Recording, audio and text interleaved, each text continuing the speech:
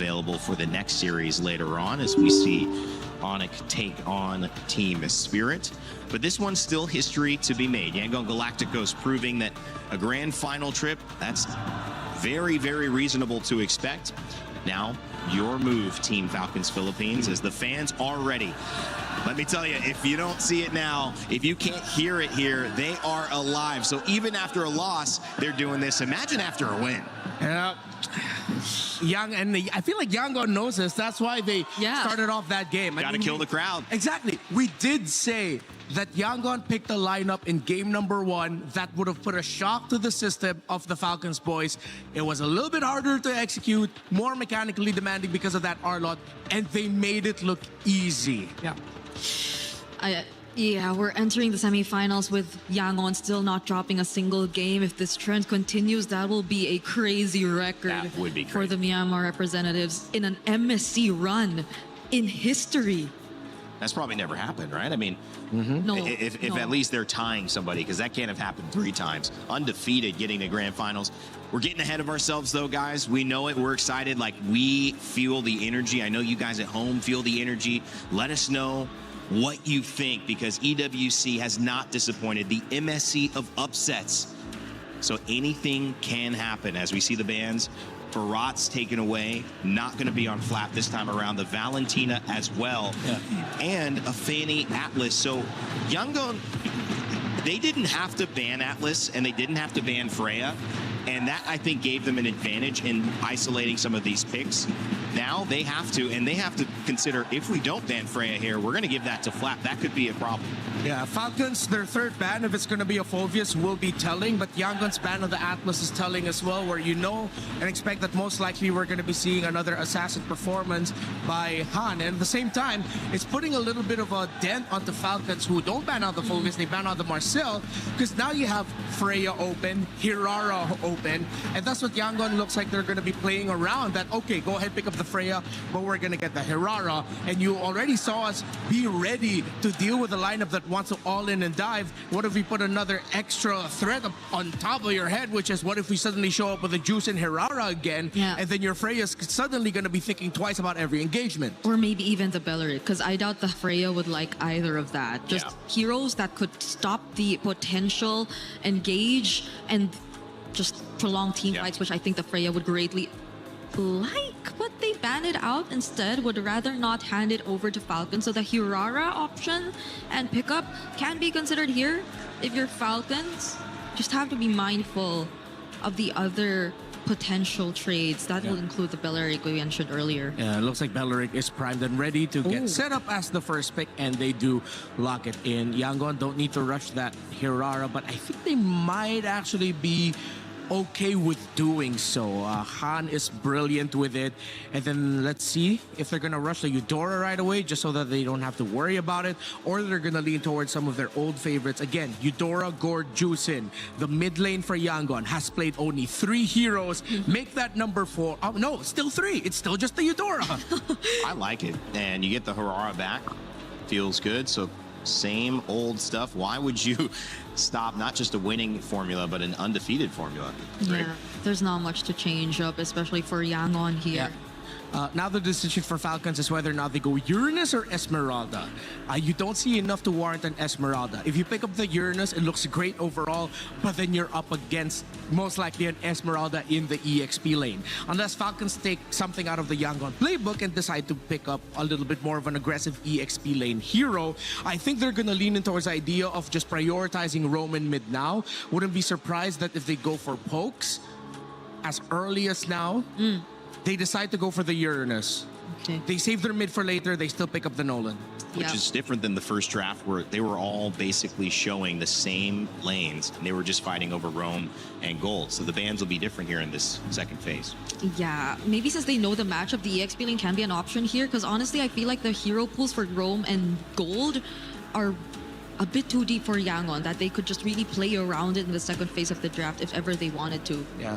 Now the difficult thing here for Yangon decides to show the Claude right away. I feel like there's a little bit more of them trying to manipulate the draft so that Super Marco doesn't really have a lot of picks. Because I was worried for the draft of Falcons, wherein if Yangon stretched this out long enough and it gets overlooked by Falcons, they could show up with the Melissa later on, knowing that you're already up against a Beleric and Uranus. No one's going to be able to reach her. But this is, again, just more confidence coming from Yangon to take out the Claude. And let's see if they're going to continue to just focusing on the heroes of Super Marco by either banning both, they take out the Clint, or they ban one gold laner option, and then they just pick up more heroes that can mess them up. Remember, Falcon still has a Brody that they can play with here. Yeah, and I feel like at least for Yangon, them picking up the Claude here in this part of the draft will already limit the options for Falcons in terms of the mid lane in a sense. Because you'd really would want to consider a bit of more range as well in order to just reach and get a bit more access to the backlines of Yangon, but knowing that there's a potential dive with a Blazing Duet as well from a Claude, then they might be a bit more iffy to go for the stationary artillery mages that we were previously seeing from them as well, because I believe Falcons was only one of the few teams to also pick up a Farsa. Does feel like they have an answer potentially to the intense engagement that we saw from YG and the Beleric and Uranus. That should be able to at least slow people down, survive a little bit, maybe catch you off guard with an ultimate, Wrath of the Dryad, make things difficult to get out once you do overcommit. But now what's the other play around it? Because Zushin getting banned, how do they access these characters? How do they get to the Claude when he gets in and gets out? How do they make sure the Eudora doesn't have too much presence in these team fights? Up in your face surprise stun. They ban out the Esmeralda. I think they can go for a Vexana as a consideration pick later, then pair it up with something like a Brody, or they dig deep into the bag of Falcons and decide to play the map a little bit more and they go for Low Yi Brody to close it out. But still, with Yangon not showing their Roam and EXP, they will have to show one of those picks now. Picking up the Lowy and the Brody to close it out, and then if ever they have one really strong formation breaking EXP laner as their last pick, then Falcons, that would have been checkmate for them, and Yangon going 2-0 in the draft. Ooh. Yeah, at this point, I feel like there you go. Yep. The Ruby does show up. They've already taken out the Jusin, which I think is one way to tell that they really just want to go in. They really want to get these melee heroes and fighters in the draft to complete their lineup. And the Selena still gets picked up for the second time here for Falcons. Well, I really thought they'd go for a little bit more AoE here, but they already do have the Beleric anyway. I still think the Lowy would have been a fantastic pickup, but let's see. Maybe they still have so much faith in this Selena that the constant vision provided and the arrows is going to be enough for them to read Yangon's maneuvers. I'm thinking now, because at this point it looks very tight. The formation looks very tight for Falcons. Who knows what Blink would be considering again in the roam, because we've seen a lot of options which I think would work out really well for them here in the scenario. The Carmilla that they previously used is up there as well. Yep. I think that can be a consideration. If not, the Badang that they previously used to just complement it with the layers of crowd control might be an option as well for Yangon. Got a Kacha available, Cho available as well, but kind of a tight-knit group there. So who are you going to isolate? Who are you going to pick up if you are the Cho and get that kick on? Yeah. Just questions to be raised. We'll see how deep that pool is for Blink here. Yeah, because you really don't want to kick back the Beleric. Yeah. No. The Uranus is going to pack the Purify. They go for the Mathilda. Strong combination here by Yangon. And they are able to balance out their draft in the sense that they're not going to be as easy to take down in the early game. They have some good shields. But there is a realm of possibility where Falcons gets the first two turtles. Turtle 3 will be a decider, and then Lord 1 is where it's going to be at. Did they do enough? At least for Falcons right now, they're not very specific in terms of their win cons in the early game. But I feel like execution-wise, I'm just expecting Yangon to still be as fast as we saw them in game number 1. The Moskov picked up for Bulletproof Super Marco. He is a star for Falcons. They need him to show up big. It's the second game, a second lineup, a draft that the panel a little less decided on, but still feeling like Yangon can execute. Trax, Leo, how we feeling? 2 games in a row. I think MGod and Marvs have trumped Coach Vren and Moody once again. I love that last pick, Matilda. It fits the Burmese's play style so perfectly. You see Blink is already crossing over, scouting 3. He's going on a 1v3 recon mission, Trex. And that's what they did in game 1 too. Not as deep, but still constantly. They're not scared to get in Falcon's face at all. Yesterday they knocked on the door until it finally, or last game they knocked on the door until it finally broke open. And this time I got a feeling we're gonna see the same exact thing. So far it's up to Falcons to adjust their tempo. They found out that in game 1 you cannot take your time. Slowing down Young Galacticos is not an option. So good to see that Falcons are finally here, at least when it comes to early game rotations. Marco here, dueling against Sanji, using that gold crab as a point of contention. What's going on? What kind of duel are they getting into now? Super Marco just likes pain at this point, I think. But look at the damage on Sanji. That's what they were doing. All right. That's what Mirko would call the walk-up. Just straight up opening a rift from God knows what dimensions. Putting the fear of God into Sanji. Mid lane, though, this is the first time we're actually seeing these trio go toe-to-toe. And all 3, here comes Han as well. We could see the big attack here. Kai's goes down. First blood for Falcon. And the Falcon crowd finally erupts. The other half of the stadium acknowledges the fact that finally Falcons are taken to the skies. Han going for the steal. Blink very low. Forced to flicker out. Good flicker at that. Flap now, setting things up for the rest of the team. A big flicker from Yang, and down goes Han. Kyle finally putting kill into his pocket. Stack that up with the turtle, and it's a beautiful start for Falcon.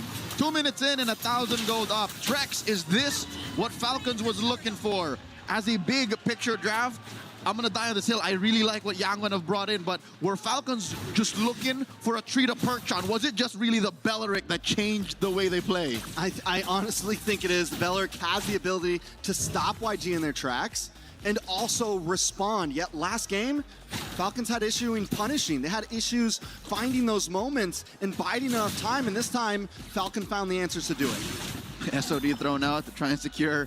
Sanji acknowledges the duel.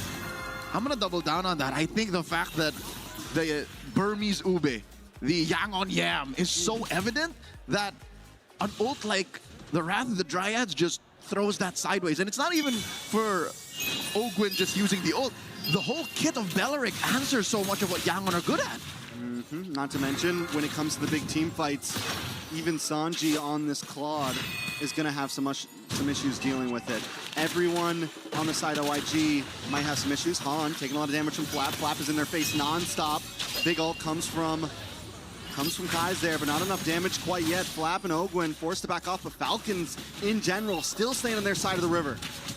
They're going to threaten Han here. Oh, the flicker! Dryad comes in! Picking Han off! That one's gotta hurt. Another pick onto Han, 0-2 and 0, and we're just getting started. Already the 3 kills that Falcon scored all game 1 long has been achieved here. And forcing a BMI out of Sanji, an arrow thrown out. That's 4 members that they're sending over. It's being cornered right now, but Kai's and Blinks are showing up to try to help. Falcon saw them coming. And he said, no, we'll let you have this one. We'll let you have this one for now, but look at Flap. The guy's a menace. This is one of the few things you actually gain from Uranus.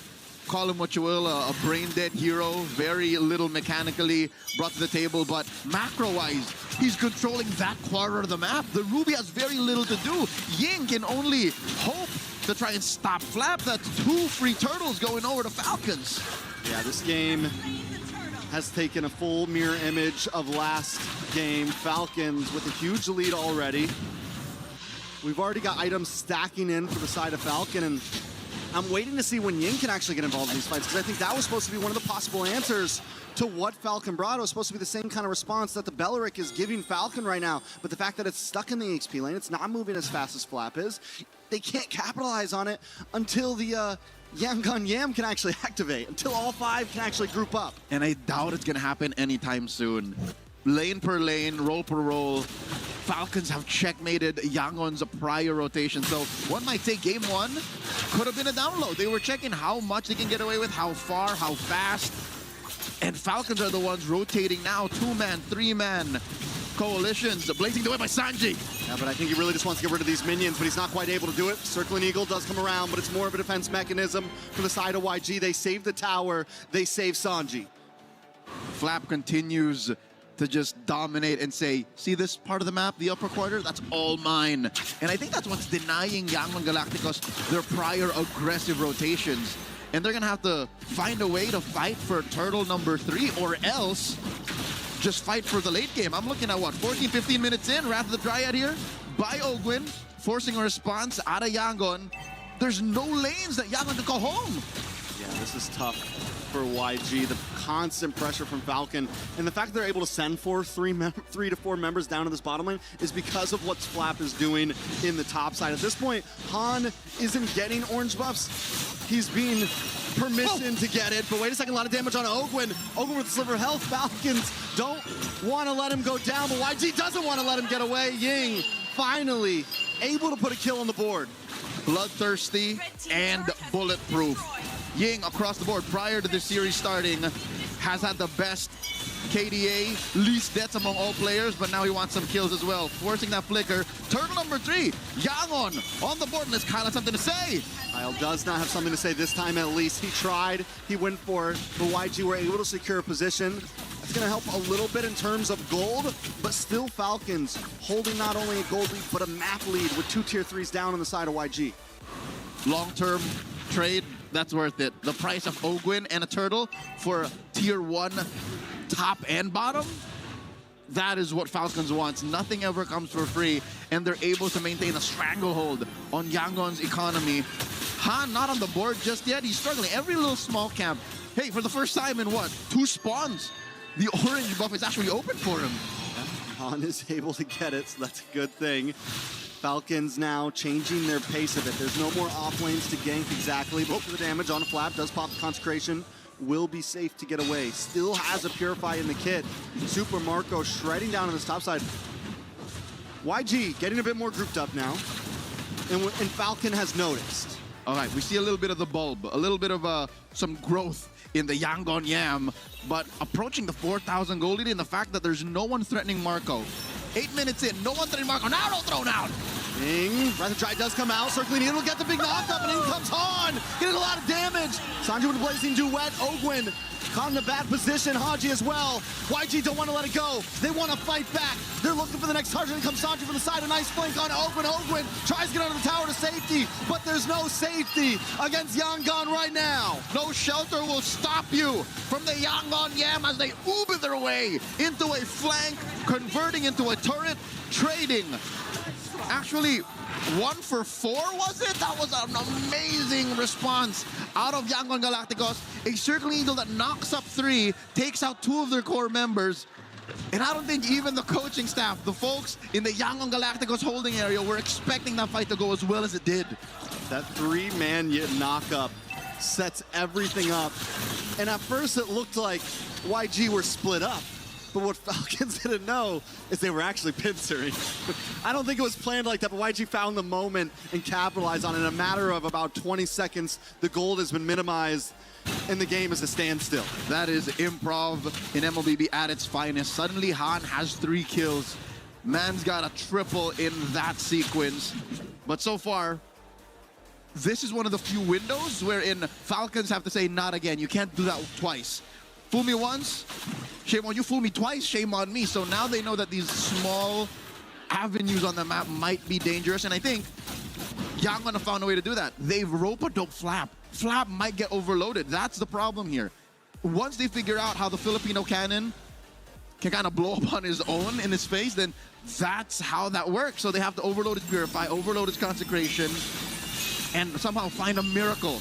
3-man Circling Eagle already used up by Blink. Big knock-up. He might not be able to get away from this one. Flap, though, with Consecration, still goes down. A kill into the Book of Han. Onto the top side, though. Ogwin misses. Purifies our pop. Flickers used.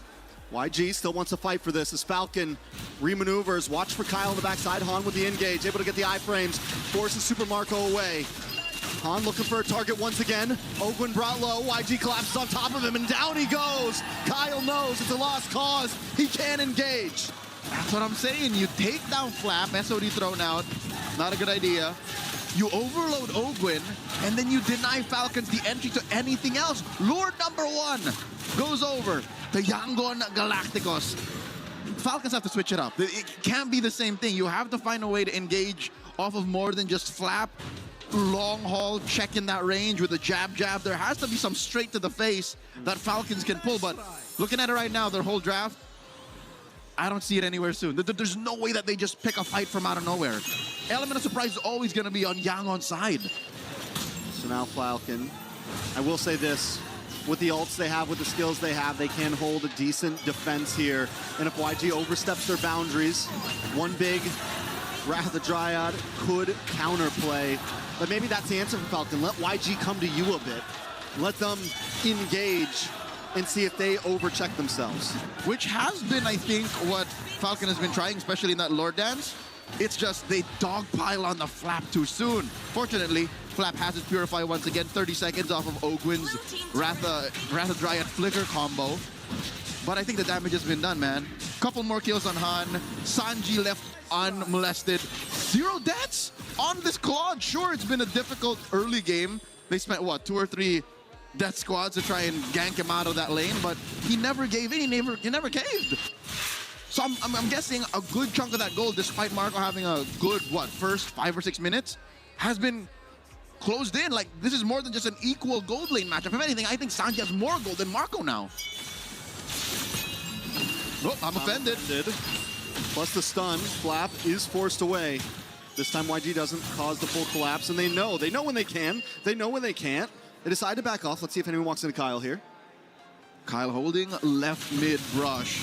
Oh no, Flap walked into 3. Purifying Consecration gone from Flap. 60 seconds to Lord still though. This Burmese Ube is lethal. Not more than 30 seconds are they ever apart from each other. That's amazing. And again, that's what Red 5 Matilda gets you. The fact that Blink can be within what? 2 or 3 seconds a step away from where he's needed with a flicker too. So they're basically, you know how Louis folds the map in half? Yeah.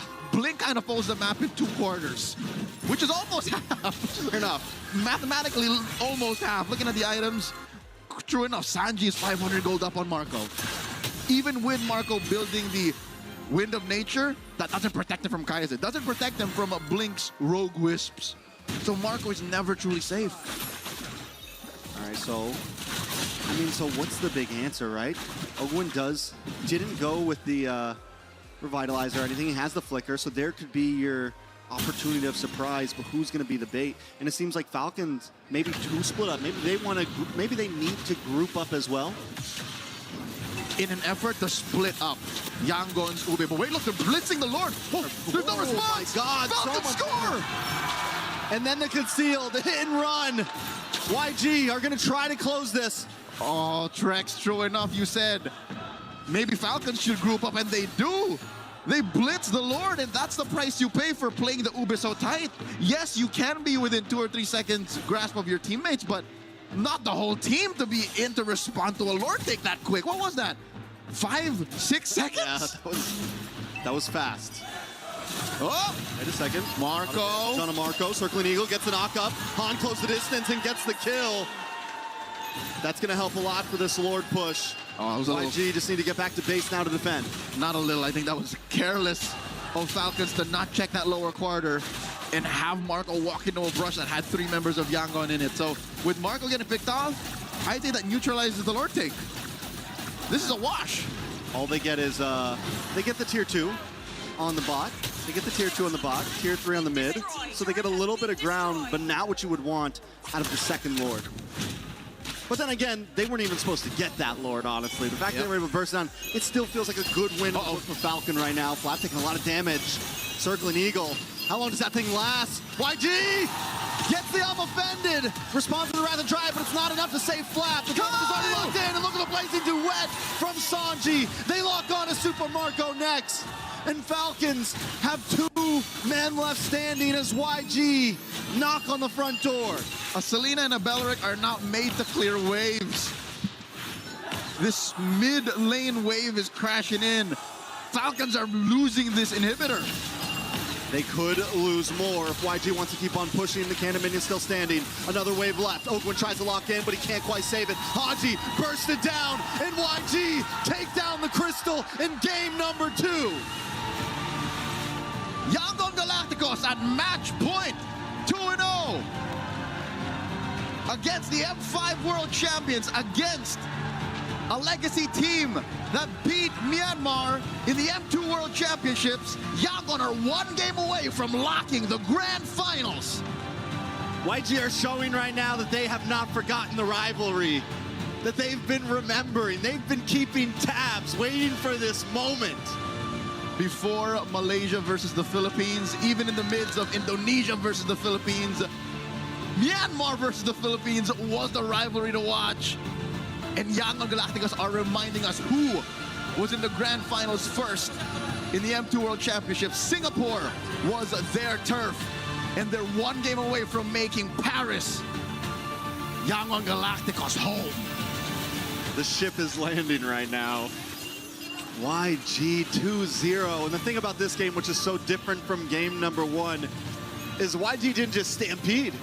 They had a rough start.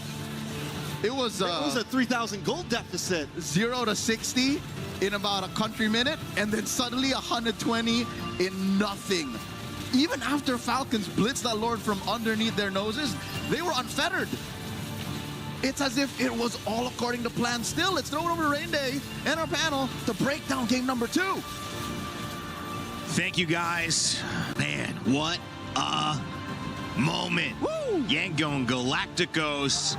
No one in the galaxy, the entire galaxy. You know how big that is? Do we need to get Neil deGrasse Tyson over here to tell you how big that is? Because no one has beaten Yangon Galacticos in the last 2 weeks. That is how good this team is playing, undefeated and on the verge of a 3-0. Myanmar is currently on top. Out of this galaxy. Out of this galaxy gameplay. Thanos, really seeing. he can't even do anything. If this continues, our trend for the past 2 days in the knockouts of having 3-0s in the first series will stay the same. And who's been that guy with every 3-0 other than Rain Day? But Rain Day's been here all the time. I've been for all of them. Oh. I've been here for every 3-0 result. Is it me? Hey. No, it's not. It's not. It's the teams. It's the players. It's man. Yangon Galacticos. That went exactly as we expected. First 2 Turtles go to Falcons. Clearly, they get the start. But then once you hit Turtle 3 and Lord 1, that's when Falcons needed to readjust their approach a little bit. And Yangon is online to be aggro because, again, their gold lane is so good. Their Claude, as much as I was wary of it in the sense of why pick it up early, you see why you pick it. Because it's similar to how it's played in the Philippines, where sometimes, even if you don't feel the impact of the Claude, as long as it can farm up, you're fine. I also think that Blink is having a bigger participation in the reason this result is going this way than we're giving him, because his hero pool on Rome, he's showing it's deeper and more effective than a lot of others. You see a high-low sometimes picked up last and you go, oh, that didn't quite work, and that's where you might lose the game. But with Blink, he's running Matilda, he's running Badong, he's running whatever he needs. They're banning out everybody and he's still effective. That is so hard to give to your team, but he's doing it time and time again. Yeah, because I think Falcons had all the reason to just play aggro and keep going after YG in the early, especially their mid duo, because it's not like Kaizen nor Blink even opted to go for a Purify anyway.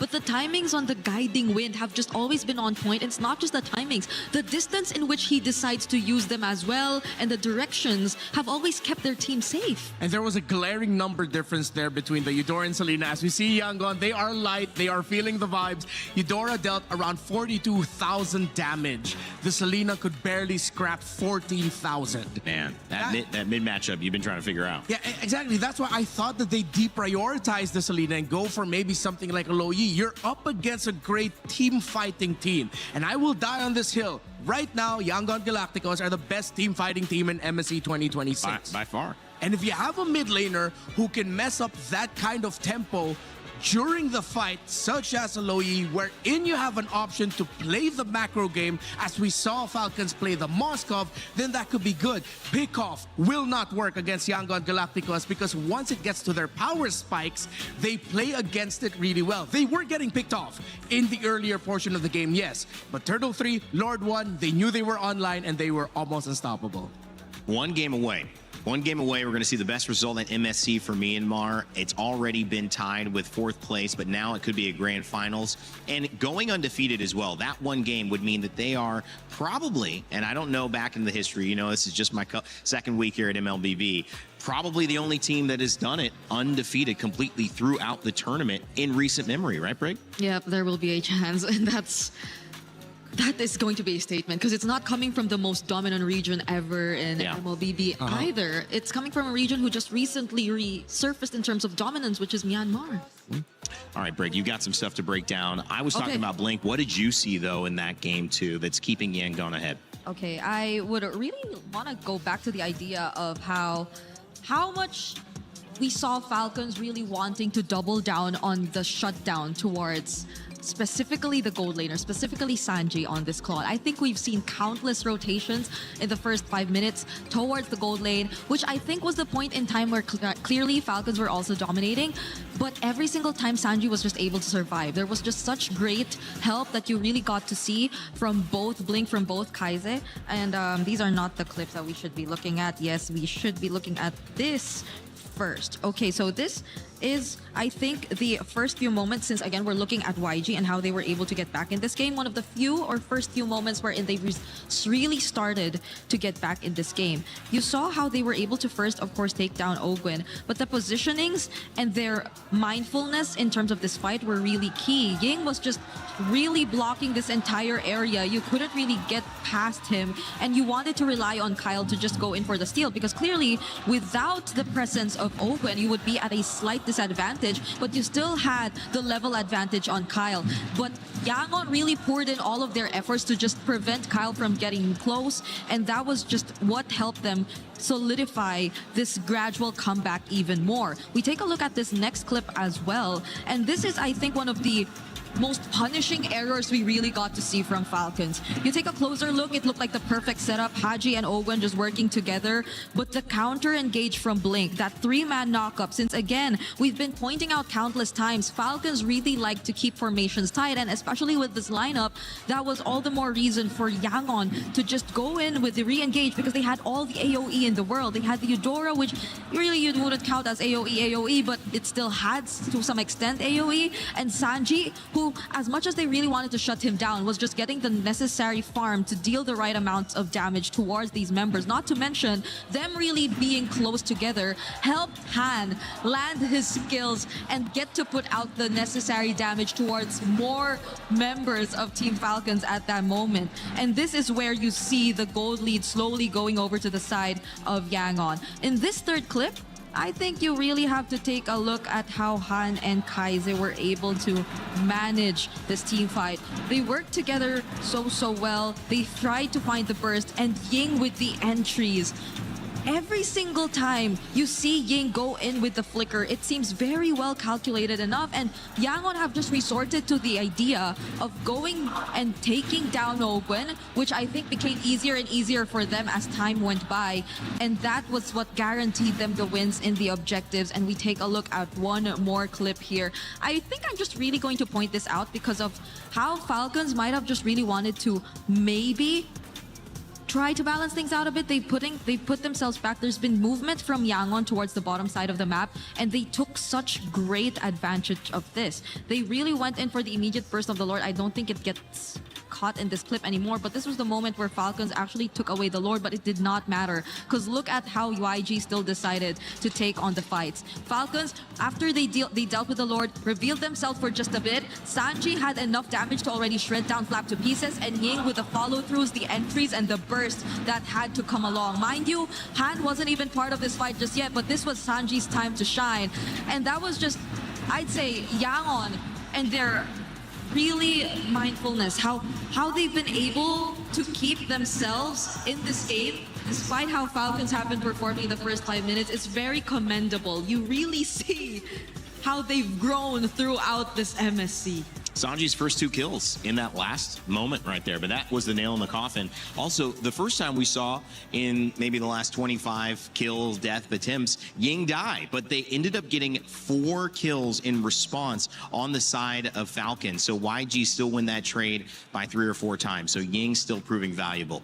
All right, when we come back, it's a chance for YG to move into the finals. And before we do that, if you think this action is amazing, you want to be a part of it, not just talking in chat, but actually streaming it, join our creator program. You have a chance to earn some cool prizes, be featured maybe in some clips, and also you have a chance to build your community off of what may be the most interesting MSC yet. So take advantage of it, whether it's this game or any of our games. Join the creator program, earn some cool prizes, and be a part of the narrative. After this 2-0, it could be 3, but before we move on to that, we want to let you know I love playing with my friends. You love playing MLBB with your friends. Well, there's another way to play with your friends in Acecraft. Check out We Fly Together, a brand new co-op mode.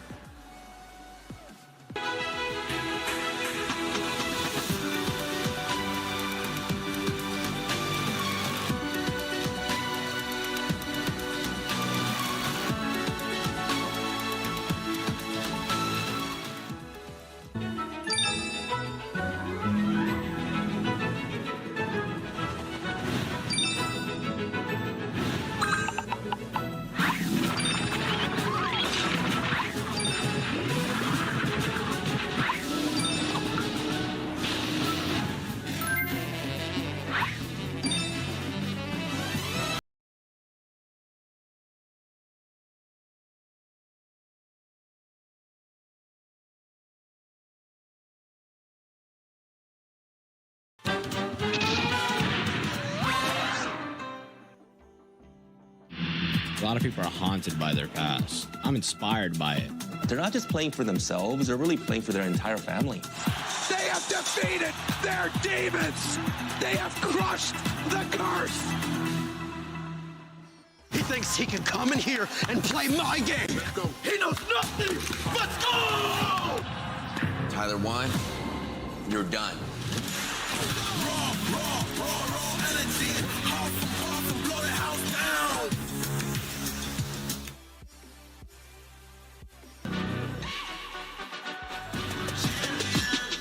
This ain't no regular thing. Came for the ring, you know what I mean.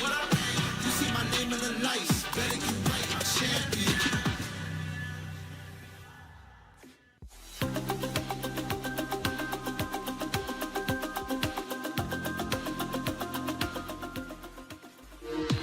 We were there. For every click, every clutch, every respawn. We were there for the years of grind. And we're here. Now. The proud founding partner of EWC. Powering the biggest event in gaming. Shoulder to shoulder with the world's best. Making history. Greatness deserves a stage. Lenovo Legion. Reach your impossible.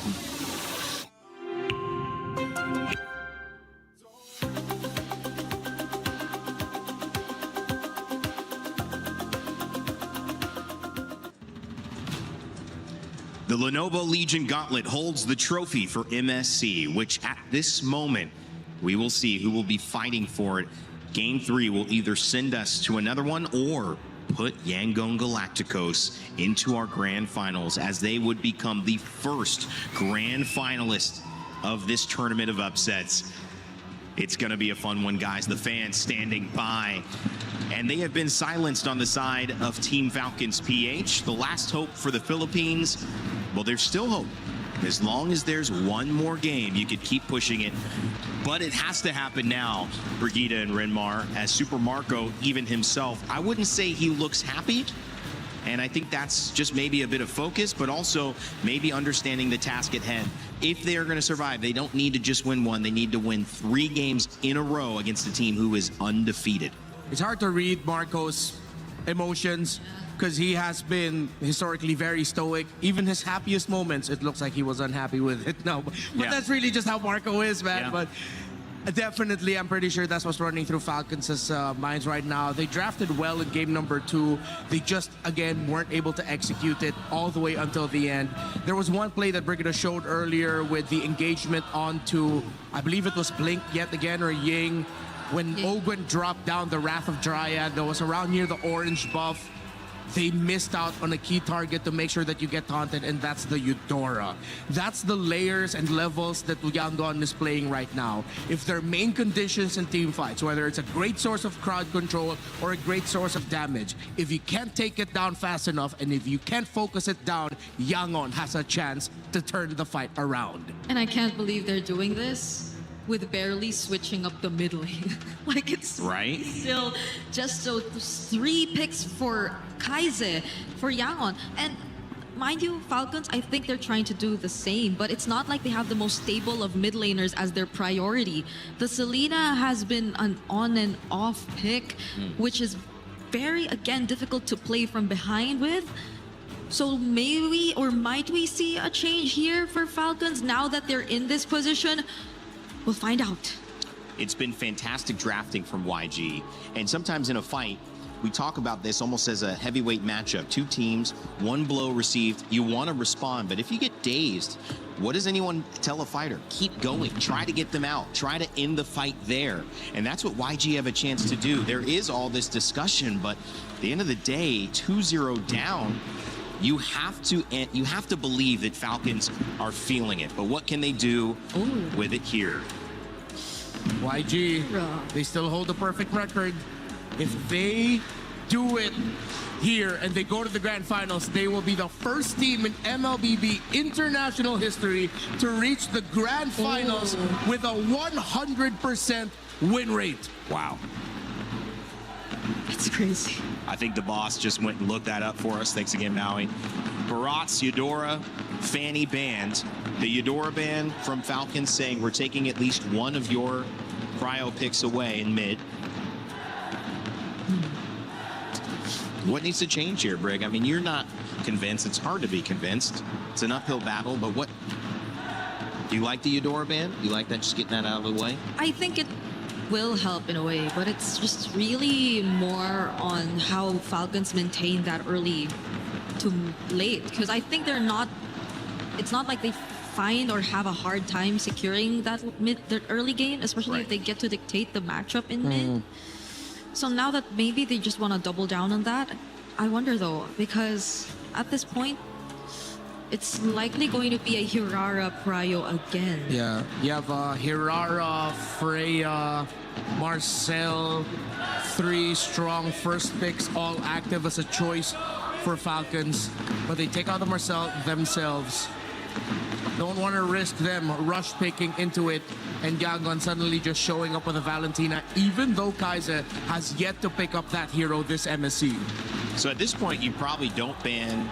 Well, I know. What do you think, Redmar? Do you just not ban the Harara and not ban the Freya? That way, if you give it to Falcons, YG still get the Harara? They might do the same thing and just ban out the Freya again, but then there's still an Atlas they have to think about, and I think maybe that's what Falcons might lean into. If it's not going to be the Marcel, then maybe we rush pick the Atlas and see if Kaize really won't pick up the Valentina. And then slowly, that's where Falcons might be able to build their draft foundations on heading into the next games.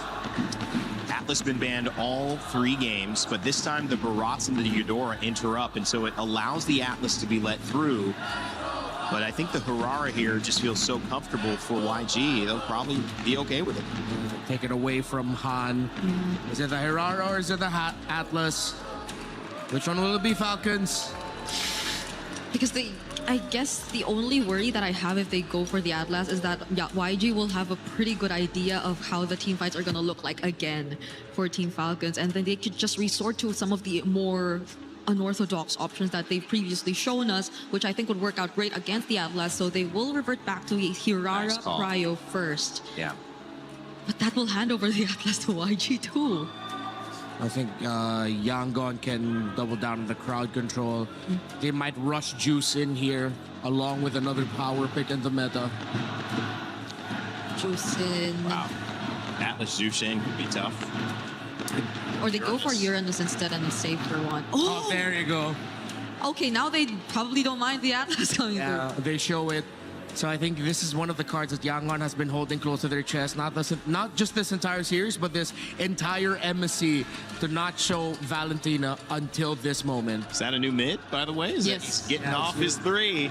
It's only been Eudora Gore juicing. Here's number 4.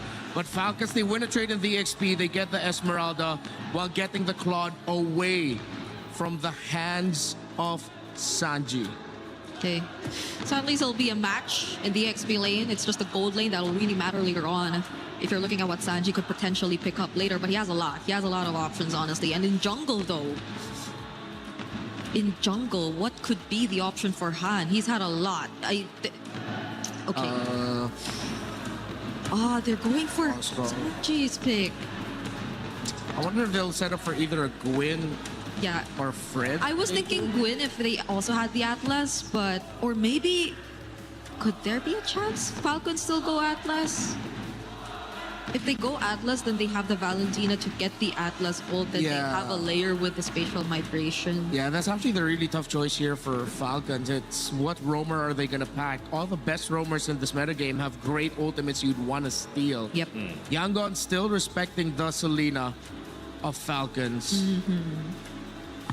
Okay, so they're the ones who will force Falcons to play a different mid lane. Up against the Valentina, I think there are a couple options still left.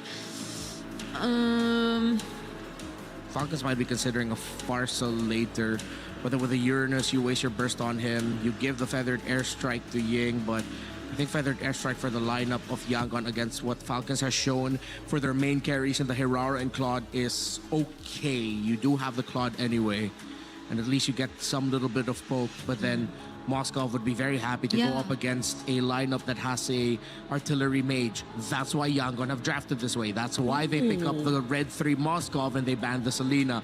And Falcons expecting it to come out, as we called it, they'll ban the Guinevere away from Yangon. They still have a Fredrin option in the jungle. Fredrin, I don't know if we'll get pushed to a point where they bring out the Suyo all over again too. Because I think it's either way still going to be tough to pull off against Falcons. But Yangon has done it before. They've been able to pull off that Suyo before, and I wouldn't be surprised if suddenly Han shows up with it. If they do, Yangon will just gonna have one of the craziest records, because at this point even the Nolan's taken out.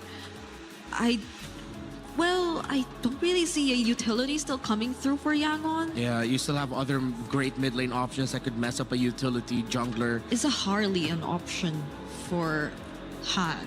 If they show it early, then Falcons can adjust their mid. They'll probably go something like Lilia. Well, 2 more picks here, and it is the Harley. They do show it early, so we may see the Lilia response for some burst. But now the jungle is shown, and it's simply the roam needed for the side of YG and Sanji. Super Marco going to be on the Claude, so they've already shown what their gold's going to look like, as well as their EXP in jungle. They're looking for their roam and their mid, but the Selena ban is going to force Haji to play something different this time around, but could be a good thing, guys. He's lost twice on Selena. Maybe this is just a good change of pace. If it's not going to be the Farsa or the Even, they'll probably go like Lilia Cho or Lilia Gata Gacha to close it out. But then you're still waiting for the roam pick for Yangon. Trying to think of roam trades. At least anyone who could just body block. Yeah. There's just so much you have to body block here from Yangon's lineup, honestly. Okay. Okay. So they do go for the Farsa. It's the glue roam that I wasn't able to remember. They don't have to worry about a Vixana. There's a Valentina on the other side. Yep. Well, Yangon can just go something stable in the roam. Tanky, dive. They can still grab the Atlas if they want it. Yeah, Atlas still open. The Gatot still there too, I think, into the Farsa. Yeah. Will also be a great option for them. If Yangon really just want to end it and go fast, I think they'll be brave enough to go like Kali Valentina in the center. Or maybe even a Hilda. But that's really only if they're super confident with it. They need a little bit more hard AoE crowd control up in the front. But no, they go for the Carmilla. You said Their that pick. earlier in the first game, but it didn't show up. That's their pick. Okay, so this is why we say they can just really afford to save roam for last, because they have all It's these insane. options. I haven't seen this happen before. I mean, Renmar, this is the deepest roam pool we've seen for sure on display. Yangon Galacticos, it looks really good. It's looking very 3-0-able, but not to completely discount Falcons. Yep. They still have the chance, and their draft does not look bad, but it is the Carmilla of Yangon Galacticos. It is the last hope for the Philippines in Team Falcons. There are club championship points on the line for Falcons, who are back-to-back champions, but it is Yangon Galacticos who are playing out of this galaxy right now and have a chance to become the first team to ever go undefeated into a grand finals with a 100% win rate at an international event. Let's send it back over to our casters, Leo and Trex, for Game 3. For possibly the last time in this best of 5 in the semis, it's Leo and Trex at your service, bringing you the action between Falcons and Yangon Galacticos with an out-of-this-world performance and a signature Carmilla to close off the draft. We've fallen into a whole new dimension at this point. YG showing dominant force, 2-0. Match point, knockout life. Falcons, I like the draft though, I gotta be honest. I do feel like this is comfortability for Falcons. They have some answers. Last time we saw Haji on this Farza. Yep. It was monstrous. And this is after 2 games of back-to-back Selenas coming up short. So this could be the turning point for Falcons. But that is just but a coin in the well, a hope, a dream to keep the series going. Looking at the emblems right now, so far, you can see that Flap wants just to hold down this lane. The Eternal Battle, as it's known for years past, to have a Uranus march up into an Esmeralda, just holding that dead lane. In the gold lane, though, it's Marco versus Sanji, but check it out. Foot's on the other shoe. It's the Claude and the Moscow switched up. And this time, Falcons, to secure that, they made sure they got the Claude early on in first phase of draft. Over the top side, though, a lot of damage does land down. And the Eternal Battle's over. Ying taking the first loss in that EXP lane. So not to count your eggs before they hatch, but this is how game 2 started as well. Early aggression from Falcons. Pick off here, pick off there, lane to lane winning. A pixel brush held by Yangon. They're gonna jump Flap. They're gonna pull up, jump out of the bush. Deadly Magic does land, but it's not a damage to take out Flap. Oh, Hogan looking to put stacks on.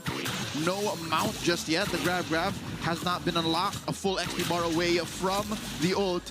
Turtle spawned. Falcons, heavy presence. Big damage on Ying. Once again, it's another kill on Ying. Falcons starting things off clean. YG have no way to answer. The Valentina on Yangon's side will definitely be key here. Kaiser has to play out of his mind to help secure the sweep. And their strike. Falcons just not giving it up. Haji will go down, but at the price of Han, it's a good trade. Blink now, taking Ogwin for a ride, but Kyle wants to take the purple. They decide to back off. No, play the brush. Come back in. Kai's and Blink just want to try to save it, keep it for themselves. Kyle's not going to want to give it up, but he doesn't have the retry. Still able to secure it. Still able to take it out of YG's palms. Procs and picks are enough to commit Grand Theft Purple. Falcons up almost 2,000 gold. And I hate to say it, but I hope all the Filipino fans and Falcons fans hold their breath, because this is how game 2 started off as well. A strong Falcons presence. They are here, and they're jumping in mid. Ooh, nice feathered airstrike once again lands on a Kai's. Kai's taken down low. Flap wants to try to finish things off. Flap wants to try to take out Kai's. Flap wants to get the kill, and he finally secures it. Kai's goes down. Blink next on the list. The names have been written, and Flap is writing checks. That wall was just a little too thick. If maybe an inch to the left, an inch to the right, he would have gone through. But the falling Star Moon came up short, and that's what led to another kill. The Falcons now up 2,000 gold. About half a minute until turtle number 2. Marco is just focused on expediting the early game. Feathered airstrike! Sanji cornered up against the wall. He's been here before, though, and he's going to survive once again. YG, can they get a moment like they got in game number 2? Falcons, I think they learn from their mistakes, hopefully. You get the big goal lead, and once you start to get to that 8-minute mark, 7-minute, you slow down a little bit. You keep your 3K, you wait for Lord. That moment, again, thrown back to game number 2, will come when the Yangon Yam begins. When they turn on more purple than black, and they ube their way into a punish, because that's what we're looking for. Curse of Blood. If Blink can link up 3-4 key members of Falcons, then that's it. Oh, Super Marco in trouble. SOD there as well. He does commit. Super Marco. Oh! With the quick bob and weave, Super Marco tries to stand, but he counters it. Marco!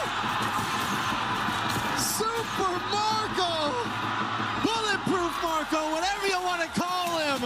Two go down to the side of YG. Pulls out dual pistols from his nether regions and catches two. Han and Sanji falls, given there was some backup from Falcons.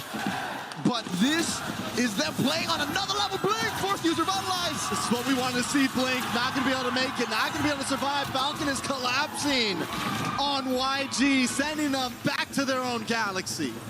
7-1 at the 5-minute mark. 4K up. They're trading top lane for bottom, and they want more! Sanji bites it. Flap is bloodthirsty. Once again, a replay on that sequence. I could have sworn Marco was dead. Oh, the BMI back. And then right at the perfect moment, I don't know how many stacks the AOT he had, but the blazing duet was enough to keep him topped up while staying in the brush. I think that was key. Trex, I think it was just the fact that he was staying in the bush, denying the clapback, meaning his lifesteal was pure. Even at such an early point in the game, what was that, 4 minutes in? His lifesteal, whatever was in his kit at that moment, was enough to keep him at, what, 10% HP? Yeah. Hence why the sequence happened. Marco is on a roll here. This is as good a start as you can get on a Claude 5 minutes in. At 2-0-2, you've already taken the tower. And now, Falcons are going to start yamming up first. They're going to start pushing together, grouping up. Contrary to that, I think they should keep pushing elsewhere. They should do a 1-3-1. That's what's happening. That's how you're able to get 3 kills on Flap, 2 kills on Marco, 1-3-1 converge when Yangon thinks they can punish, which is, again, denying Blink what he's looking for, and they burst down Blink. Flap from the back. And Han is unable to get the damage on a Haji.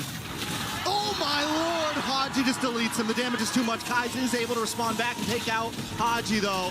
It's a 2-for-1 right now. YG finally putting the second kill on the board. Falcons Esports is unfazed, though. They're going to move on to this turtle. They're going to take their third neutral objective. And while this is happening, YG still split up. 3 for 3. Team Falcons are taking more than just a turtle. They go for another kind of Grand Theft Purple. Kyle is so guilty. A rap sheet. That is definitely something he's not beating. Top lane, though, is still definitely something that Yangon can work on. I don't know if Yangon want to fight. They're 6K down. No. They have to wait for a moment like last time. And the problem is they have Han, right, who's playing more off map, so they don't also have. I think the Ruby was a big deal last time, able to kind of slow down Falcons in their engage. And Ruby is another way to spell CC. Crowd control is something they're kind of short on right now. The only real way that they can find someone is off of the Spear of Misery, off of a Circle of Blood, and maybe off of Kaiser's Stolen Oaths. But that aside, all Yangon are playing with are great mechanics, amazing macro, and a hope that Falcons clump up. Mid lane's gonna fall, bottom lane already lost their tier 2. This is the best way for Falcons to continue. If they want to continue their life in MSC, force this series to go to game number 4, split up the map, deny Yangon their Ube. And they have essentially become so much more objective focused. Instead of game 2 where they were looking for lots of fights, willing to just go for the kills. Yes, they're getting kills this time, but wait a second. Nice stun on multiple members of YG. But even there, they don't commit. They know what the job is, and that is take towers, get turtles, get lords. This is when you know that your team is doing well. When a glue is able to just build a glowing one. He's got enough in the bank to splurge on a full-on mage item. Even Flap and Ogwin alone are able to threaten the likes of Ying and Blink, forcing battle spells out. Purple denied once again. I want to say that's 3 purples now that have been stolen from the side of YG. Ogwin is forced to jump off with a grab. Han gets a deadly magic off, but every time Han lands a deadly magic onto someone, he can't fully commit. He can't get all the damage out there. Sanji just built his golden staff there. A whopping 2,000 gold between the Claude and the Moskov. Nary a shadow of Yangon Galacticos should be seen near the Lord pit here as Falcons score a major objective for free, uncontested. I'll tell you now, even after Flap and Ogwin, even Super Marco's basic attacks are going to start to hurt even the front line of YG. Doesn't even need to pull out the Blazing Duet, just a pew, pew, should be enough. Won't feel like a block, block. Not to mention another 2,000 gold between Han and Kyle, right? That's a full item. A full item. Nice falling Star Moon does land on a Blink. Falcons looking to try to finish things off. Han tries to respond with the deadly magic onto Haji, but it's just not enough once again to take anyone out. Holy Defense has been busted. Oh, but Sanji is playing where the mouse is. The cat is absent, and right now Falcons are your big tigers. Lions in the jungle. Sanji throws on an SOD, Flap blocks it. Okay, Han's there to help out. Sanji should be able to get back to base safely, and with two members of Falcons hoarding down onto this top lane, Oh, they deny Han! they will be able to wait a second, Han trying to get the damage onto Kyle. The iframe save him. Wait. You can iframe out of the deadly magic damage? No, what he did was iframe out, Flap with a punish. The Filipino cannon firing off on all cylinders. They lose bottom lane inhibitor, and the fight continues. Blink with the COB! That's huge, and the response, Blink goes down. He tries the saving grace play, but it's just not enough. Herbert, to answer your question, what he did was iframe, spell vamp into surviving the pop on the deadly magic. So yeah, that was mechanics on mechanics. I could have sworn Han was going to win, but Kyle, I guess, had his combo off of cooldown right when he needed it. Very well done by the side of Falcon now. We're getting close to a 10k gold lead as YG just tries to defend. Falling Star Moon on Sanji and Kai's. Flap trying to back off. Kai's looking for the re-engage. A little more damage layered onto YG. Haji brings down the Falling feathered airstrike. Oh! Again, Marco has the blazing duet off cooldown. That's what that green little dot signifies. Just a pew, pew was enough. Falcons are not giving up. They're not playing the patient game at all. They're going to keep on bringing these waves in. Conceal play. Kyle dives past the wall. Blink brought down to about 10%. Finally taken out. Kyle gets the kill. And they're going to move on to the top side now as YG watches helplessly as their inhibitors fall and Falcon breach. 10,000 is the lead. The gap between these two, economically speaking. Folks, the fact that Falcons are winning and nary a shade of Yangon clapping back, why this is so impressive is the fact that Yangon are undefeated. In comes Ogwin. Right into the backside. Feathered airstrike flicker. Sanji goes down. Blink is already out. He comes back onto the map. Brings out a feathered airstrike of their own with the IMU. YG still trying to defend. One inhibitor standing between them and the Falcons. Flap decides to back off. It's 3 seconds on Lord. Falcons know the next job. Another purple denied away from Han. And no one falls. 0 casualties from Falcons in that push for that top lane inhibitor. Almost taken mid as well. The problem with what Kaiser was doing there was, yes, it was the right thing to do to take the feathered airstrike and to clear the waves. But you're not dealing with the heroes. He has to make a hard decision. Do I blast Falcons and punish them for staying in a little too long, or clear the waves? And that's what Kaiser was dealing with. He had double jeopardy on him. If I don't kill them, then I would have wasted it. So he was just focusing that stolen feather strike on the minion waves. Young Galacticos have a grocery list of things to do even before they can contest the Lord. Hell, even get out of their own base. Falcons now playing a patient. Wait for a Lord. Can they end it here? Does YG have what it takes to defend this, Leo? Sanji's 0-3-0, who's their big shredder. They can't really burst down with Han right now. He doesn't have the damage. They need to try to pull this Lord to the mid side, keep it away from their base tower as much as possible. But the problem is Falcons is bringing all 3 lanes in at once. I don't think their lineup is built to both defend and clear waves. Flap jumps in, Han coming in from the flank.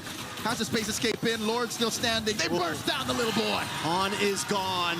Ogwin looking for a target with the flank on the top side. Flap into the back. Kyle gets some nice damage onto Kai's, but the Lord's already connected. Flap misses the falling star. That airstrike comes down and Blink's deleted. Ying trying to defend, trying to clear the waves, trying to save the base, trying to get in their face, but Falcons have to back off. YG still defending, but it's too low. Haji's in there, and Falcons finally put a match on the board. Not so fast. As Yangon Galacticos suffers their first loss in all of MSC 2026. Apparently, even aliens can bleed. Falcons force a game number 4, 2-1. It's time to regroup for YG. Falcons found the answer, and it all started in the draft. But in gameplay as well, they knew when to hit the gas, when to hit the brakes, when to switch lanes. Very clean from them to put one on the map, and now it feels like anything's possible. Yangon losing, Carmilla on Blink, failing them. The Yangon Yam, the Burmese Ube, being denied that anything is possible. Again, this is MSC 2026. A quick look again at the highlights. It started in the early turtle up top, again denying that. Bearing down on Sanji, even baiting Han and denying him certain plays. And again, when you're playing on a team that has been together for almost 2,000 days, count how many years that's been. That's a majority of what Falcons have been working with. 2,000? Almost 2,000 days. We started to count in season 17. Almost 2,000 days they've been a team. 7 years? Six and a half years. 1,000 and something. Oh, 1,000. 3.5 years. This is the kind of reset you're capable of. And Yangon are now in an unprecedented position, Trex. They're coming from momentum taken away from them. They've never felt this way in MSC, not in Paris. This is very true. Yangon has not faced defeat yet. They haven't been pushed into a corner. Can they recover? We saw Falcon recover. Let's see if YG can do the same thing. Let's see what our panel has to say about it. How we doing over there, guys? Well, it won't be international history with that stat. 100% win rate gone as Team Falcons PH come alive. And the Filipinos' last hope continues to bring just a chance at something special. Still 2 more games, must win back-to-back. But it does bring a lot more energy into the Lenovo Legion Gauntlet. Brigitte Brynmar, what a game. I know you've got some stuff queued up, but Brig, reactions, finally, they get the win off their chest and they can breathe at least a little sigh of relief. Yeah, I feel like everyone supporting Team Falcons here in the Lenovo Legion Gauntlet can afford to breathe just a little bit, because that was a very dominant way to get back in the series. You know, they started off strong and they clearly shut down the XP lane multiple times. I think that was a huge difference maker, at least for the series. The fact that Ying wasn't able to do anything as much as he did in the first 2 games, and the switch up in mid, you see and feel the tempo change. Yeah. The Falcons getting the Esmeralda, and of course at the center having that glue roam. We thought about Yangon and respected their deep bag of hero pool as well. Owen, this wasn't the first time that he was able to show off a glue roam, but it was huge impact. Glue roam, Farsa mid, Hirara in the jungle, and of course an Esmeralda dominating its lane matchup means the jungle is not safe, which is why we saw a lot of glue roams go up against Harley jungles in MPL Philippines, Malaysia, Indonesia, all over the world. I mean, look at the damage difference. It was 53,000 on the Esmeralda of Flap compared to the 17,000 of the Uranus on Ying. That impact, I mean, that's a 35,000+ damage difference going to your teammates versus you doing it to the others. Brig, was it an EXP lane loss that turned this around? Well, it started from there, definitely. To say the least, it started from there. It was the priority for Team Falcons before they could fully establish their presence across the map. And they've just kept the pressure going from that point onwards. I think that was very crucial because it, again, was something they eventually let go of in the previous games where when we saw them actually get the lead. But this is a different story. Their lineup was built to actually sustain that dominance that they've been able to secure in the first few minutes of the game. And YG's lineup was not built to delay the game. They could barely actually go for the defense. They could barely prolong it to a point where Sanji could actually make the plays, though he desperately tried. I think you could also witness through the last sequence how desperately Sanji tried to go for the defense. But again, the farming, the gold, it wasn't just there yet. Yeah, it was 2 in the favor of Philippines as the drum sounds and the fans chant back, excuse me, mixed both of those up. New word, chants, who knows? All right, Brynmar, you've got a setup for us on the Telestrator. Yeah. I know you want to talk about the draft. Yeah. What gave Team Falcons Philippines a chance here? All right, let's look at this. Brigitte is going to get the play. So we look at the priorities here of Falcons. They got the Hirara as that first pick. Then they went with the Esmeralda Claude. The Esmeralda was the easiest Esmeralda pickup you could go for in the world, as Yangon Galactico showed up a Uranus and a Valentina early on. This Valentina, looking back at it now, partly I could see why Yangon don't pick it as often and why their priorities revolve around the Eudora that was banned out really well by Falcons. That's where they decided to focus towards. They didn't care about the presence of the Juicin potentially showing up early on. They baited Yangon into picking up that Valentina, as Yangon was thinking Atlas is going to be the main play here. So we pick up the Valentina to turn off the Atlas pickup from Falcons, meaning that Falcons ended up walking away with the Glue, Farsa, and the Hirara that can all set up tempo, so they know that the Esmeralda's winning EXP, meaning that the Harley is gonna be the sad one in the lineup for Yangon Galacticos. We put a lot of respect on this Carmilla, but if you look at the lineup, and I failed to mention this earlier, this Carmilla really just answers one pick on the side of Falcons, and that's potentially the Glue. Everyone else doesn't care about that Curse of Blood. They'll be able to get out of the AoE really quickly. They're mobile, high dive. Carmilla doesn't like going up against that. They want that honest front to back. Falcons can either go front to back with their team fight or just surprise dive through the Claude. One last before we pass it on over to Brigida. This is some great bans here by Falcons. They took away the Guinevere and the Nolan, forcing out that Harley to come out later. And that Harley was sad in the presence of the Glue and the Farsa. That's it. It's your turn. It's my turn. Okay. Okay, Mike.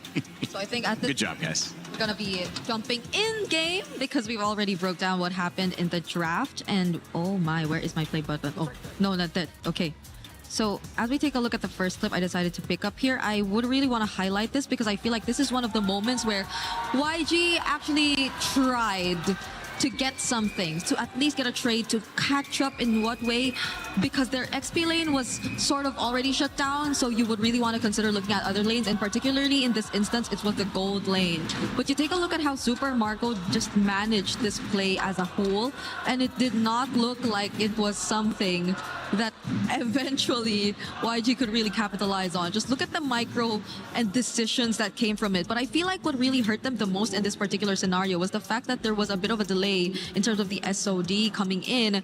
Han had to try to go for the finish of Super Marco all by himself, which I understand in a way was sort of them trying to preserve the SOD in case they needed to use it later on. But at this point, if they were really trying to go for as much as they can in this scenario where they're really literally playing from behind, then they must have at least secured or tried to really go for the kill, because you see how punishing it eventually turned into from this point onwards when Ogun was able to catch up and Super Marco was able to respond. Yeah, that was the most important turtle buff of all time, by the way, saving Super Marco like that. Yep, it helped a lot. He just had a lot more I feel like confidence to just stay in the fight and eventually clear the lane. And now as we take a look at this next play, you see how maybe the plan kind of shifted a bit. They initially really wanted to go for Super Marco, but they failed. The second time around, they tried to consider Haji. But you take a look at how Han positioned, you would think it was ideal. Blink, though, suffering a huge amount of burst damage, even though Kaize was there to help Han actually try to go for the pickoff. This is very... This resembles so much of what ONIC did yesterday. Basically, it's those fast reaction times, and despite you really wanting to go for a specific target, it just does not come out easily, or just does not go the way that you want. Haji with a flicker was able to survive that, and Han, look at that. They really wanted to go for it this time. He stayed and went back, space escape, even at the expense of his own life. And even if he did get Haji, though, I don't think this was as rewarding for Yangon anymore, because they weren't really able to convert it into much. At this point, they also lost out on 2 outer top turrets, both in top and bot. So you see how desperate the attempts were starting to become for YG. This is very uncharacteristic of them. And you take a look at this last sequence. I think this is really what kind of shut down the entirety of what YG, or the potential comeback angles from YG once again, because Blink had no choice. He had to be up front together with Ying, but the damage could no longer be sustained. And even if he did try to go for the Curse of Blood, I don't think it was captured here in this clip. Falcons could just easily scramble away from it and re-engage. That is one of the strengths of their lineup. They just have such high mobility. They could reposition as much as they want, and Yangon did not want to play against the lineup who could just easily reposition like that. They had to have them in a particular area. They had to have them under control. Even with Kaiser stealing away the fettered airstrike, they could not use the combo. They could not find the hero synergies between the Carmilla and whoever they wanted to use as supplementary damage in their lineup, especially as Sanji really failed to get the necessary farm. And I think that's where we saw Yangon for the first time in this tournament really struggle in terms of executing their lineup. It also felt like they were just calling a bluff, and they just they said, fine, call it. We're not bluffing. And that was really the Valentina early to dissuade the Atlas because of the early bans, because he wasn't prioritized, because Falcons said, we're not going to ban him. And then eventually it ended up being Yangon Galacticos that said, we're not banning Atlas either. And then it never came. And then that made the Valentina a little bit less effective for them in this lineup. They were hoping that Fatal Links would show up and be on both sides. Yeah, and if people are wondering how come they then didn't pick up the Atlas there in the end, it's because they're up against a glue. Tempo breaking has been a common theme with the picks here. Game number 1 with that Badang. Game number 2, the Ruby. Game number 3, it was the glue that ended up with Falcons, and it's a strong tempo breaker. And this is a beautiful thing to see, too, as both teams, as we mentioned, calling a bluff, so that's a little bit of poker. We have a little bit of chess. We have chess at EWC as well. Magnus Carlsen, you watching MLBB? I don't know. Maybe this is that interesting. I think it is. But at the end of the day, it's now a mind game. And you see Team Falcons PH winning it for the first time. And now the answer with Yangon Galacticos has to show up with this, which is, okay, we've been out drafting everybody. We've been winning. We have our first loss of the entire tournament, Brig. Is there anything emotionally that shows up bigger than just a loss because it's their first the entire time here, 2 weeks in Paris? Yeah, I'm not sure how Yangon have mentally prepared themselves for this kind of scenario, because they've been winning it all. They've been very dominant in majority of their games, but there have been instances wherein they've been pushed to their limits. 30-minute games, comeback games. So this is hopefully nothing that will really affect them as much, but Falcons definitely should take this momentum and carry it over if they really want to bring us to a reverse sweep. Yeah, and if they want to show to the Falcons like they don't have to worry about anything, maybe Yangon are going to pull off an unthinkable here and suddenly keep the fanny open and then just play around heavy assassin trades. But we go back to the head-to-head here, Super Marco and Sanji. Sanji has been terrific on this Claude throughout the series, was taken away by Falcons, and Super Marco. I feel like Marco finally got that game that he needed to get that confidence boost. That play that we broke down where he got the turtle buff just in time so that he could turn it around in front of the Harley and the Moskov. Yeah, Super Marco might just be back, and Falcons might just be definitely back into the series. I mean, it could have gone the other way. If you have that snowball happen with YG, again, Marco loses a little bit of his optimism, and all of a sudden, you could be seeing Falcons out. But at this point, they are back in, and they are in to win it. One more game needed. You can't focus on having to go 3 in a row against YG. You just have to take it a game at a time. So far, Falcons doing a good job of that. Yeah, I'm really starting to agree with Coach Bren and what he mentioned about the difficulties of going up against YG this time. But the adjustments have been great, at least for Falcons.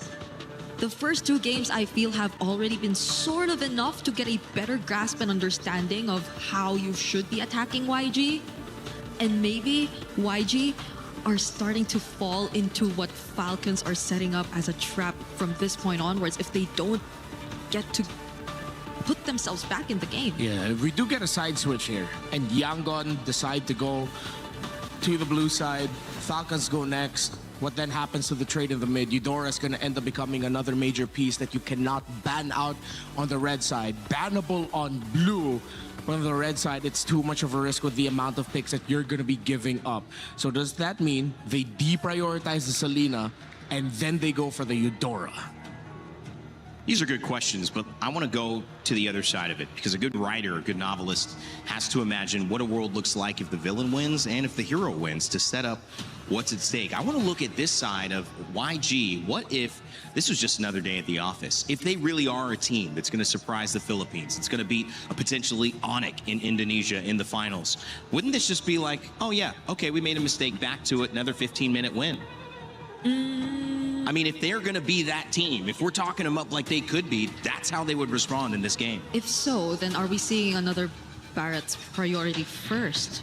Well, the thing is, there's a dangerous game right now, and Yangon, I think, they might trick Falcons into this. With the Valentina ban, both Marcel and Atlas are open. Belleric's gone. Okay, it's just the Atlas now. And though not the Valentina. So there are a lot of options for Yangon, honestly. They can rush pick the Atlas. Then Ogwen's picks, I think, might have to come in earlier. It's been banned out with the Atlas here. Falcons needs to consider picking up the Minotaur in the first phase. Something to match the potential threat of an Atlas. without the Valeric, then that is probably the next to consider in terms of AoE if you just really want team fight prowess. Yeah. Hirara and the Fanny are gone. I think Falcons don't need to rush pick the Nolan. They can save their jungle pick for last and then just surprise with the Joy in the end.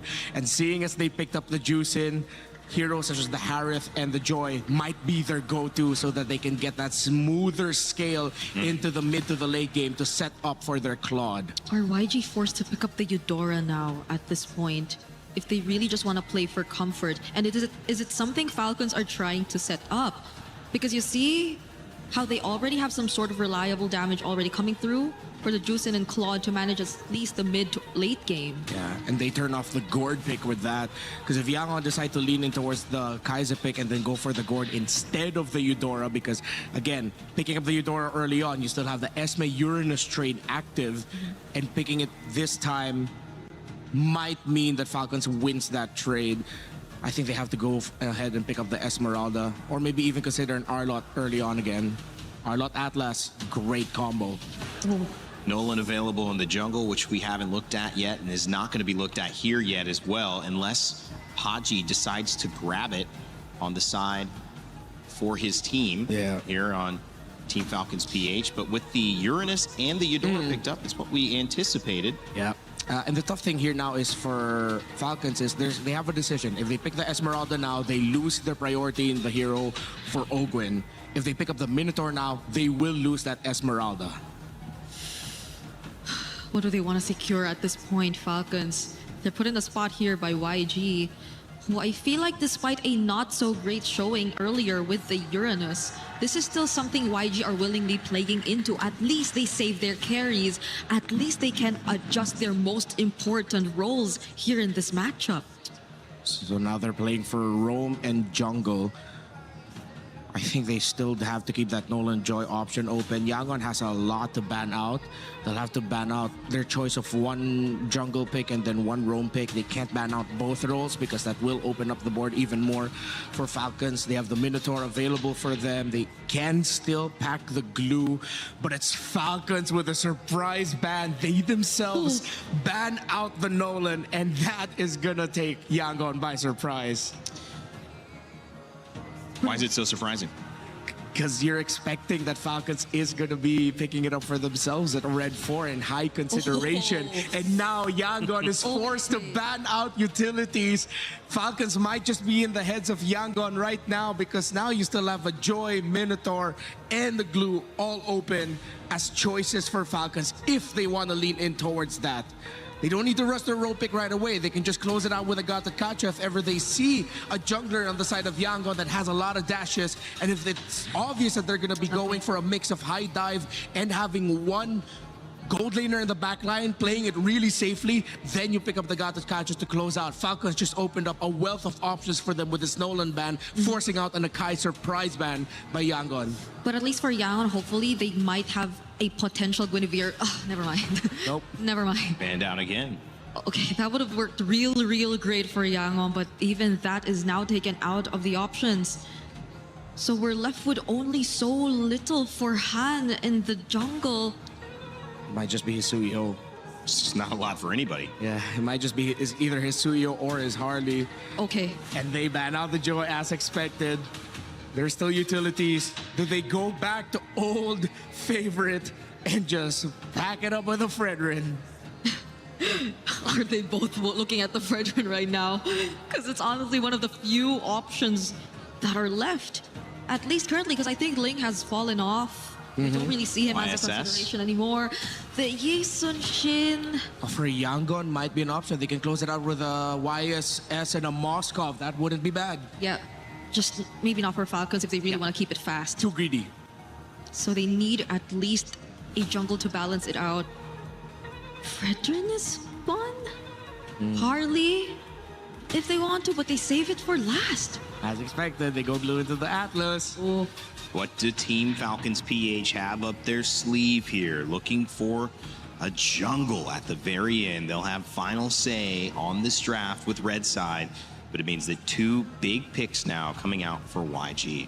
For Falcons, it's going to be high burst physical for sure because their roam, their EXP and their mid is all magic. They need to balance that out with strong physical. What? What do they have? Yeah, what is Yangon looking at for their jungle and gold? They get Clint? Okay, we've seen that work.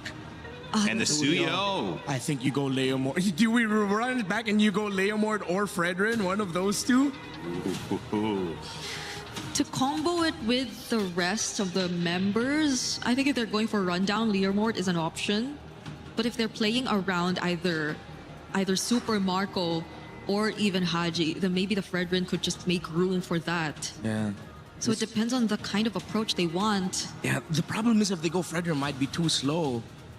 Unless Falcons are going to show up a new surprise pick here. Unless there's a jungle that we're forgetting in physical. I mean, Aurora did pull off a Lucas, but it didn't work. So who knows what options could be. Martis. Well, what's it going to be? What else showed up recently? Okay. Okay, they're still going to go for the Harley. High magic base. Yeah. And this didn't go the second round didn't go as expected as I did. I thought Falcons might go for something a little bit more surprising in the jungle. Yangon played it safely. They have their Clint with them. Esmeralda should win in the EXP, but it's Han on the Suyo. And Could that's make the the big difference. X factor. Exactly. X factor for YG. Will it be the Suyo that sends them into the grand finals? Will it be the Clint that bursts the bubble of the Philippines? Or will Team Falcons live to fight another day? They need to win 2 in a row.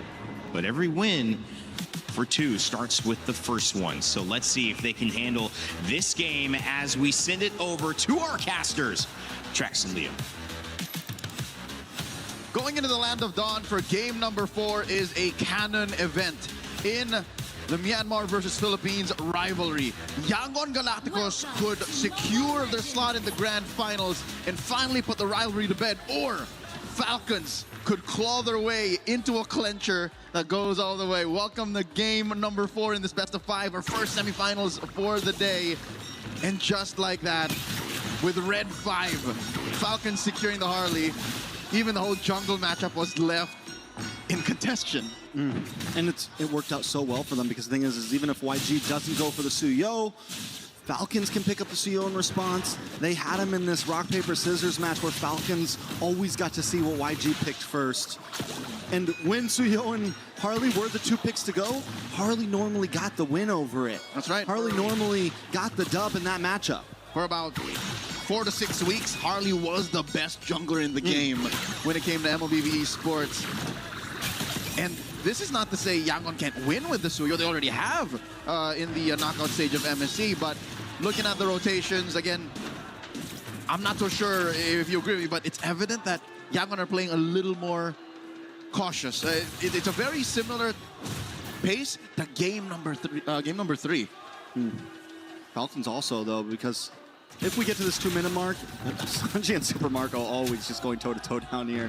If we get to this 2 or 3 minute mark and it's still 0 deaths, we have to admit that also Falcons taking a slower pace, because even game 2, game 3, Falcons were the aggressors. Ooh. Kyle on the bot side looking for a possible target, does have level 4, going to decide to go for this crab instead. Turtle comes up in 5 seconds. Kyle might be a little late to the party.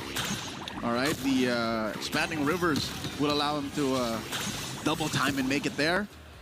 Flap and Ogwin able to draw a line between Blink and the Turtle. Flap on this Esmeralda 2 games back-to-back is feeling like a force of nature.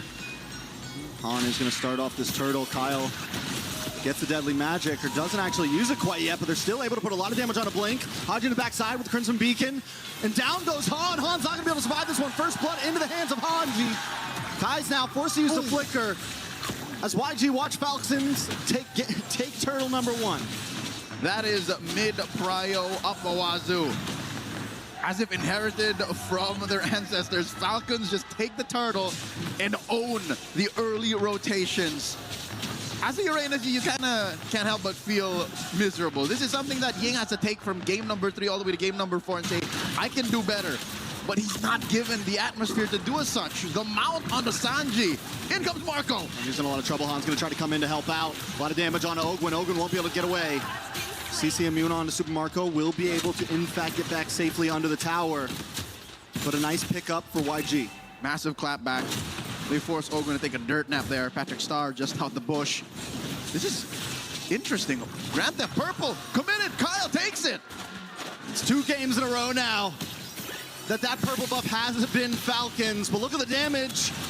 Flap able to safely get onto the tower. Now they're responding back. Haji gets a pullback on to Ying.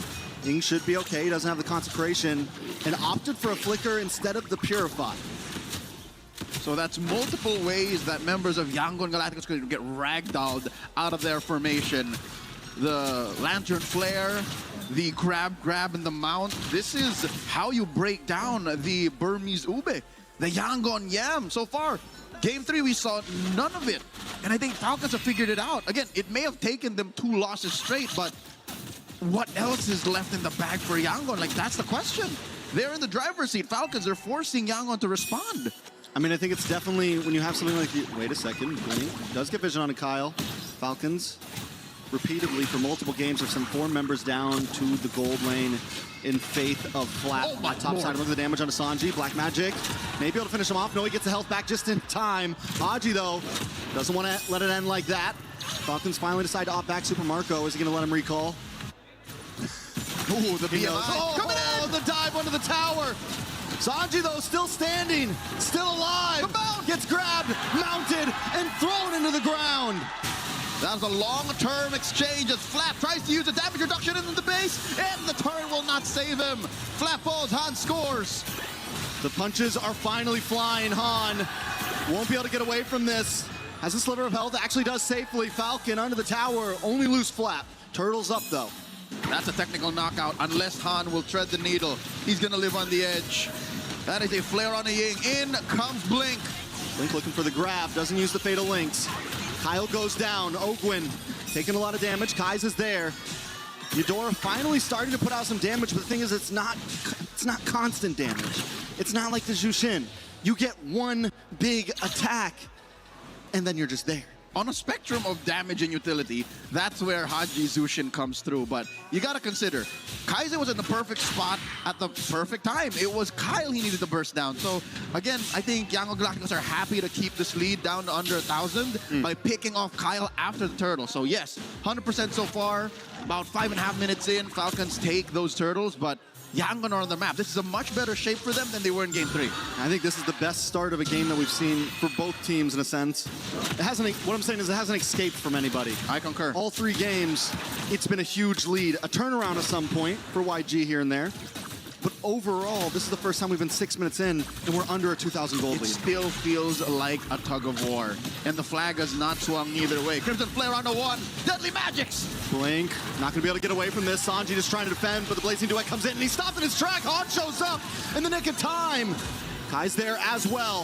This could be bad for Falcons if they push too hard. They're going to dash in. Han gets a couple shots onto Kyle. Ying dashes in, past the wall. Couple shots onto Kyle as well, but Falcons only lose Ogwin. Massive surge forward. That's what you're looking for in a Suyo that is in crunch time. So Han here, fearless as he comes in, able to find that trade. And Flap maybe a second too late, actually holds his breath and practices discipline and does not jump in with that Falling Star Moon, which again keeps them at under 1,000 up, which makes this final turtle of this game about 7 minutes in actually contestable. Again, neither have a sure grip. Yeah, it is dead even right now with only a 600 gold lead. Taking a look at each member, no one extremely leading. Super Marco with a 500 gold lead, but no one's got a full item. No one's extremely ahead. Han actually beating out on Kyle right now. Blink looks for the entry. Not able to secure a stun on anybody, but Kai's on the backside getting singled out by Flap. Flap will be able to get the kill. Puts Falcon at advantage for this turtle, but Han doesn't want to give it up just yet as Ying dives in, pops Consecration, and there's the Fatal Links. A lot of damage, stacked up. Sanji trying to fight back, but it's just too much. Super Marco takes out Han as Ogwin takes out Blink, and Flap finds another. Sanji left alone to watch the turtle go over to Falcons. And now we see the folly of the burst damage profile Yangon Galacticos have oh so invested in. Kaiser taken out early, Sanji ranged out. Underneath a fight like that, sure, sever over 2 or 3 major targets will spell vamp you to victory, but not when you have the kind of damage that Falcons almost missed on, by the way. This is an early game going into the mid game. Claude that could have missed out, but the fact that he was able to keep himself topped up and put the damage where it matters, isolated Sanji from actually getting the payoff. Because look, 2 members of Falcons were actually within range, but they denied Sanji that space and the 2 seconds he needed to let off a few big ones. So now Falcons skyrocket to a 4,000 gold lead in just a single objective. One neutral objective, one team fight. They had a 400 gold lead before they started. Now times they 10. 10 times it. Yep. 10 times it. Exponential, that stonks. Great stonks for Falcon right now, working their way up. If they can win this, it goes to a game 5. YG being pushed to the limits. And Esports looking to dive in. Consecration pass from Ying once again, and they keep forcing that out as Super Marco hones in onto these off lanes. 5,000 up. Falcons is at 9 minutes. And I can tell you now that Glue and that Esmeralda are the bane of their existence. Just the fact that these two are so good at splitting up your lineup does so much for them. The knock-up and the takedown, Blink falls! And Flap is relentless, continues to push him, but look at the damage in response. Sanji able to chip him down, but they've already lost Blink, so there's no being engaged. Han tries to get a couple shots off of Super Marco! Under the tower! In the base, in enemy territory! Locks on and finds his target, and Kai's will be next to fall. Pulled back is Ying. This is the Falcons we wanted to see. Surgical precision. Every action calculated to find its most ideal output. 10 minutes in, and they've taken mid lane tier 2. Top lane tier 2 has fallen as well. Yangon holding onto that tier 1 down bottom. That's also where the Lord spawns. I don't think they're in any shape to contest. 7,000 up, that's a whole nother tax bracket.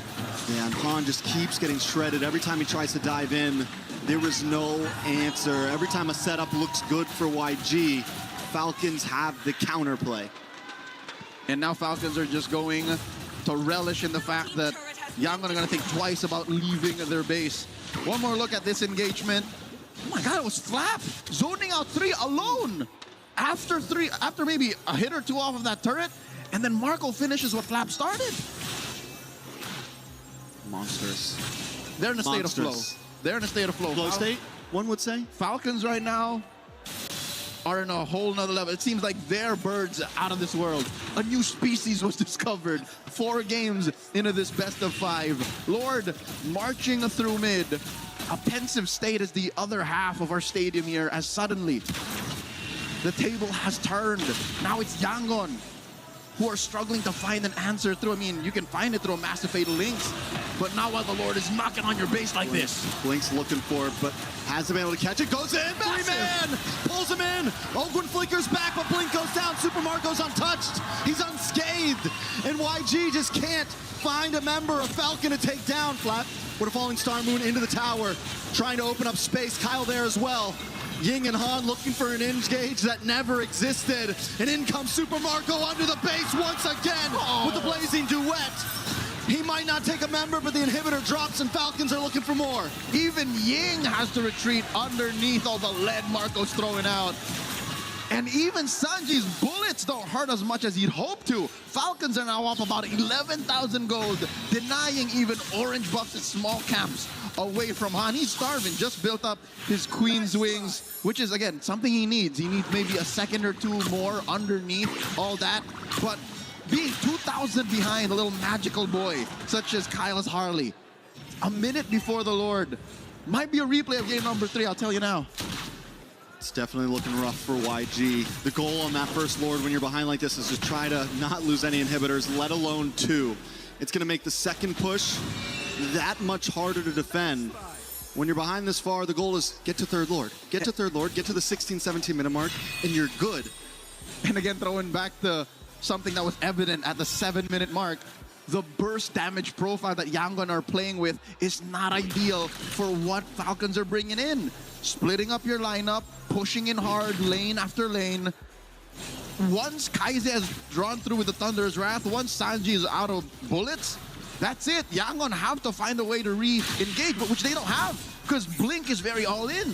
So Falcons now just have to do this right. They just have to make a series of correct decisions. Time is on their side, and that will inevitably take us all the way. Falcons Esports, and they do play it patient. They're not trying to rush it. They know their lead. They know the amount of time they have. YG, you're in a bad situation here, right? You kind of have to contest this because you're down to one inhibitor. Blink, once again, unable to find an opening. He goes in, grabs onto Flap, or Ogwin. Flap dives into the backside and plays through Marco, once again able to lock on to 3. Blink goes down and Super Marco advances forward along with Flap and Haji. Sanji forced to use a flicker, but he's pulled back in right as he tries to escape. Falcon Esports might not even need the Lord. Team Falcons up by 2 men. 3 defenders. None of them built to clear waves. Chubby wave coming through top. Mid lane will be cleared here as the Ying gets taken down. They got to clear the waves. There's one more to do. It's Han and Kai's against Falcon Esports. A wave on the top side as well. Falcons lock on. Base at 50%. Han taken out. Han still up but finally falls, and that'll be it. Falcon Esports will take us to game number 5. With a rivalry as storied as Myanmar versus the Philippines, there's no way neither of them was gonna let this end. Not in a sweep, not even short of 5 games. Team Falcons force us to go all the way.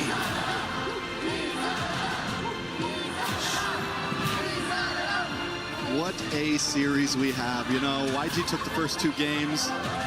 It felt like it was over. It felt like the only hope, the final hope, was being crushed. But once again, Falcons stand tall. Can they do it here? Reverse sweep.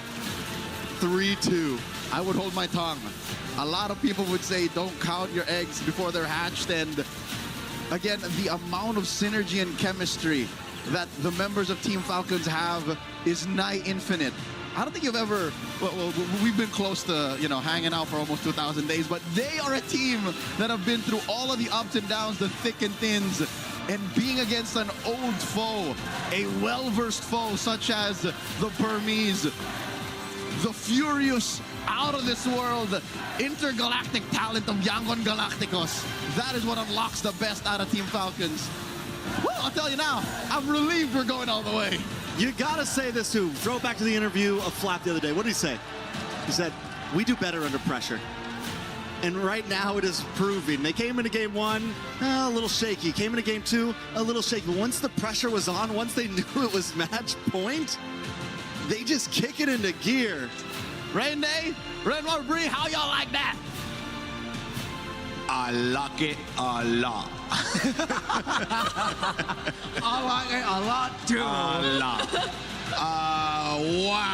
Wow. What a moment here at MSC. MLBB is giving us a show, and we welcome you back to the panel. Rain Day, Rinmar, Brigida, to talk about what is our second series of this tournament to go to 5. 1 game now decides between Myanmar and the Philippines, representing their region in the grand finals of MSC.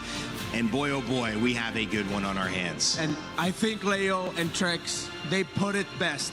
The Myanmar teams, when they push the Filipinos to their limit, bring out the best in the Filipinos, and the Filipinos bring out the best in Myanmar. This is why, even though it's been so long since we've seen such an important matchup in their rivalry between these 2 regions, why it's one of the best in MLBB global esports. So much respect. We've seen it.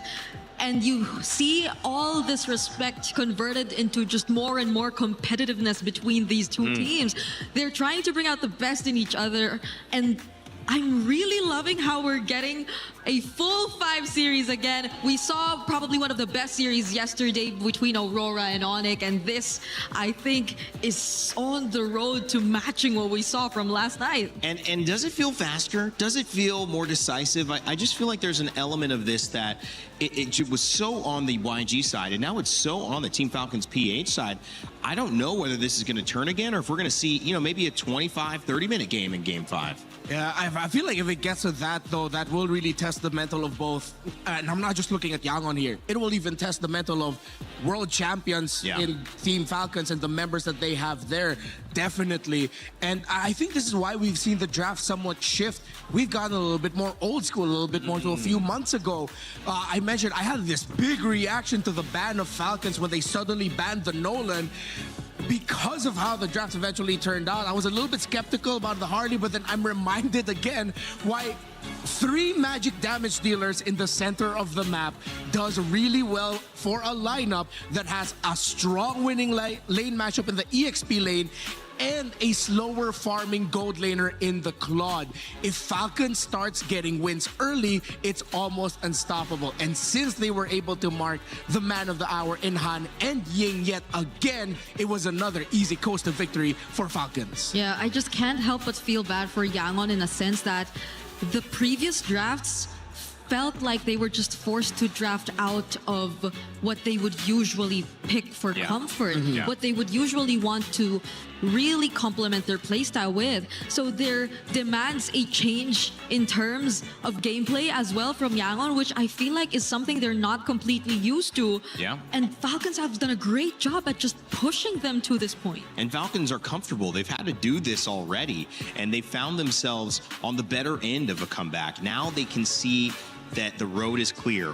One win. It comes down to one single game, one draft to get the edge, and they've done it 2 times in a row. Yangon now have to figure out a way to get Ying back to the Ying we know, the 20-plus KDA. That's gone down quite a bit. He's taken many deaths here in these last 2 games and hasn't found that dominance that we were expecting to see from him throughout this entire series in the last 2, Renmark. And what I like about these last 2 days of knockouts that we've had, today and yesterday, all the teams that have had glowing records that look unstoppable heading to knockouts are the ones who are taken down a peg. And we are on the way to once again becoming one of the most unexpected MSCs.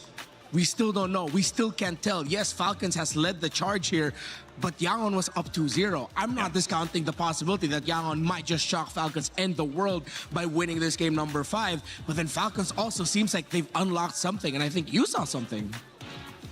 I think I could no longer define what an upset is anymore in this MSC because I don't know It's who all is an the upset. underdog It's the MSC anymore. of upsets. But yes, I think we saw a lot. I think we saw a lot, especially in that game, with regards to maybe something that could tell us more about the mental that has been going for Yangon already. I think I can hold my mic for this one, no? You sure? But, yeah. All right, let me This know if is you need wow. Look at this. All right, let me know if you need my help. I'm just gonna chill out here.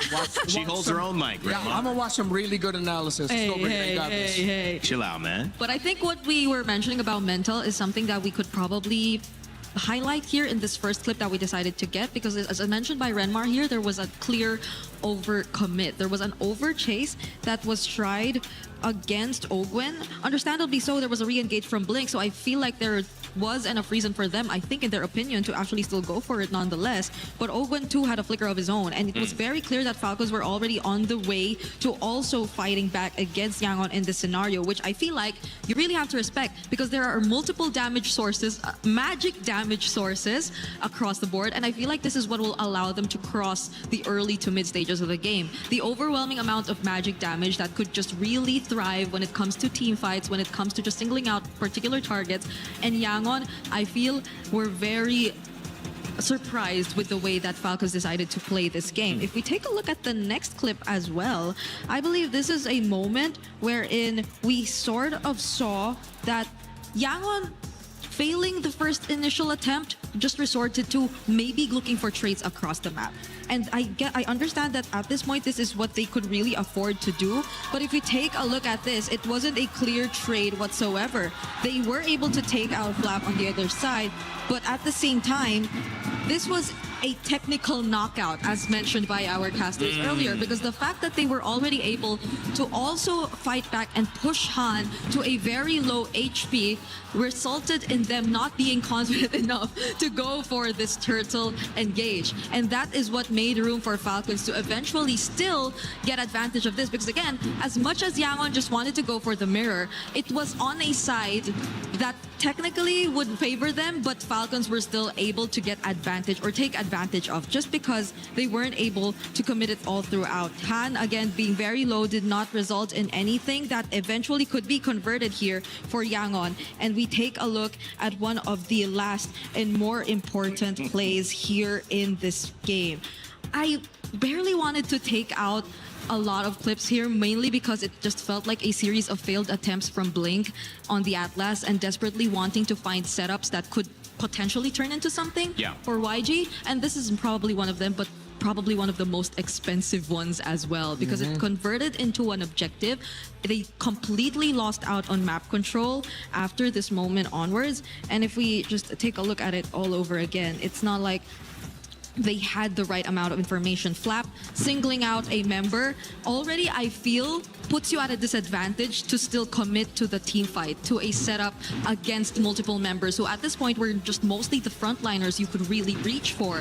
So that resulted in a lack of damage already in itself and just putting your teammates in more danger. But understandably so, there was very little that Yangon could play around it, given the lineup, given the conditions of their lineup. And so the draft that we are about to see in this next game, I feel, is really going to be crucial if they really want to get back in Team Falcons. You've given Claw, great points, by the way, Brig, and great handling that without a microphone. She did it. That was not easy. We had to pick up some notes. We did have to. They've given the Claude away, and they've won twice, Super Marco on the Claude. I think part of the issue with that, and the other one I want to point out is the Glue, which has been played by Ogwin now twice. That dang Patrick skin. I know you want to buy it in game, but it is so annoying, I would imagine, to be playing against that and how effective he's been. I think those two characters have given too much freedom. I mean, they're able to disrupt. They're able to throw timings off. They're able to get in and out. And I feel like also they're now comfortable. And what I saw from Ogwin and Rimar, what do you think about this? It just felt like the first couple games, they were forced into a deeper roam pool that was less comfortable. And they were trying to see, what can we do? There's the high lows. Can we make it work? We can't. But now the Glue, I mean, do we have to go back to just banning out those roamers? Yeah, I think you're going to have to consider it. And I think I'm going to double down again on the genius of that surprise Nolan by of just like last on the list, break glass in case of emergency. But I think it's because they were already leaning towards the idea of the Suyo in their heads, which is why they decided to play it safe and ban out the Kai. I think if Yangon are going to be red side here, and I think they have to pick red, they just have to go all out. They have to revisit getting priority in the EXP lane. Get an Esmeralda for Ying, get a Claude right away. Yeah, this is where an amazing analyst comes into play, because you can look at the EXP lane, you could also look at the solo gold lane, but you can also look at the mid lane. And that's where Haji and Kaize have been having this matchup that's kind of playing bluff or call the bluff, where you have the Valentina but the Atlas doesn't show up, where you have the Eudora but it's not effective, where you see the Farsa come in but it doesn't control. Talk to me, Brig. How do you get this matchup? Do you focus on these two? Because so far it has leaned in these last two games towards Haji. I feel like Kaize, we saw how the advantage could really work in their favor, especially if him and Blink are able to just individually and together just really find the tempo, especially in the mid.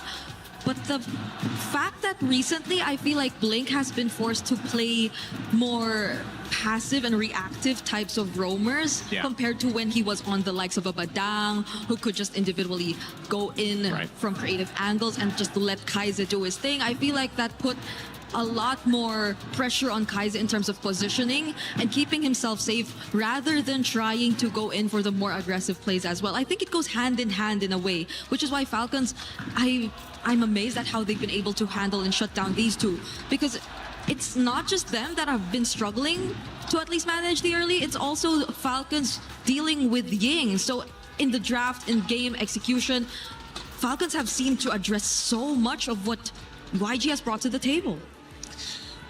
Well, this is gonna do it. Best of 5 comes down to game 5. And Super Marco, they call him bulletproof. Brynmar said he has sometimes a stoic look about him, but we could finally see him relax a little bit after tying it up. They've done enough to get back into the set, which is more after looking at a 2-0 deficit, you would even say was possible, but now they're back. And it means that this draft is everything. This draft could determine and will determine your first grand finalist at MSC. It's been a lot of trades. We've talked a lot about the coaching staff of Yangon Galacticos and what they've done in the first 2 games. Now it's time to put respect on the names of Coach Moody and Coach Vren, what they have been able to do in the draft to solve the problems that Yangon threw at them in the first 2 games, solving them in the last 2 as we go to a faded game number 5.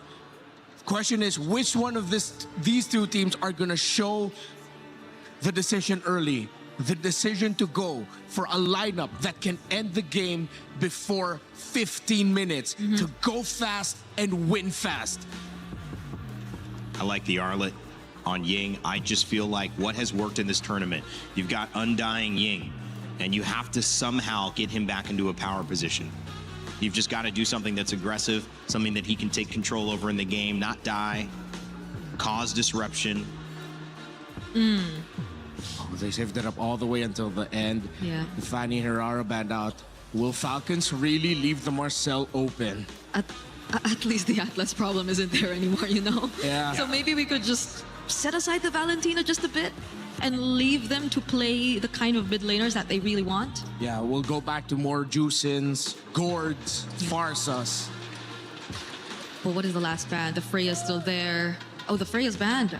So it's just It is the Marcel. the Marcel that's taken out.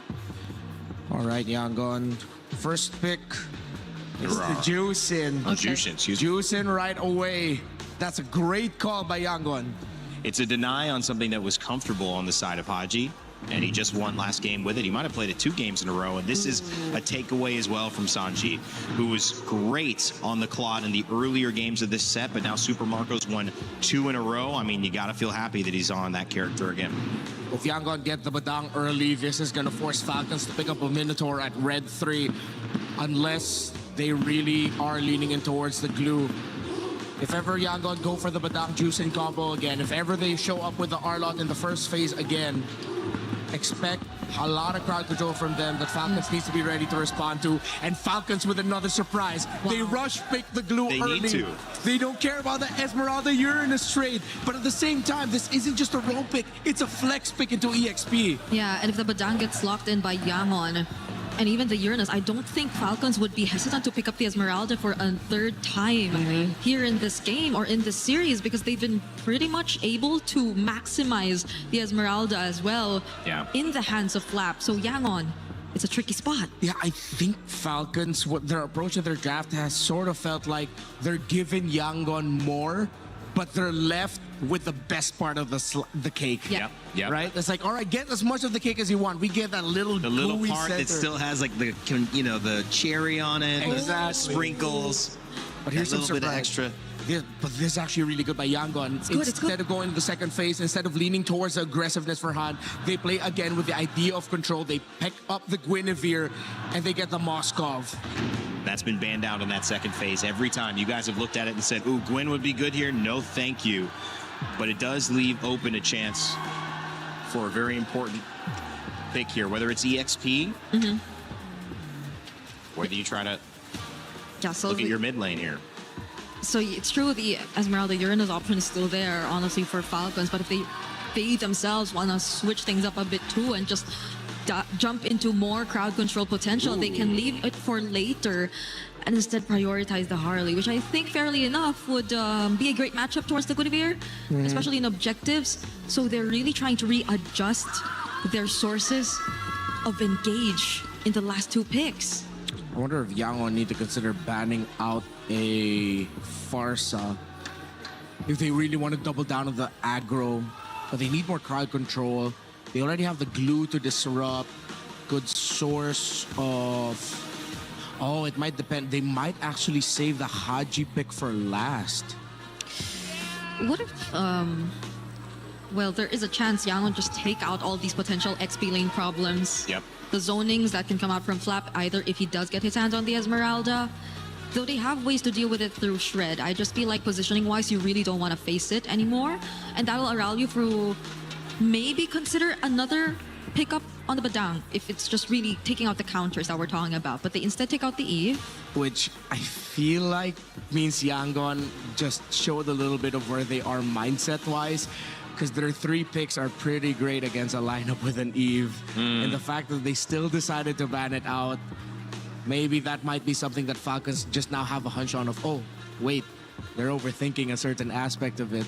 The EXP lane is really where the focus for me has shifted. The R-Lot has gotten banned. I thought that would be a great pick to get Ying back in comfort. But now you have the Uranus and the Esmeralda. Is the thought, Brig, that if we save this and you pick up Uranus or you pick up Esmeralda, we just get the other one? There is a chance, but there is a chance also that we look at something else, because I think the Arlot Guinevere also really would have been a great combo. If Yangon are looking to just layer down, and taking out the Eve means they really want to go for a certain setup, right? Yeah, because if ever Falcon shows their mid laner now and pick up something like, I don't know, a Vexana, Yangon can go for a very aggressive EXP laner that can just break that formation. Zetian! With all of this dive, with the counter set it has, with the Fury of the Phoenix, a lot of control, a lot of vision. The thing with Zetian lineups is, especially with a Harley, especially with the Claude, if Yangon end up with two strong high invade Roman EXP picks, it's going to be deadly for them. If Falcons lose this early game, it's going to be hard to come back. I think Yangon can lean in with just pure total aggro. What about Keto? Up against Zetian, because of her knockback, it might be tough, especially with the glue around as well and the Esmeralda still open. Asora is actually a really great pickup. Whoa, all right. We might get Valentina EXP here for Falcons and Flap. That's an overwhelming amount of magic damage again. Yeah, and it's a counter to the Sora in the lane. As Yangon end up with the Kali not good if ever. Flap ends up with his own shifting skies as a Valentina Sora cosplay. We're going deep into the pool, baby. We love to see it. Last pick here for Team Falcons.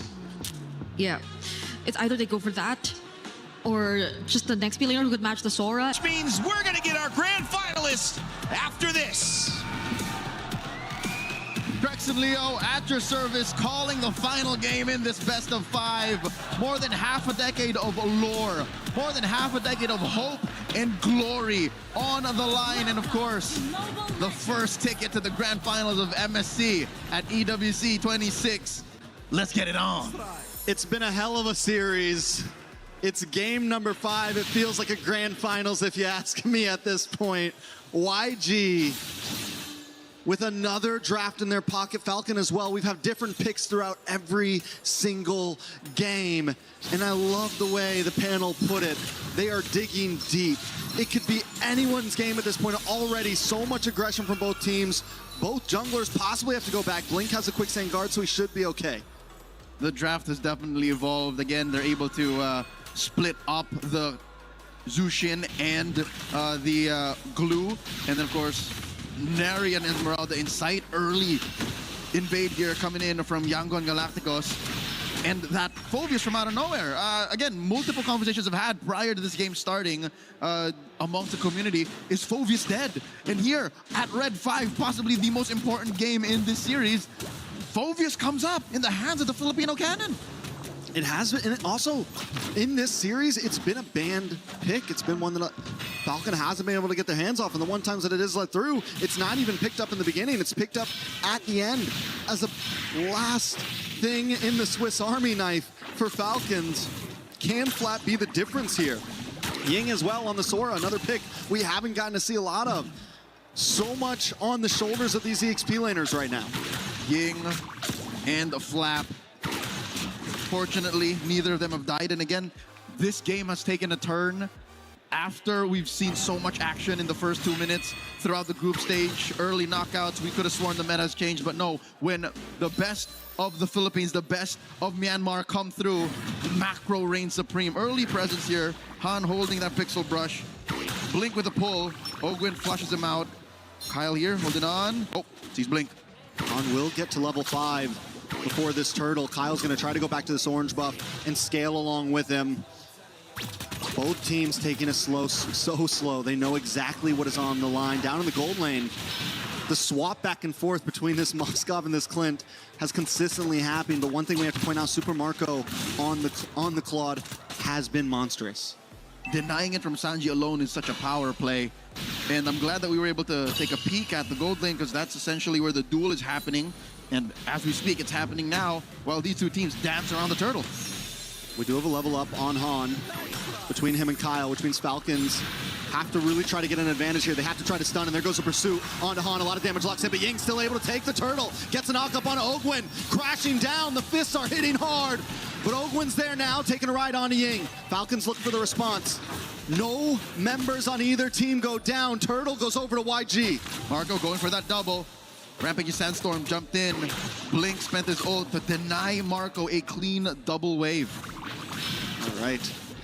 I like the way both teams are playing right now. There's sustainability around the map. There's crowd control on both sides.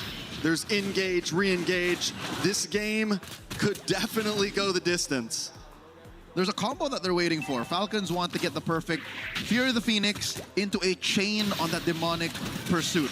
The demonic wave into infernal pursuit. Bop, bop, bop. That's what they're looking for. For YG, came a little closer, came a little easier, right? A flicker into a shifting skies. So we're taking aspects of games 1 to 4 and putting them into practice now with some new picks as well. So this is a series that's been building game to game to game. Falcons have a small lead, but you can only really chalk that up to a little better mobility across the map for them, since, you know, Harley is slightly more mobile than a Guinevere. Easier double laning from Super Marco. And I think that's what we're looking for, a mid-game power spike from Falcons that could eventually turn YG around, make up the difference for that ease of execution. But you could say the same for YG here. All it takes is one good combo from them as well. One nice Violent Requiem paired up with the Beacon, followed up by the Shifting Skies. There's a lot of possibilities on both teams to make one major play to give them that 2,000 to 3,000 gold lead. They're neck deep in crowd control. They literally have a bit of crowd control on everyone. So that's what Falcons is trying to skirt. That's what they're playing around. Again, the fact that it's only Marco who has a Purify and Haji who has his passive. Once that's popped, then Yangon has free reign. That's what Falcons is taking all this time for.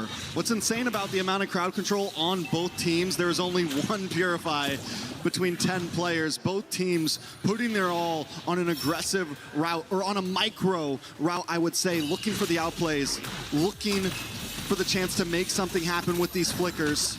Kai's trying to make entry for Ying. Blink there as well. Han finally comes in, get the Violent Requiem. A lot of damage locks in. Super Marco comes over to Blazing Duet. Kai's able to take out Flap as Marco unable to put any damage on a Blink in the backside. Han does go down though. It's 1-for-1 Flap for Han. YG end up losing out on that one. Not so fast. There is a chubby wave left over by Sanji in that push up top. Falcons quick to find redemption as they push down bottom. Kyle! In a lot of trouble here. Space escape was at such short range. That was 3 members of YG dogpiling on him. And that will even the playing field in that last trade, because yes, the tower went down on top side, but tower also falls to Super Marco. And if they didn't find a play there, YG could have taken a huge step back, but now Gold still sitting at a complete standstill. Structures at a complete standstill. Nothing comes for free. Yangon Galacticos and Falcons, believe it or not, are much more similar than one would like to admit. They are very macro-centric. Sure, good team fighting, great maneuvers, tactics on the map, but it has to make sense at the bottom line. When you look at that number at the end, how much do we get out of that? They have to have gotten their margins checked, and that's what that kill was on a Kyle. Kyle has to watch himself again. It's a death per jungler, Han and Kyle. The EXP lane, though, I think this is where the difference lies. Flap is a little more willing to sacrifice himself, while Ying is still the hero play. Ying still counts his Shifting Skies as if it was the game changer. It was the win. Ooh, nice steal by Sanji. Very well done. Both teams back to just letting their junglers do what they do best. YG, Han does take a camp up on the top side. He's holding a level ahead of Kyle right now, and it's kind of been the story. Even though he's on the Guinevere, he's been able to keep himself ahead in terms of juggling. It's with those little camp steals that he's taking. A little lizard here, a little bug on the top side. Anything to try to get the level advantage on the next objective. Which is something that Kyle has to watch out for, because more than just a cleanup, Kyle has to also keep up with the farm, which he hasn't been. He just reached level 10 now, while all this while Han was already level 11. So now in this final turtle, each of them a piece. We'll see how, with the Fury of the Phoenix, finally maybe Falcons can find that combo. Turtle down on 8. Ogwin jumps on Han. That might be the answer right there. Han unable to get it. Haji takes a turtle. Raging Sandstorm into the backside, but it's still not enough. Super Marco with a Blazing Duet. Ying goes down. Kai's on the run. It's a double kill for Kyle. Sanji takes a tower off map. Oh! And Falcons are capitalizing, but Sanji helps save the day, helps even the playing field by taking out Kyle as Falcons collapse onto Blink. Blink going for a ride. That's Ogwin pitching along. That's the flicker. Blink denied further damage by flickering back, and you know the saying, better flickerless than dead. And only if Falcons could have cut down their losses, which I can't blame again. Kyle is such a softie. Looking at this whole lineup, Kyle is the most vulnerable of them all. And the reason how this worked is the perfect synchronization of all of their ults. Look at that, all the greens gone. That is what Falcons is looking for. In the super delayed SOD, Sanji doesn't commit to it first. First he takes the tower, Yep. and then he SODs. Kyle thinks he's in the save, Nope. and up pops Sanji from the back. Final nanosecond is what it takes. And Sanji, yes, take away my Claude, but my Pocket Moskov is also pretty darn good. 1-0-1. Super Marco has maybe a little bit more in the bank, but Sanji, now he's taken the past 2 games to get used to it, and he's up 700. Look at that. So now I think Falcons, I don't know how they're going to do it, but they have to pay attention to Sanji. They have to find a way to put a beat on this Moskov. And I think, say what you will about the last time that they met here in this game, but I think it's got to be on Kyle. Kyle has to be on Sanji guard, because looking at the rest of the lineup, Ogun's been dealing with a little too much. Ooh, another tower dropped low. YG make their way down bottom as Falcon try to break through, but they are in a little bit of a pincer here. They need to be careful on this engage. Super Marco able to get onto Sanji. Sanji gets knocked up. He tries to BMI away, but they've all collapsed onto him. He will go down. Han unable to get the engage. Blink in the backside, use a quicksand guard, but Kyle's already onto him. It's too much damage. No Blink flicker. doesn't have the flicker. One more shot. He uses the conceal. Where is he going? There was a universe where it may be a 5 to 6% chance that Blink wasted more time, got away with it, because by jumping in and without the blind space escape card trick, he would have gotten away. But alas, here we are now. 2 dudes down for Yangon Galacticos. Falcons blitzing the Lord. And there's just no way in. YG has finally given it up. Oh. All right, body blocks. Close. It was close. Good call, but I don't think Sanji would have pressed it anyways. He was going for the steal. And we've seen that before. Historically, we've seen that before. One more look at that sequence. I said it was Kyle who should be checking in on Sanji, but hey, 3 dudes work as well. You know, in that fight there, YG, I wanted to see him close the distance a little bit faster. I don't know if they felt like Sanji was a definite getaway or not, but in the end, losing Sanji there, then losing Blink, it was an easy Lord taken. Finally, we see a team get past the 1K gold mark in terms of a lead. Even with just the pick off on Sanji, I think that would have been a clean Lord take either way. That's how fast I think Falcons can move, and that's how good they are at recognizing this window of opportunity. Now they have a 2,000 gold lead. Haven't quite closed the gap between Sanji and Marco. Now about 200, 300 between these 2 gold laners. And they get a push up top. This is it. Falcons are in pole position. They're in the driver's seat. YG has to try to not lose any inhibitors here. It's a bad position if they do, especially with Lord coming down on boss side next. Lord finally taking out a couple more shots. Han able to take it. No, Han on the boss side pushing lane right now. Dang. YG gonna jump in. Ogren gets pulled back in. Super Marco with the blazing duet. A whole bunch of damage, but he doesn't get the final shot as Haji and Ogwin are caught under the tower. Sanji finally falls, but Haji will fall as well as Blink with the quicksand guard still alive. Does get CC'd and taken out. Kai's with a double kill. And look at Han on that bottom lane against the base. Ever seen a Guinevere pretend to be a Ling or a Fanny? That's what Han has done here. Falcons got punished hard inside. I don't think they're going to be able to push in. In comes Flap, Flicker, Dark Wave. Fight's happening. He should be fine. Magic. Han's okay. He's good. Han's okay. Turret did not fall. But that's as good as it gets for YG, all right? Inside their base, they get a good punish. Sure, they traded Sanji out for it, but they also get a push down bottom. And the gold difference is equalized as well. Yep, again, about 500, 1,000 between them, but just the same. Yangon Galacticos are about their wits. It's not like they lost their footing. It's not like they're panicking. And believe it or not, despite the free Lord, despite the free Lord, the map is at equilibrium. That's how good YG are at macro. Even in terms of tower health. Almost like down to the line. Down to the pixel. That is how equally matched Yangon Galacticos and Falcons are. Kaiser picking up a Ice Queen 1 here should help with the spell vamp. Should be able to slow down the forward push of Team Falcons. Looking at the rest of their kit. All right, finally, Kyle is firing off on all cylinders.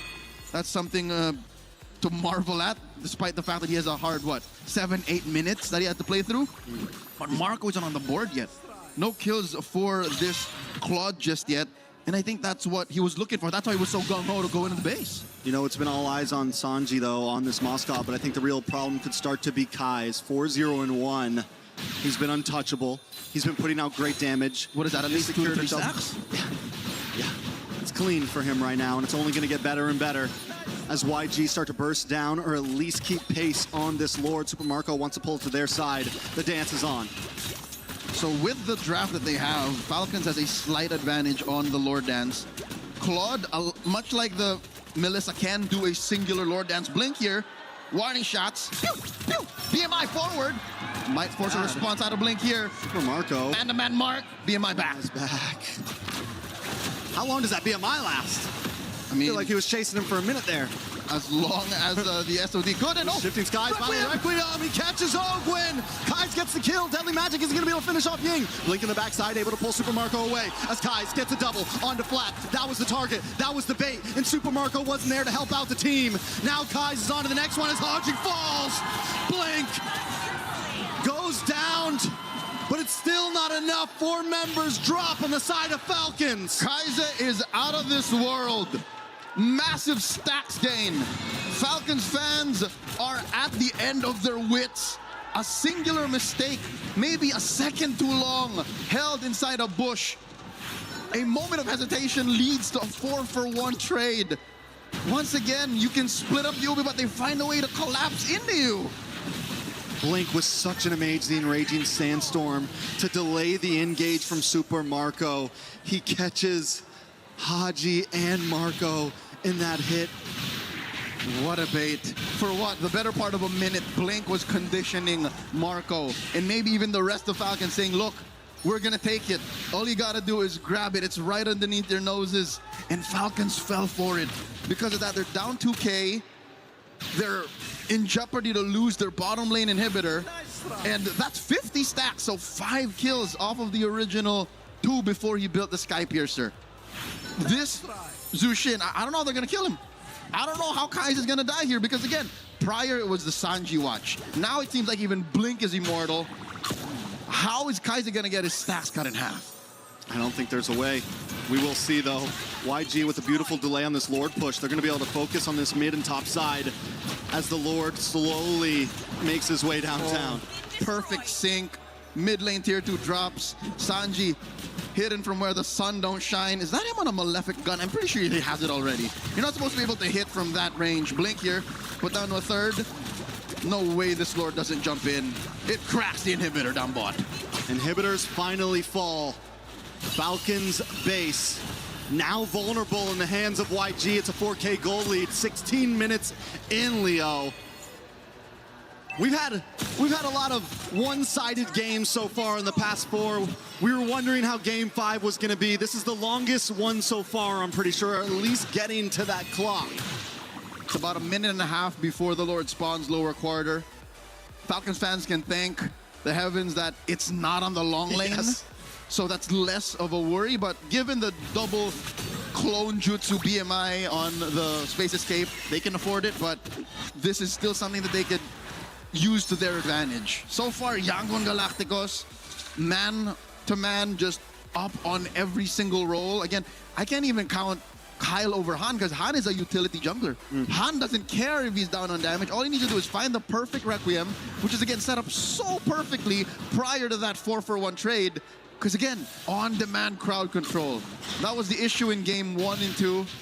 Game 5, it haunts Falcons once again. And I'd hate to throw it back to the fact that there's only one Purify, just but one in Super Marco. Passive on Haji, procced off once again. And that was the big risk we brought up at the beginning of the series. So much crowd control on both sides, so little Purifies. Yes, Super Marco is outputting the damage. Yes, we can see him chipping away on Blink, but he has to put his all onto one person to be able to do that. And while that keeps happening, YG is capitalizing elsewhere in these team fights. YG is finding those violent Requiems. They're finding other targets. We don't have to deal with Super Marco. Blink can handle that. We'll kill the rest. As soon as Yangon Galacticos find their 1-2 punch, crowd control CC, AoE on at least 2 or 3, then that's it. Falcons have to fold. So that's why this dance is going to be very, very perilous. Y-Brush getting flushed out by Ogwin. Big knock-up set up here by the Lord. Oh, the massive pull. This might be uncontestable. I don't think they can make their way in. Kyle's not there. Han able to get it. Into the backside flap. Able to get a nice deadly magic. Han taking a lot of damage. Blink though. Taken out by Super Marco. Blazing duet. Kyle falls. Focus Ying is there to save them all. And Flap will be next. YG doing what we thought they couldn't. Haji falls and it's one man standing. Ogwin against the world. Ogwin against it all. Kai's with the maniac. The final nail in the coffin. Falcons took the fight, and Yangon will take the spoils. It's been 5 years. 5 years of doubts for Myanmar. 5 years to regain their old glory. And today it took 5 games to finally do it. As was in the East, shall be in the West. Half a decade in the making. The Burmese best the Philippines. Yangon Galacticos are the first team in the Grand Finals. I got chills, Leo. 5 games at that point. Falcon, it felt like they had the momentum after taking 2 losses, bringing Yangon Galacticos to the brink, to the edge, and even Game 5 went down to the line. For the first time since 2019, there are no Filipino teams in the Grand Finals of MSC. This is historic. Sure, Yangon Galacticos missed out on the window of claiming the clean run towards the big one. Going X and O into the Grand Finals, but this is a victory still worth celebrating. Echoes are made throughout the world. MLBB Esports, behold your first team to dethrone the M5 World Champions, to deny the Philippines a Grand Finals berth. The pride of Myanmar, Yangon Galacticos. Glory has returned. They're looking for more. Revenge has been given. The rivalry continues. They've rewritten history, man. It truly is. It truly is. And in what a fashion to go the distance. For a moment there, the whole crowd was quiet. Fans are on the their YG feet. fans were quiet. Fans the are on their Falcons feet. fans were quiet. Fans are on their feet. This is how you show respect. Again, the best pure athletes knocked out of the tournament. Team Falcons finish their run at either 3rd or 4th. They'll still be in action tomorrow, but tonight, here in Paris, Yangon Galacticos stand tall. Let's throw it over the stage for a winner's interview. Yes, my friends, you've heard it right. Yangon Galacticos are going to the Grand Final! What a moment! Emotions are running high, and I'm here with Coach Marvs. I know it's a tough moment to swallow. It's really, really emotional in this moment, but you have made MSC Grand Finals. What does this mean to you and the rest of the team and the region? Before I go to Myanmar, I leave everything, my personal interest, building the Myanmar team. And for these boys, they doing great. They doing everything for their countries. I hope this will be inspiration for upcoming generation.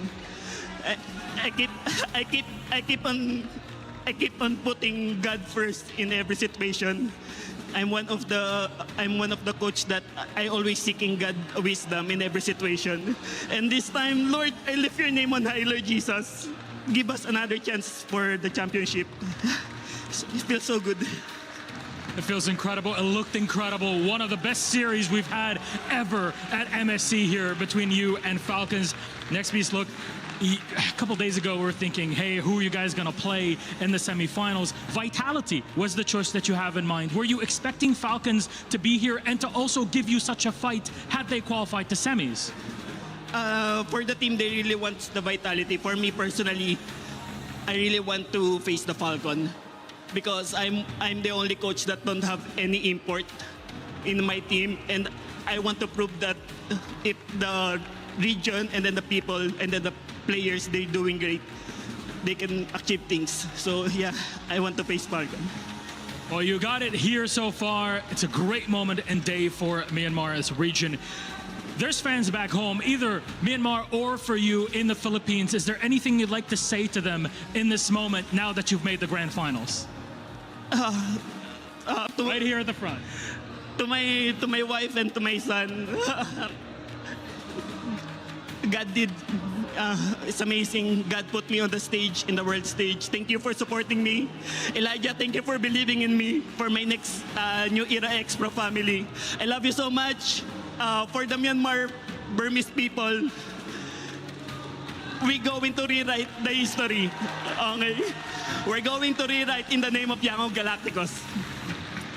Thank you very much, Coach Marvs. Thank you so much, my friend. Emotions are high, but that's the beauty of MSC, my friends. And it's now time to crush a key all together. Let's bring out the entire team. Come on over, my friends. They might have one more key crush in them, but that'll be after the grand final. For now, yes, you heard it right. Your eyes do not deceive you. Yangon Galacticos are going to the grand final. A crushing to go and a big one here. Not just will they be crushing the Team Falcons key here, the Team Falcons PH, but it's the club champions of last year. Coach Marvs has the honor to do it and will crush Team Falcons after an epic best-of-5 series. All destroyed. Job well done in the semis. Only one more step left for greatness. A great step in a moment for Myanmar. Let's break it all down on our panel. We will rewrite history. Coach Marvs.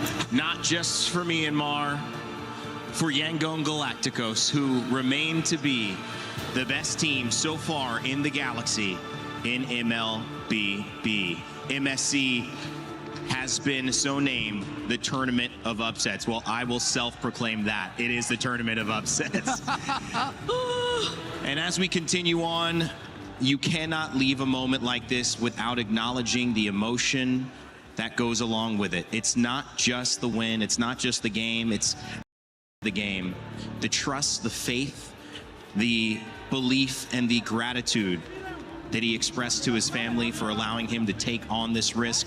The lack of imports, he said. Yep. The pride of this country to prove they could do it amongst everyone else. And now, Renmar, Brigitte, at least $500,000 is going to go into these players' pockets. And if they continue to play like this, tomorrow they could be millionaires. Welcome back to the grand finals, Myanmar. Welcome back. You deserve it. The region has been hungry for a stage like this, a moment like this, for such a long time. And yes, it was at the expense of the Falcons and the last Filipino team. But if you're a true MLBB fan, you cannot help but stand and clap for Yangon Galacticos, for the region of Myanmar, and how poetic that it was their Filipino head coach that crushed the key of the last hope of the Philippines. But of course, he acknowledged that it wasn't about him. It was about his players from Myanmar who got that win for the region. That got all of us so emotional here in the studio. The amount of sacrifices Coach Marvs had to do and the amount of trust that he put in the players and the region, who again historically have already made waves, and now that they've finally returned, they've just broken records and they're proving to be a true contender and potential champion here in MSC at EWC 2026. There is no amount of words to describe what they could possibly be feeling right now. And this has shut out all the doubts about that asterisk, about their way here to the knockouts, about the teams that they beat. They just took down Team Falcons in 5. Yangon Galacticos look like a team that can beat any other team in the world right now. Spirit, ONIC, have to watch out and respect the Galacticos. And this moment here, it is the stuff that you live for in esports. It's the stuff that MSC has given us, and it's the stuff that now in Paris we get to witness with this fan base, this immense energy at the Lenovo Legion Gauntlet, the tears being shed. And it's just the beginning of the stories that we're telling, because they will tune in tomorrow for either of their opponents that will come up in this second series of the day. Guys, it's hard to think we still have more MLBB this afternoon. That should have been it. I know. And the fact that they just left the stage saying that tomorrow they will rewrite history. That is a claim. That is a statement right there made by Coach Marvs, and they will definitely set their eyes on whoever comes out of the second series today. We talked about how important it is that at this point in MSC, you take your losses when you can and you learn from them. And better late than never. Yangon Galacticos, at the right moment for them, learned 2 very harsh lessons in the 2 games that they lost. That's a lot of experience heading into the grand finals. And they were excellent under the bright lights. And I love the look towards when things are difficult analytically or in your life, when you don't know the exact way to go, to lean into I don't know and to accept the wisdom. What's showing up? What's available? And how can we do the best with what we're given? That was an amazing turn of events for Falcons to even tie it up, guys, because they were down 2-0. Most teams would have just gone out 3-0. Most teams did when they faced Yangon Galacticos. But as we send out Team Falcons as well, Brig, and their key is crushed, and you see the fans' disappointment, you do have to say they gave it their all. And some people, after the first group stage, didn't even expect them to get here. They had a shaky performance. It was something we constantly recalled back at the group stage, but they will still have a battle for third match tomorrow. That's right. So there's still a chance that they get a much bigger amount, a much stronger finish here in MSC 2026. It's not completely over for them, and good effort for both Falcons and YG. Yeah, when you mentioned it, besides the money, very important club championship points. Yeah. Team Falcons could still secure for the organization if they go to third. Yeah, that's a great point as well. Of course, Falcons, as their key is crushed, still looking for the ultimate win. That is the big key. And of course, that's what they're trying to get. It won't happen here. It's Yangon Galacticos who have earned that right. And boy, oh boy, they have shocked the world, but it shouldn't be a shock any longer. This team from Myanmar is playing lights out. We've had a chance to talk to a lot of players as they've left this tournament. This might be the hardest one, though. A player who I think made a huge difference in the comeback on the glue. It's Ogwin, who is standing by with Eterna in an exit interview. We are now with Ogwin in the backstage after that loss against Yangon Galacticos. Ogwin, tell us what's going through your head right now. I think we're really sad because we have a close fight and we didn't, close it. Yeah, so it's quite sad. Was it because of, what happened in the game, the way that they adapted so well in that final game, or what went wrong maybe on your part? We have many misplays on our part, and we got our early games quite well in Yangon, but, we didn't finish it off in mid-game to late game, so we got punished really well by them. So props to them. Was this an expected fight from Yangon Galacticos? Obviously, it's not an expected result that you were hoping for, but with that fight, was it that intense? Is Yangon Galacticos just that good? We scrimmed with Yangon, and we really expect they will do well in this tournament, and we really respect them in this tournament. So they have really unorthodox way to fight their enemy. So it's really they really caught us in the first 2 games. So yeah. But you came back. Yeah, we came back. But Game 3, Game 4. But it's quite short. And we didn't finish it up. So yeah, it's really sad. Ogwin, this is going to be the first time in a very long time, and I think since M2, that there will not be a Filipino representative in the grand finals. What do you think this means for the ecosystem? Do you think that all the other regions are catching up? Yeah, especially in the early stages of MSC, we really saw what the other regions cooking up, and it's really you don't need to relax, because even though it's a NA team or Latam or Brazilian, it's really you really need to fight in your full potential. So yeah, it's really quite challenging and competitive in this MSC right now. And we see that, TLPH. And now you, Ogwin, no matter what happens, you put up a very strong fight. I hope you know that.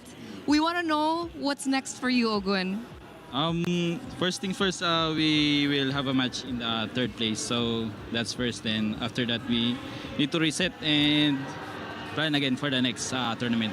Who do you think you're going to meet in the third placer? I don't know. I think it's 50-50. Spirit is also good. Okay. Do you have any final message to your fellow Filipinos? Thank you so much sa mga sumuporta sa amin. Yun lang, di kami umabot sa finals. Kaya yun, ito lang yung kinaya namin. Kaya sa susunod namin na tournament, pas pag-aandaan pa namin, tas hindi namin mamalitin yung kalaban. Yun lang. Thank you. Thank you to Falcons. Thank you to Ogwin. We love you very much. Everyone loves you very much. Keep your chin up. We're going to throw it over back to you guys. I'll leave it to my Filipinos to talk about what you felt about that one. He said he messaged to the region, and I think you know, this is kind of history making as well since him too. Yeah, he just apologized and said. Well, first he said thank you for the support. He apologized that they fell short, but yeah, he did acknowledge all throughout the interview that the world has gotten so much stronger, and that's great. I mean, Young on Galacticos, he said this is what moments like these, wins like these, are what esports are all about. Yeah, and it's a takeaway for the Philippines as well as a region. It's definitely going to fuel a lot more of the hunger to get back on an international stage win. And it's, I think for a lot of people, rewriting history at its finest. It's such a great way to increase the competition that we currently have in the MLBB competitive landscape.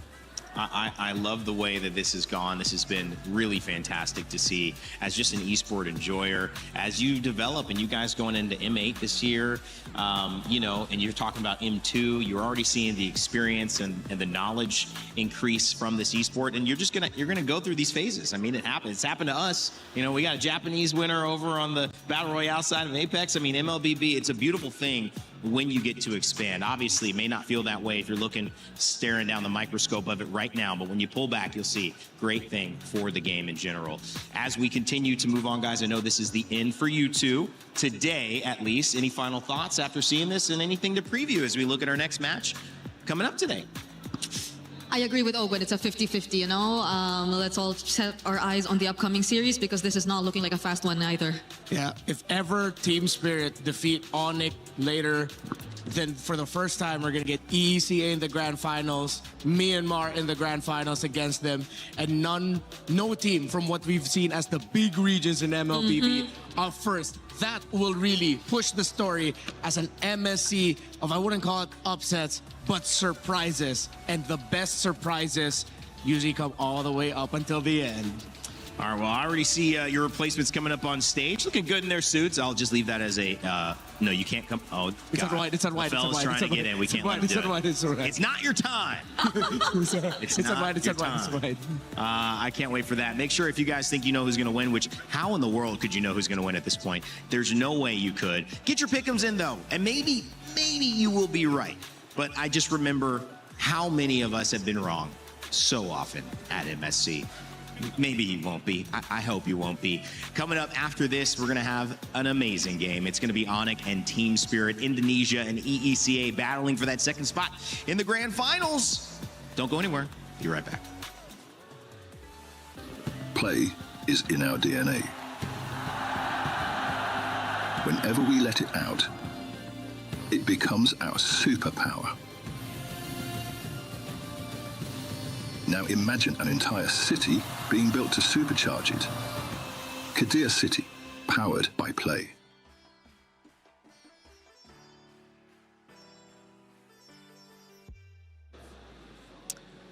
This is Confessions with Naisu. I mean, you are chilling here, to be fair. I'm chilling.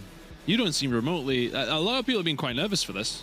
I just came from the broadcast, so You're vibing. I'm relaxing now. I'm vibing. It's probably for the best. Nice and relaxed. No tense about these questions at all. Should I be? Oh, no. You know, honestly, you'll be all right. Okay. What's wrong with leaving the bed messy before broadcast? Okay.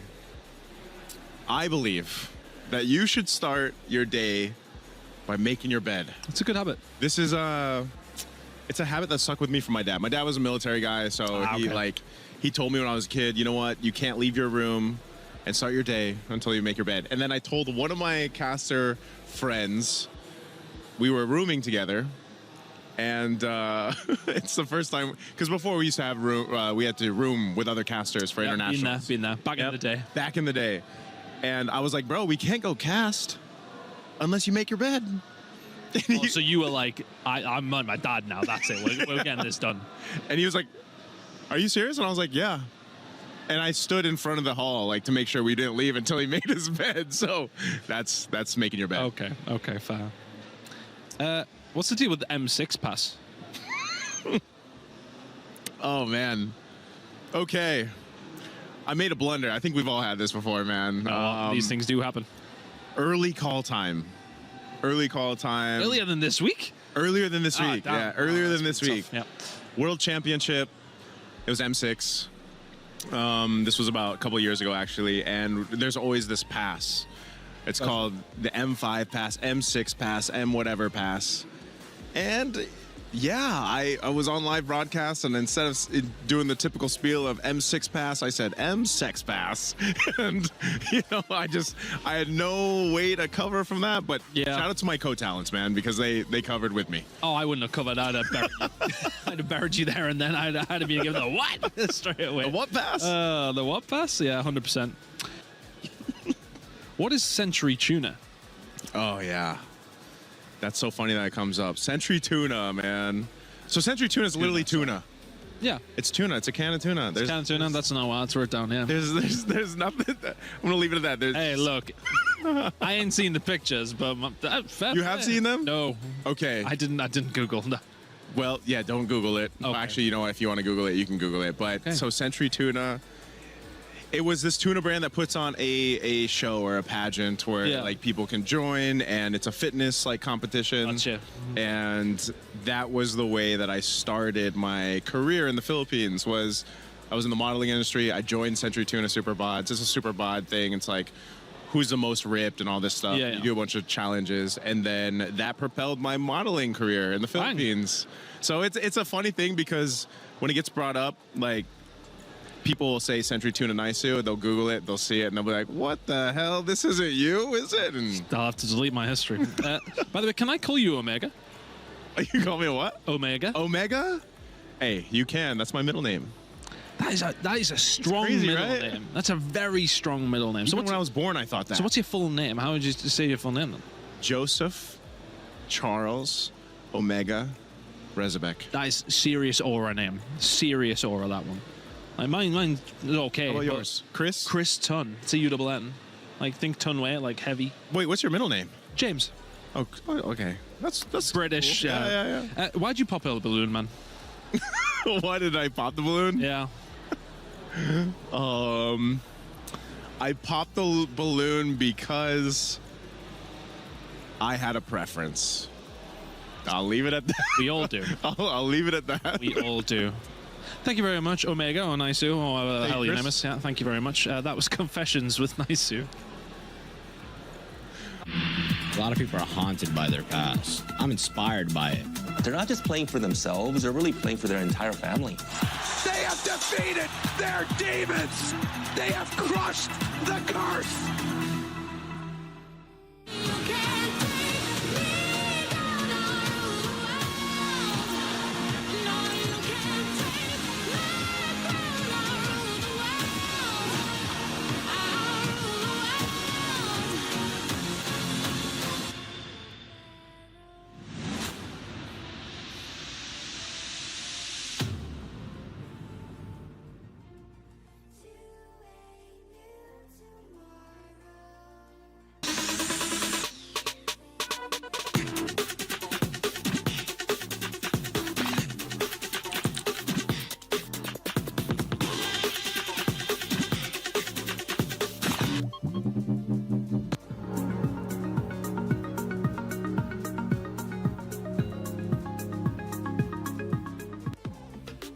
Yangon Galacticos and Myanmar have booked their tickets to the grand finals. It's time to find out if it will be Indonesia or EECA who follow. Welcome back to the panel. My name's Rain Day. We have seen some amazing MLBB today. Safe to say, not only the tournament of upsets, one of the most exciting tournaments we have seen internationally for MLBB.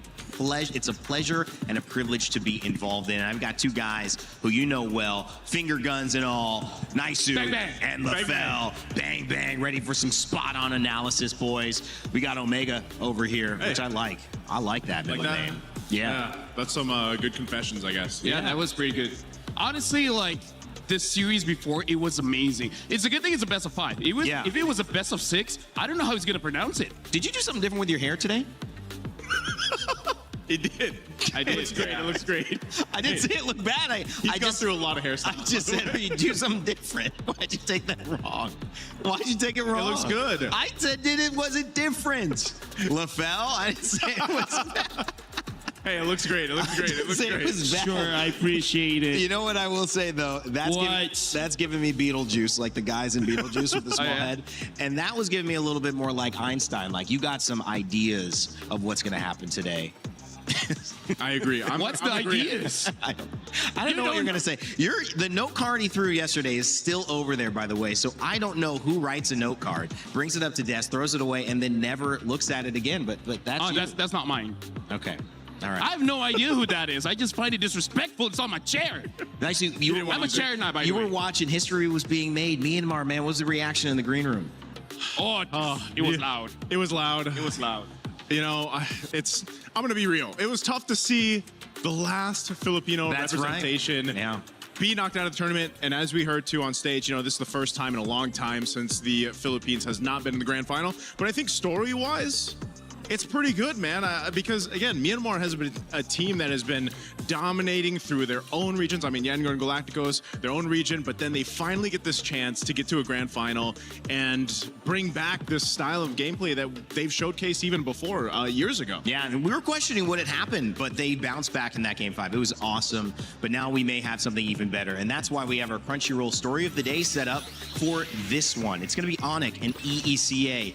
Will it be a dynasty? Will it be destiny? Can the TS Warner kids make history as the first non-SEA finalist? Well, we already have, you know, history being made on the other side of the bracket. Why not, Naisu? I would love to see it, man. But I think a lot of people are going to go ahead and say they want to get ONIC to that grand final. Yeah. You know, and I was casting their series yesterday. It was a hell of a series, another 5-game series. Hopefully today, this one between Team Spirit and ONIC can also be 5 games because, you know, this is where all that time going through the ropes to the group stages, then the knockouts come to fruition for a lot of the teams here. And I feel like even ONIC, they really had to adjust. But what made it work so well for both of them, Team Spirit and ONIC, is throughout the games we've got to see them, they've really showcased just how strong they are at coming together as a team, the synergy that they have, because we have had such an interesting draft throughout this MSC and the meta that's formed, but really it's the execution from the team as a whole for both of them. Team Spirit has been phenomenal, LaFell. And we've seen the emotion with them too. What are they playing with? A little bit of house money because no one expected them to be here? Or at this point, do you say these guys are coming in as a potential 50-50, maybe even a favorite over ONIC?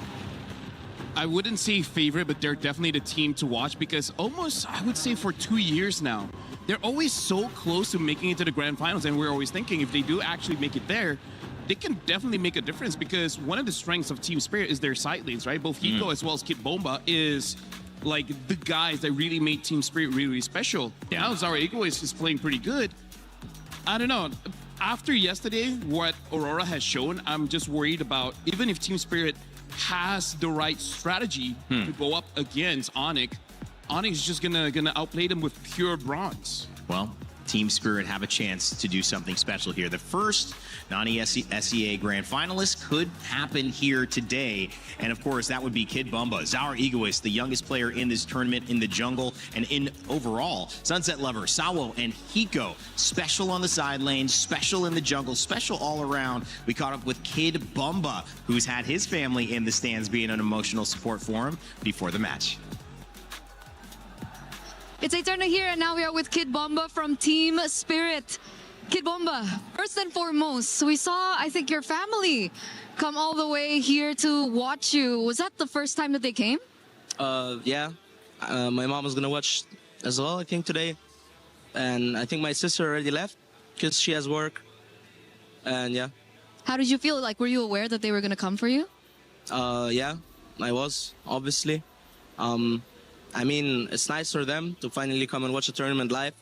For me, it doesn't make that much of a difference because I'm concentrated on the game. But obviously, being supported is nice, so yeah. You locked in. Kid Bomba's locked in. But did your mom say anything to you after the match? I don't think so. I mean, even if she said something when she came up on stage, I don't remember already. Was it the adrenaline rush? I mean, I didn't really care about it, you know. We just won. I know that there's still a lot of matches to go. So yeah. Absolutely, because your next match up ahead is going to be a very interesting one. I think it's a little bit of a rematch. But before I ask you about that, were you surprised that ONIC beat Aurora? I'd say 50-50. Their matchup. They gave Fighter Goat Lane twice, lost against it. I mean, if they do that mistake against us, they're going to lose as well, you know? But I think they're going to lose either way, so. Okay, so is that the takeaway that you saw from yesterday's match that you're going to bring to this match? I mean, I just don't know how you can give Freya, Paquito, and Barracks in the same draft. Okay. I think a lot of people are talking about that as well, the drafting. But so you're confident up against ONIC today? Oh, we're 100% confident. 100% confident. We're the underdogs coming into this match, it's obvious. Even if I speak big, even if I talk big, everybody knows we are the underdogs. We're facing the biggest team in Indonesia. And everybody want to see us lose. There's just some people that want to see us win. We love it. And we're going to try our best. How does that make you feel?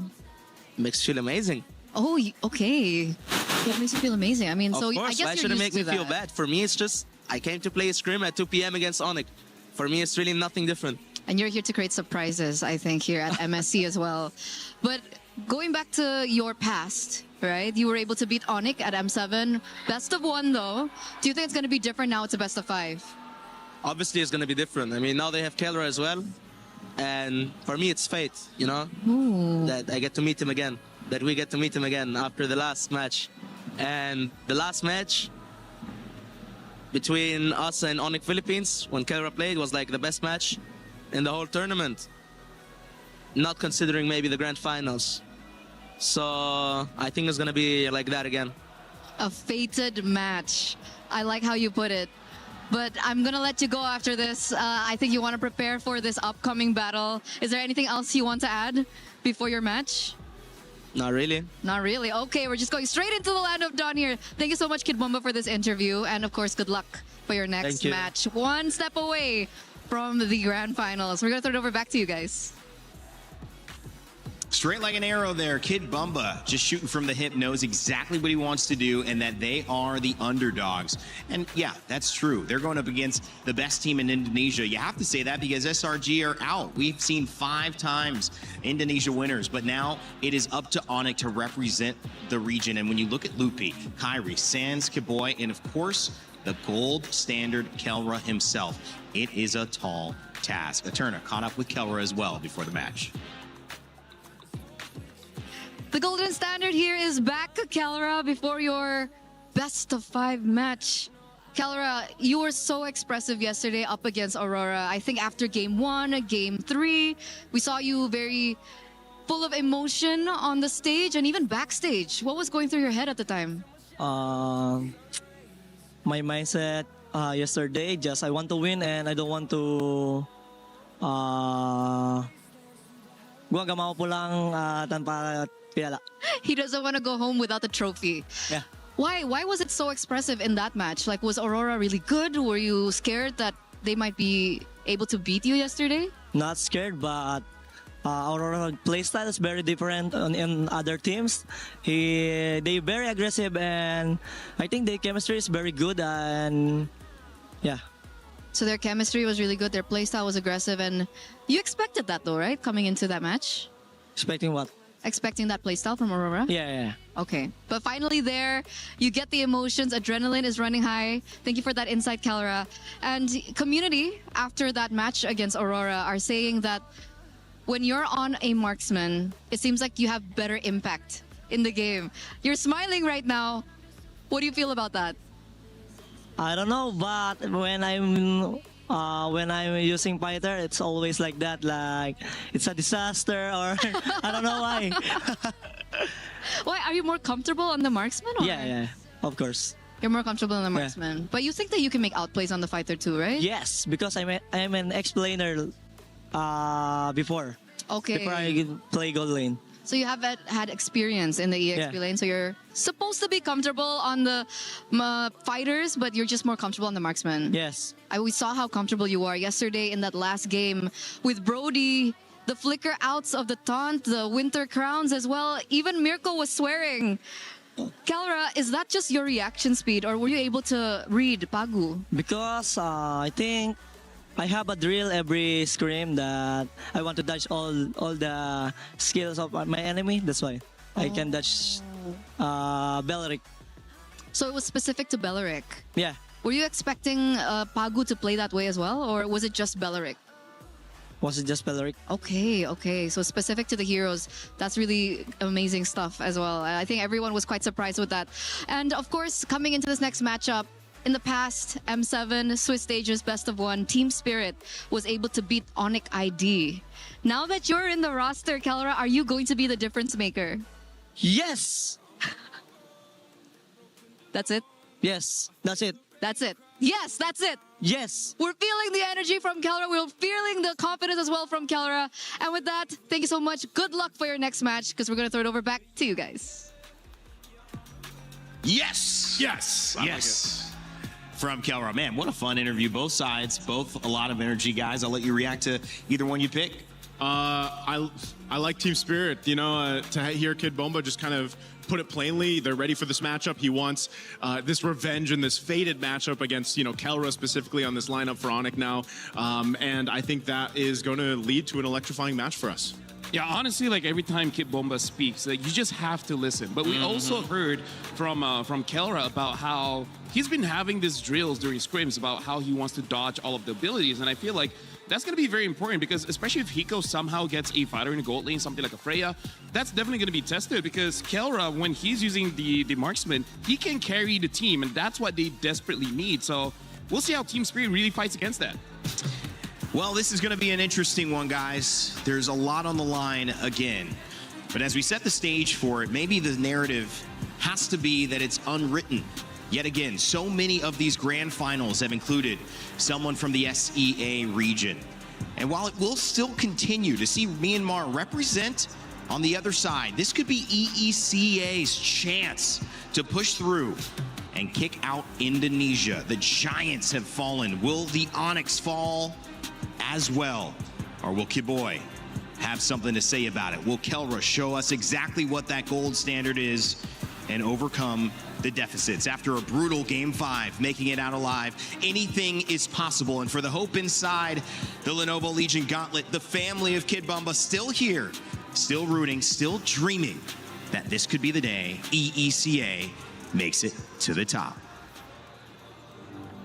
And you want to talk about breaking the mold? This is MSC. It has never happened this way, that it's ever been so international. And that's what we love about MSC at EWC 26. This time around, everybody has got a shot. My God, the Young on Galactico story, now that is one to warm your hearts too. That was definitely heartwarming. But as we move on to the second match, this match will practically rewrite the history of Mobile Legends Bang Bang as we know it. Because no matter what happens in the semifinals matchup, history will be made. Will EECA finally send their first ever representative to the grand finals, or will ONIC get a chance at getting their third trophy?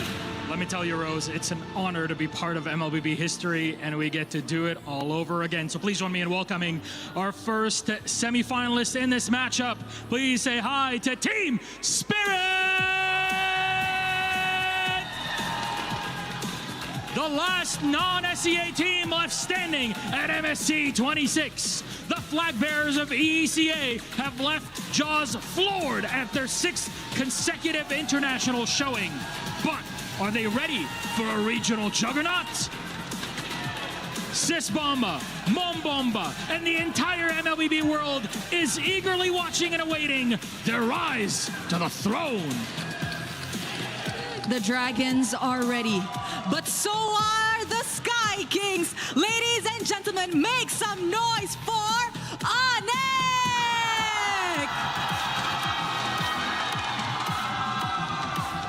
The Sky Kings are closer than ever to clinch their third trophy. The heat has intensified. The pressure is higher. Can they beat the odds as the former champion standing? Can they etch their legacy as the best organization in Mobile Legends Bang Bang history? Only time will tell. It's a game for the ages. I have a feeling. I have it in my heart, in my mind, and I cannot wait to get this one on. So of course, boys, you may place your keys and take your seats. And of course, captains, don't forget to meet in the middle for a little bit of a handshake. Are we gonna get it? Yes. Yes, we will. Respect. We get it at the end of the day. This is a match to watch. And I suggest you guys better hold on tight because I am sure this is about to be a roller coaster. And of course, to kickstart our match, let's head on over to the Land of Dawn. Gotta clear the way, but they can't. Team Spirit, lock on the base. Revenge is served. Team Spirit will go on to the semifinals. Everybody underestimated us, not only Vamos. Despite the grueling climb through groups. The score that we're gonna have, 3-0. 1,000,000% sure that we can beat them. ONIC will move on forward with the hope of Indonesia as they douse out the lights of Aurora Gaming.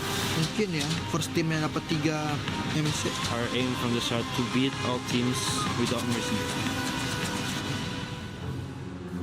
Coming to the studio today, the match against Vamos, being sure that we are gonna win.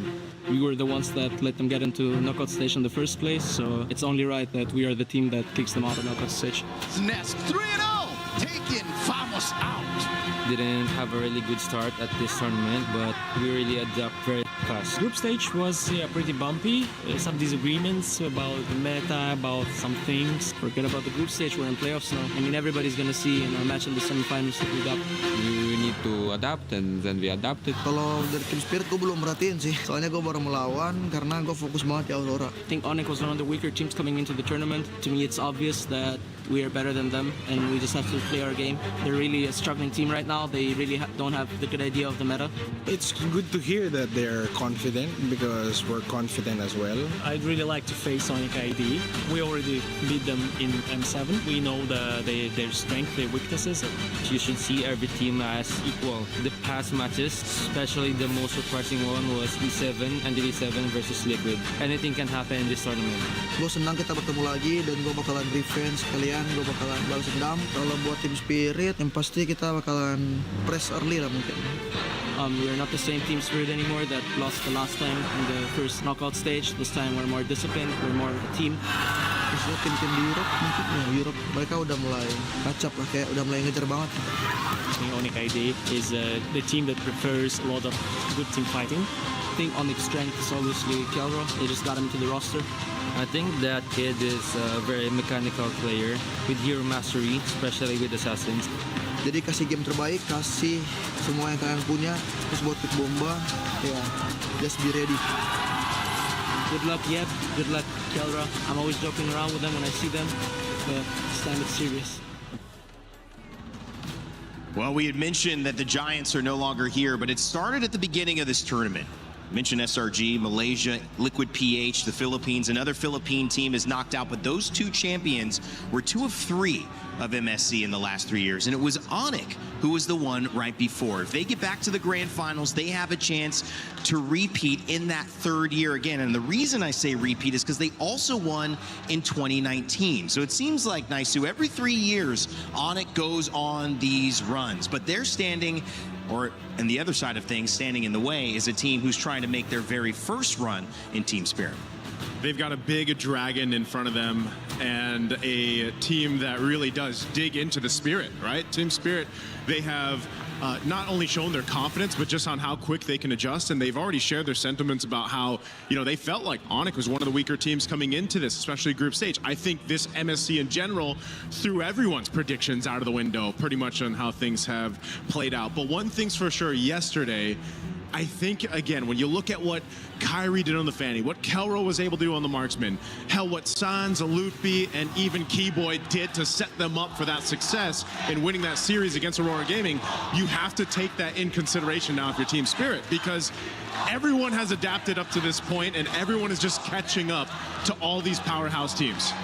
And honestly, I feel like Kid Bomba really understood how to take down ONIC, and that's, you got to take down Kelra, because here's the thing, no matter how the draft looks, Kelra just has a different vision of how the gold lane is supposed to be. So even if he picks up a hero that we're like, there's not a lot of mobility here, you're probably going to get caught. Somehow, some way, he still doesn't get caught. And here's the thing, as long as Kelra keeps playing the way that he plays, he can defy expectations. He can say, be done with the draft. As long as I got my hero, I'm good. Defying timelines and expectations and even tempo. Claude has become a much bigger problem, not just late game, but mid game and early game when supported with the other picks. And you have to say, you have to keep your eye out on a Paquito and what that role will be. It was flexed into a double fighter. It was flexed EXP. It was even flexed jungle, but that game actually lost. And once it started to get out of that gold lane, Kelra found an opening. So the key is, does Team Spirit try to attack Kelra immediately to put him on the back foot, or do they build just around their game plan? Honestly, when it comes to Kelra, playing against him and it's almost like you don't want to expend too much worrying about Kelra, because Kelra is just going to be, he does what Kelra does. He's a god in the gold lane for a reason. I think yesterday was proof of that. His godlike reflexes, and now we know why he has those reflexes, are something that you just have to match. So that is going to be on the hands and shoulders of Hiko to be able to go ahead and match what Kelra's doing, in that lane. But then again, as a team, there's so many other avenues that you can focus on depending on what's drafted. We've seen a lot of variations, a lot of experimentation. But even in the last series, we saw some teams just choose to default on their strengths, default on a standard lineup, and just try to execute better. And either way, again, you got hopefully five games to go ahead and prove that here. And honestly, I wonder how that conversation that Kelra against their scrim opponents is. It's like, I'm going to use a Layla. Could all 5 of you try to catch me? Yeah. Right? I mean, you only got one flicker, but when you start taking in the defensive items into play too, again, there's so many ways to just kind of stay alive, and that's what makes the mechanically gifted players so outstanding to watch. And that's how they can win drafts, even when the draft is even or maybe slightly the other way, because you can't account for that individual skill. You could try, but that's what these coaches have tried to do, to put their teams in an advantaged position early on. The Fanny, the Freya, and the Uranus taking out the Barats, the Marcel, and the Selena, the 6 bands to kick us off as Phase 1 begins with the picks, and ONIC pick up Aurora to start. And we can see the idea behind the bans coming in from ONIC as well as Spirit. For ONIC, they want to take out tempo heroes. Both the Marcel as well as the Selena can really speed up the game. And then for Spirit, they just don't want Kyrie on that Fanny, which understandable. The Freya can disrupt their backlines a little bit too much. And then the similarity, batting out the Barats as well as the Uranus, they just want to make sure that whatever the matchup is going to be in the EXP, it's not an auto win for either side. Yeah, the XP again, going to be big in what they decide to do. Again, the Paquito has been rather flexible on where you can put him, and that's kind of the upper hands that you have when you do draft in this Paquito. You don't necessarily know where he's going just yet. Obviously, the Atlas going to be an answer a lot of times, and then the trade is Belric.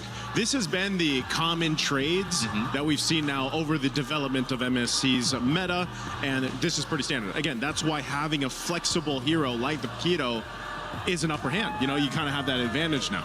What was interesting is that in the first series, we didn't see Paquito picked or banned. We also didn't see Cho picked or banned. We didn't see a lot of these kind of in-your-face, really ISO, burst, control characters that have been dominant in some of these matchups featured there. So again, maybe a preview to the grand final. That might be just a non-contention point, and we'll see who has the better grasp of the meta. And we saw in the video before where Team Spirit, they did say ONIC's biggest strength is probably their team fighting. And right now, that draft looks like a pretty good team fight comp here. Having the Belric as well as the Zushin makes it so that they have amazing control from the get-go. The Harara is just good anywhere. And right now, I gotta say, this is a good Harley pick, because you know that ONIC, whatever gold laner they're gonna pick up, it's gonna be amazing just because they already have a good support system. Yeah. Doesn't matter if it's a Brody, a Claude, or a Harif. All three can work well here. This is, you know, shades of what we saw yesterday for ONIC work.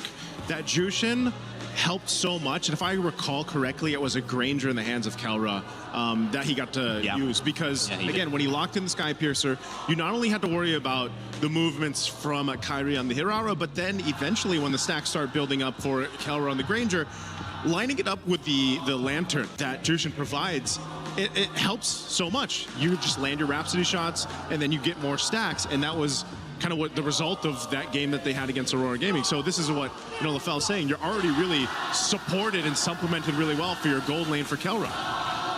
Harith banned as well. You could see with both teams now looking to pick up potentially their gold lane.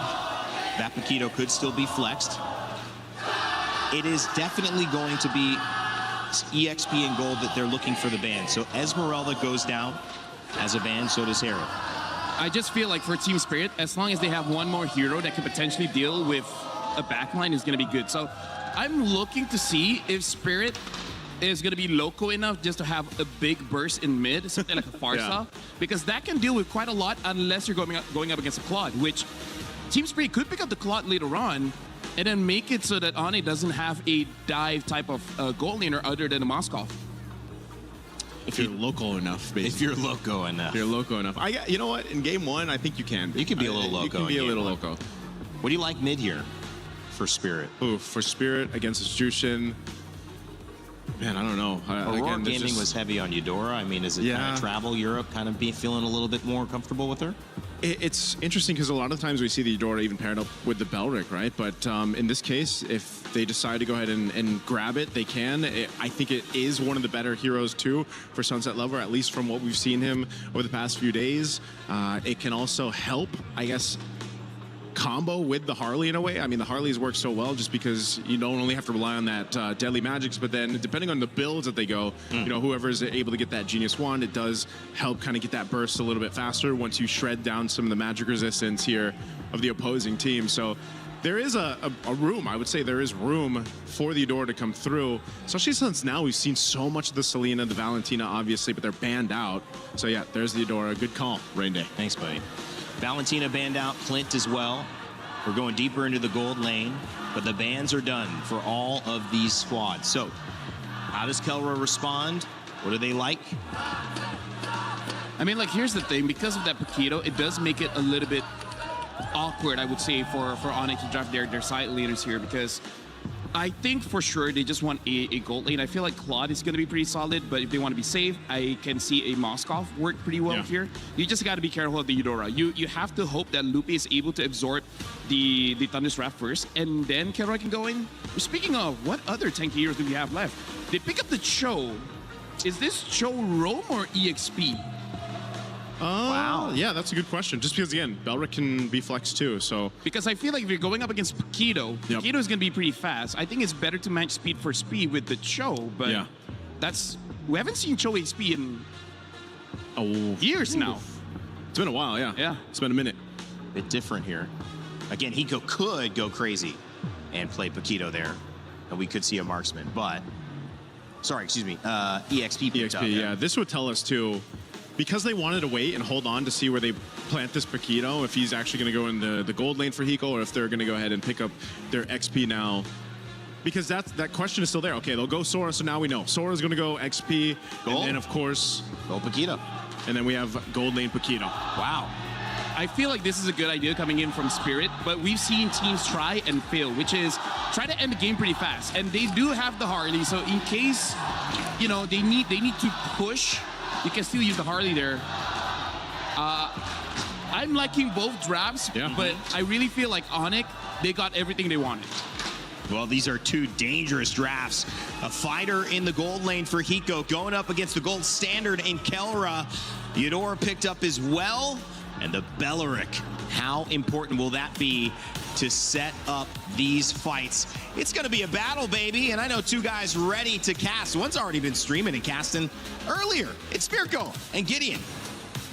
Thanks so much, Rain Day. Welcome, everybody, to the most anticipated match of the day. It's going to be ONIC facing up against Team Spirit. And once again, these teams, they know so much about each other. I mean, seeing the Paquito show up once again, but Hirara being given over, the trades have been great. They've got that experience, man. They've played so many games already. Again, both teams having to deal with some rough patches in the group stages to make it this far as well. Some crazy games from ONIC just yesterday.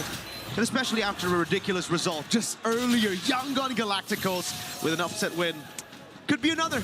Could be the best MSC ever. It already is up there. I'm already nervous about it, right? Because every single moment, every single position is going to be taken into account here. You know, we got to put everything underneath that microscope to see where the big plays could be made. Looking at the emblem so far, things are up to standard picks. A lot more tenacities that I'm seeing here, even from Sans and as well as Lutpi, understanding, hey, I can't afford to die like this, especially since we've seen so many games here at MSC end roughly around 11 minutes.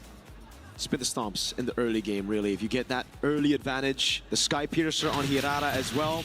It was a pattern that we saw in the last few matches, even yesterday for Aurora ONIC, that whoever gets the Hirara seems to have an advantage unless there's a Fanny on the other side. Yeah, and that's the scary part, right? This early phase, so far, we're already seeing immediately attack on Sans. And this setup here, at level 2, at level 4 for Kyrie, they don't find the kill angle, unfortunately. For the upcoming Turtle, though, it's going to be a little late for Sans as well as Keyboy. We'll see whether or not they give it up. They're most likely going to give it up, considering that Team Spirit already running double fighters, and Hiko already making his way to proxy the wave. He's got to be careful, though. Needs to really be very careful.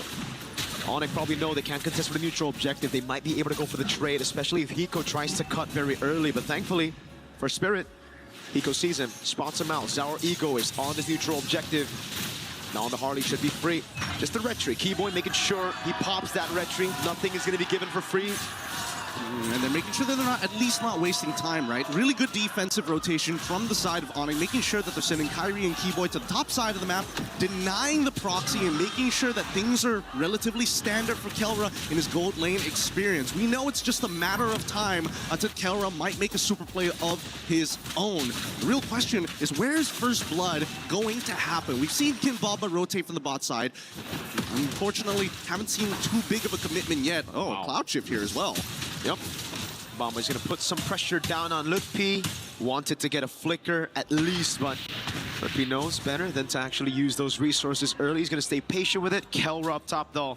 It's so well played by Spirit in the draft, though. They ban out the Harriet, the Clint as well. Those are the two heroes that can really deal with the Paquito in lane. And because Team Spirit has red side, oh god, deadly matching. Some more with Sunset Lover as well. But back to the point, because they were red side, ONIC couldn't risk picking up the Moskov just because there could be that Hanabi threat. That's the thing, that's the thing. Every single time you come into these drafts, there's always that sneak peek on that red side. And so far, I like the way that, you know, Team Spirit have handled themselves, right? A slight evolution, not trying to go beyond what they need to do. They're still checking the boxes, and you can tell that Hiko, this side of the map is his, right? Even Keyboy has to be very respectful of him. Lutpi didn't use any of the resources earlier. Rapid Giant to be used up now. Shifting skies. Oh, insta flicker. Kid Bomba with First Blood. Now he's getting the fatal links and a flicker combo, knocking him down as Bomba can't go for the chain. Lantern Flare right there as he goes to the skies. Sunset Lover puts the thunder right down on Keyboy. Oh man, once again, Kid Bomba catching ONIC off guard.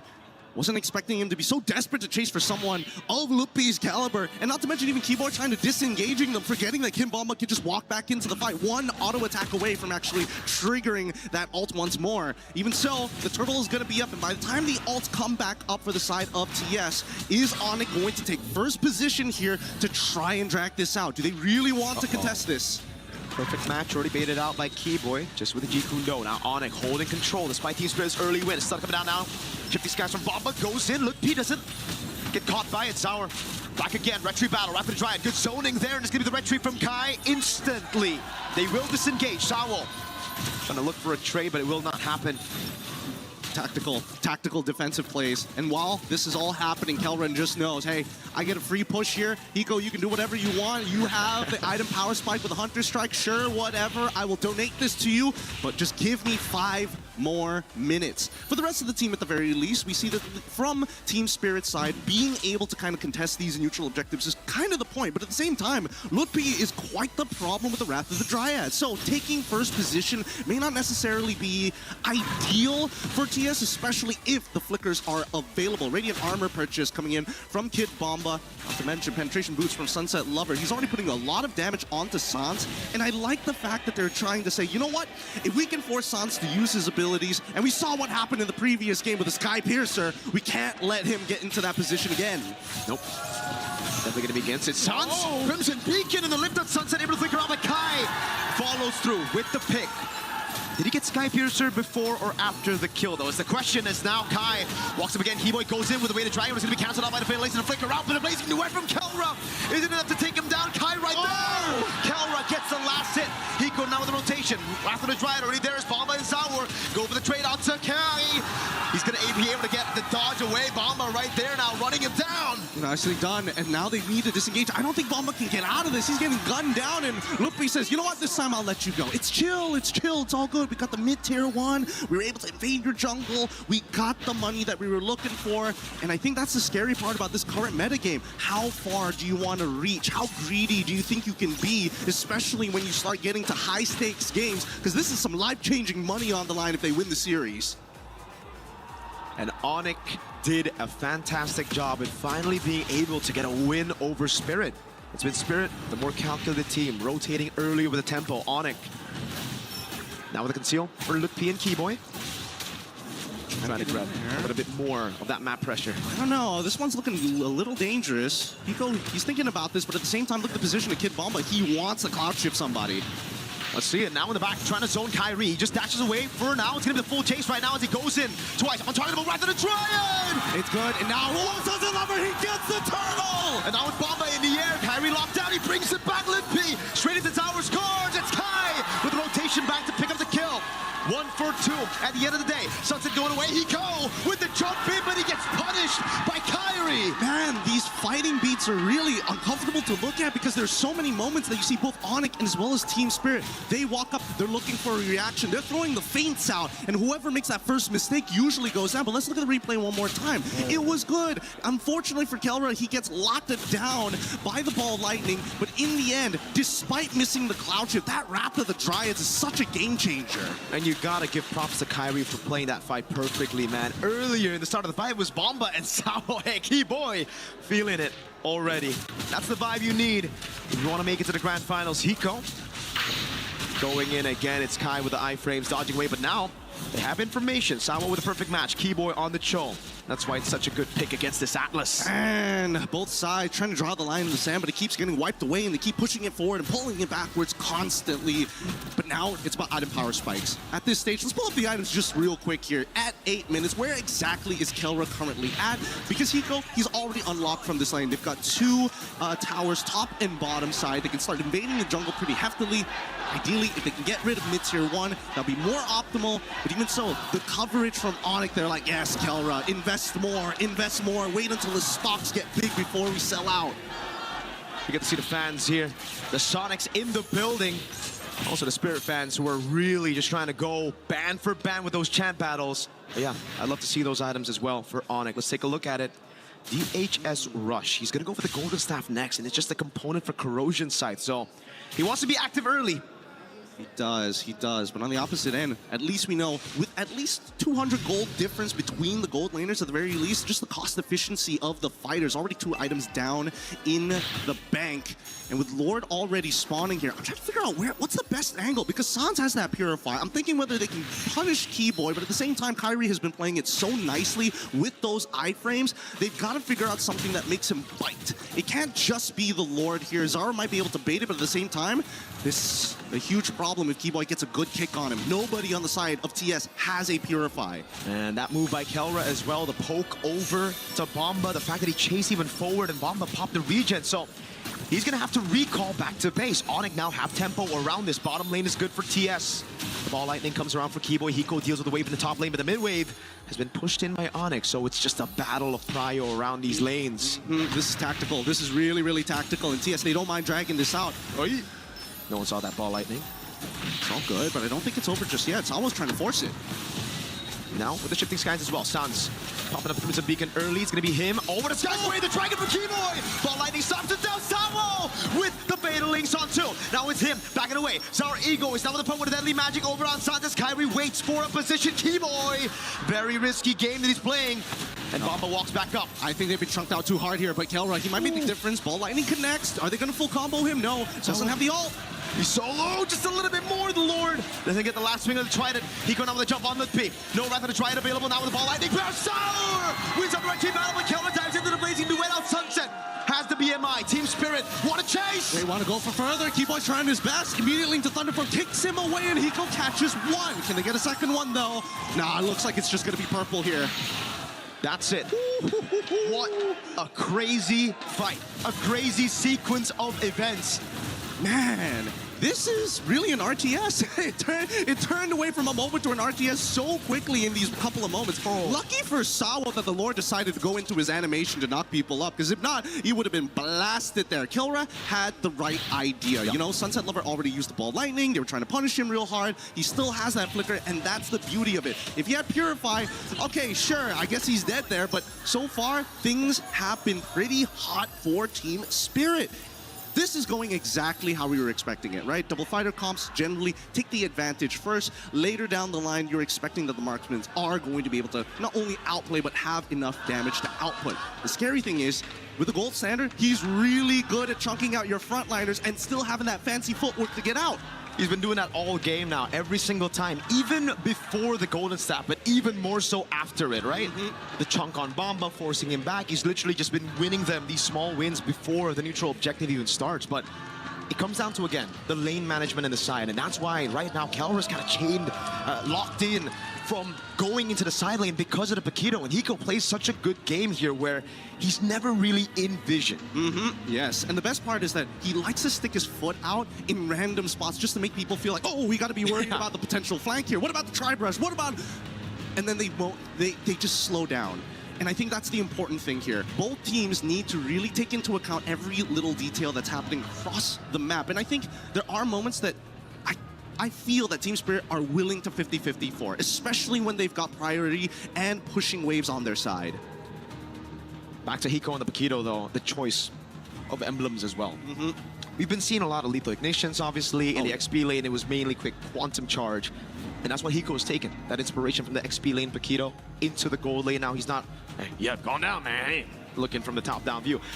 But yeah, it's all about playing in and out. It's about baiting those resources on the Paquito as well. It's not just about that insta-burst, especially against these top-tier teams. I mean, he's going for War Axe, so he knows that he isn't just trying to, like, if he can one-shot somebody, sure, but he can also play a very Peel style, right? He can get in and out of fights more reliably. He can actually go down to 50% of his HP, walk up to a wave, heal back to full, and then come right back into the fight. The cooldowns are so important, and not to mention, they are going to make sure that they fight for a long time, because Sans, he would love to drag out these fights. Holy Shield already down.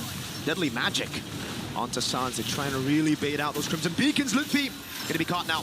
Thrown back. Rather try it, but it's too far away from the rest of the team. It has to be Lutfi taken low, taken out by Hiko. Really nice. And now they're gonna keep on going forward for this, but I don't think they want to dive even further. They use all of their ults just to get Lutfi, and they still haven't cracked open the inhibitor, which is totally fine. But now we're seeing the major interactions here. Kid Bomba recognizes you can Wrath the Dryad all you want, as long as I am in that cloud form, casting abilities without any hesitation. There's not gonna be a moment for you to lock me down. Oh, this time they get the Crimson Beacon. Sawa with a perfect match now knows there's a man advantage that they want to capitalize on. That's a base turret with the First Lord with fighter side lanes. And ONIC, they decided, you know what? We'll give it to them. It's not the long lane. The Lord is still spawning on that top side. So this is just something that we're going to have to manage. And especially teams of this caliber, managing a lane ain't that hard. But then comes the problem later in the game. Their wave clear is not that great. It's only Kyrie and really Kelra who can clear these waves, but even Kyrie is starting to reach his cap on how much damage he can do, because a lot of his damage is directly tied to his levels. Now it's back to that slow game. It's all about building these waves. And again, Spirit have been the ones with the advantage when it comes to dealing with the waves in the side lane, just mainly because of that 1v1. Kelra, he's gonna have to wait for the Wind of Nature, and even then, I don't think he's comfortable playing in that side lane, right? Even if he gets the Wind of Nature, just because Hiko on the QC on the War Axe is gonna get the Queen's Wings as well, and the Flicker, it'll be more worth for Hiko to bait that Wind of Nature over just, again, a fight from Kelra. Which makes me wonder whether or not Hiko is going to go and start getting himself a Malefic Roar or straight into the Queen's Wings. Considering that he's got the War Axe, I would only assume that it's going to be the Queen's Wings after, but that's, you know, a very EXP style of playing it. We'll see what options he has in a bit, because Conceal's already out and Sawo's opening up the Tri-Brush. Keyboy doing a good job again, just holding that wave, but now it's the EECA special, baby. It's that Lord Dance in the bottom lane, playing it as slow as they possibly can. Oh, Deadly Magic's already on Sans, but Sans very calm. He's not going to react, not yet. Not until he sees Sawo do something crazy here, because TS, they're willing to start. Oh! Whoa, Sunset able to flicker out of the Wrath of the Dryad. Now it's Keyboy, locked down with the Frozen. And the perfect match instantly goes! Sawo with the ball, which is Sawo! With the Fatal Lace, that's Kelra popping the blazing weapon. He's going to get bursted down by the Deadly Magic. And now it's Sans with a Lantern Flare. And now they disengage. Finally, a moment to breathe at the very least. Kid Bomba, he doesn't mind dying there, but he wished that he got somebody other than just Keyboy. Now, ONIC instantly going to take priority and first move on this Lord. What is Team Spirit going to do? Because we're seeing the flank coming in from Zaur. Opens up the Tri-Brush. They know it's safe. And Hiko, he's pulling attention to himself. This is great. That wave bot wasn't set up perfectly by Spirit, and now it's going to be building back for ONIC. Slow pushing towards Spirit. So it's a win for ONIC for now. But they have Keyboy down. That means Spirit have the man advantage for a while as Bomba spawns. I think ONIC recognized that TS, they can't blitz this down as quick as they want to, so they can actually maintain this tempo. It's getting really dangerous because now the Kid Bomba is going to start showing himself. This is where ONIC needs to take advantage of the scenario. At the same time as well, that top side is shoving in pretty hard. Hopefully it doesn't mess up their mid wave as well. Probably will. They're gonna have to send members down there, and that means it's free for Zaur to clear out the mid wave. Now, it's Bomba who set up the wave in the bottom lane, and a good spot for it to build back in favor of Spirit. So they've got like roughly a minute or two to work with here. TS has set it up nice. Let's see who gets it. Sawo with the jump now. They know he has no Purify, but Hiko's gonna be taken very low already. Lippy gonna be chunked down as well. Shifting Skies from Bomba, trying to lock them down already. Now it's Zaur and Kyrie going to go for the Red Tree battles. Deadly Magic will land on Kelra. Bomba's right there. Ball lightning, and it's Bomba with the jump. Zaur with Retribution. Beautiful play, and they're gonna go further than this. Kyrie does not get the Lord this time, but at the very least, they are able to trade upwards. Man, Kid Bomba really wanted to deny Kyrie of that Retribution and was willing to die for it. But is it worth another 2 Sky Piercer stacks? Zaur with a jump, Deadly Magic! Kyrie needs to time this, but I think he's good anyways, right? Just gotta be careful of that Lightning Truncheon proc. Yeah, no, it's so safe. I really love the fact that, you know, once you get to a certain point with Aurora, you're like 3 seconds, okay, perfectly fine. Double iframes if necessary. I can wait for my combo points to actually come back up. As long as nobody threatens me in the meantime to force him out, generally will survive. Now let's look at the items one more time because we're seeing max build already from Hiko. And yes, he did opt to go for his third item to be the Queen's Wings on top of getting the Malefic Roar at the end, so he has that real 1-2 punch for Kelra if he doesn't build that Winds of Nature soon. Doesn't seem like he is gonna build the Wind of Nature. He wants to gamble it, man. This is the guy who went Brody against a Beleric, all right? It's all good. He can react to things, and that's what he's leaning on. He's leaning on his own skills, the drills that LaFell was talking about as well, pointing out to Kelra, who's just been practicing all around to deal with damage, to deal with setting tools. Hey, speaking of damage and dealing with setting tools, Sans also getting himself a Radiant Armor here to make sure he doesn't die to Zaur. So now he's not exactly the most optimal target, and Zaur has to rethink who he's going to be jumping on. I would like to say Keyboy, but like half the time, those kicks really is more for disruption than it is for a big set, considering that both sides have some big haymakers ready to unleash. And I think Zaur's been playing like a really good game with the way that he's going in and out and trading the aggro. Very similar to an MMO RPG raid. You have your tanks, they gotta cycle the damage between each other to make sure that everybody stays healthy. Uh-oh. Keyboy has the Shunfu, the Deadly Magic will actually bait it out now as Keyboy gets the Jikudo, not a Shunfu again. Sawo with the Fatal Links, able to catch 2, but Keyboy will get the way of the Dragon to disengage for now. Hiko staying busy while that happened. Pushing in the mid wave, getting a bit more damage onto that base turret. And I like the fact that Zaur, especially when there's technically nothing to fight for, he's willing to just throw the Deadly Magic at you. Just like, yeah, I need to get something, I need to get a reaction, and as long as that reaction actually happens, it's fine. My ult's gonna come back up in less than 30 seconds. Arguably, wait, where is he, level 15 already? Yeah, about 26 seconds, no problem. That flicker though, well, long cooldown on Keyboy. And that's really the only engage tool, right? Yeah. Slutpi here, more on that reactive. Oh no, did they read out Keyboy's movement? I think they did. No flicker, Keyboy. How are you gonna run away from this one, buddy? That's a ball lightning. The Thunder's Wrath as well. Keyboy gonna be taken out by Sour as Bomba walks up and they don't use any crucial resources. It's just a deadly magic.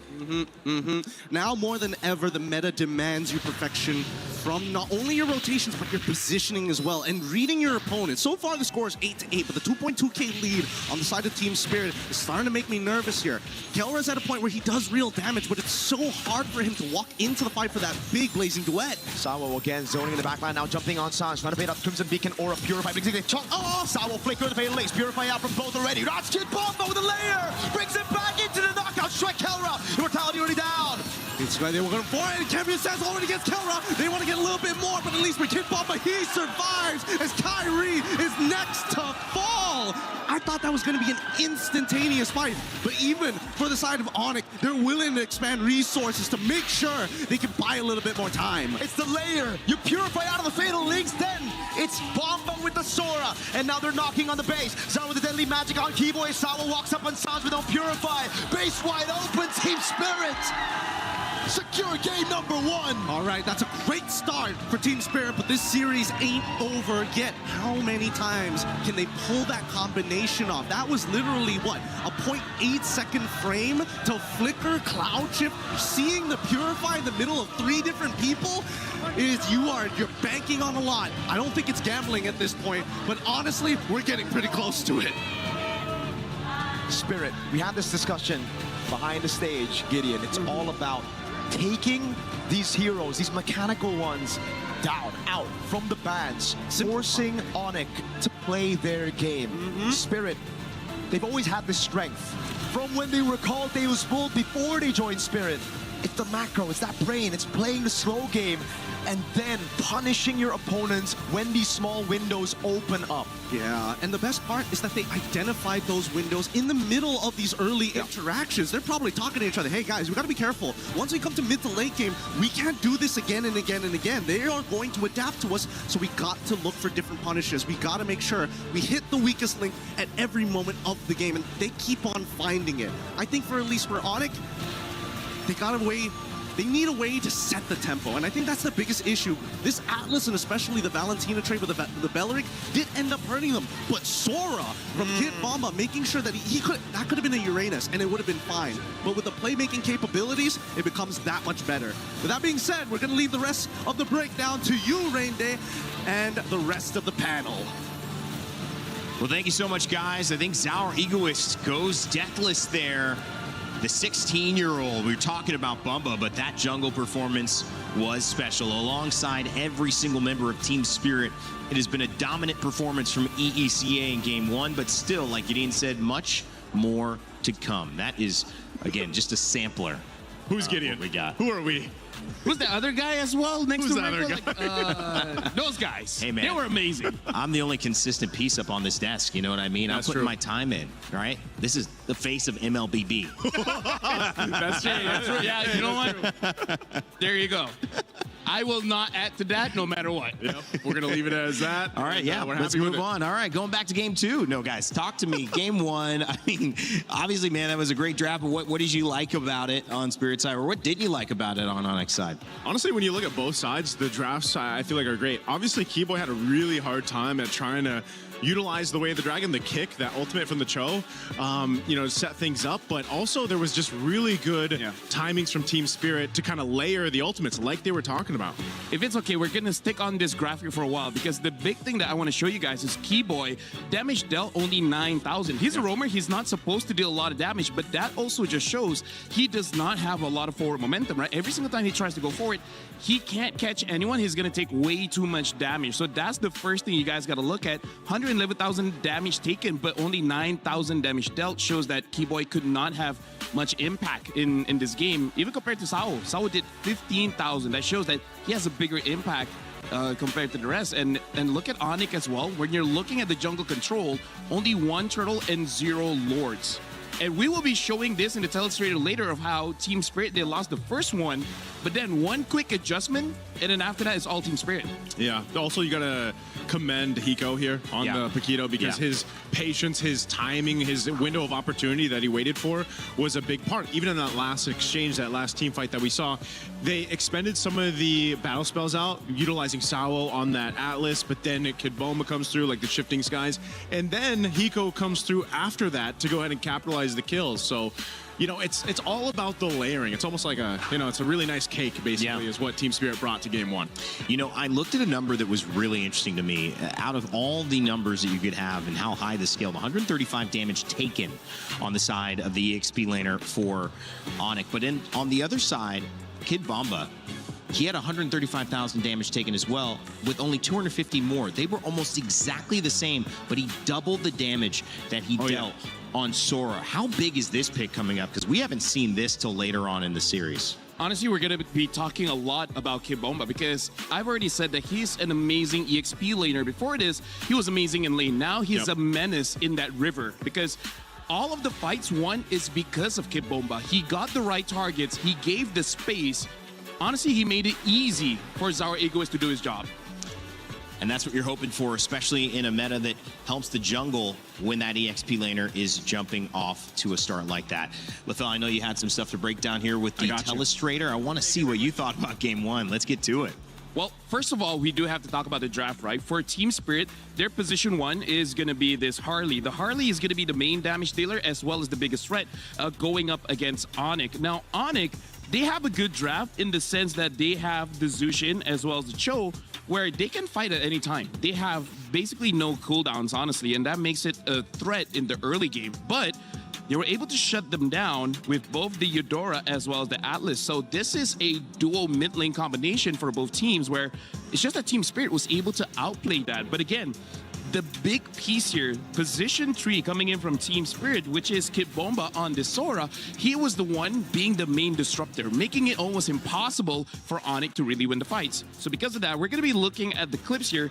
We're going to be looking at the first clip, and the first clip that we have to look at is what ONIC did right, where over here, you really got to look at the position coming in from Keyboy, if I'm not mistaken here, where his job is to shut down Hiko, and then for ONIC, as long as Sans is free, he should be able to do a very good job. As we're going to be looking at the clip here, what I wanted to see, first of all, is, look at this. Hiko had no stacks, had no champion stacks, by the way, so that he's not safe. He doesn't have the skills ready. But more importantly is the fact that Keyboy was able to kick him into the pit, making it so that he is a non-factor. But all the while, Sans, he's untouched. Look at this entire clip here, how Sans gets inside of the turtle pit, and then he's not receiving any damage. He is making it so that no one can really fight comfortably, and because of that, ONIC won because of their mid duo.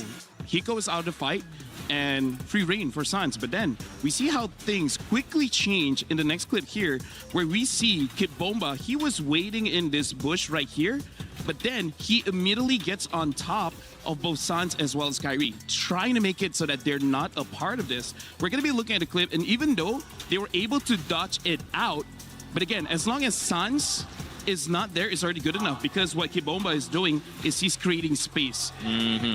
But the back, this is the last zoom in that I'm gonna do, because this is actually very important, and this is why Keyboy could not play the game. Okay, we're gonna be looking at here, and then we're gonna play the kick.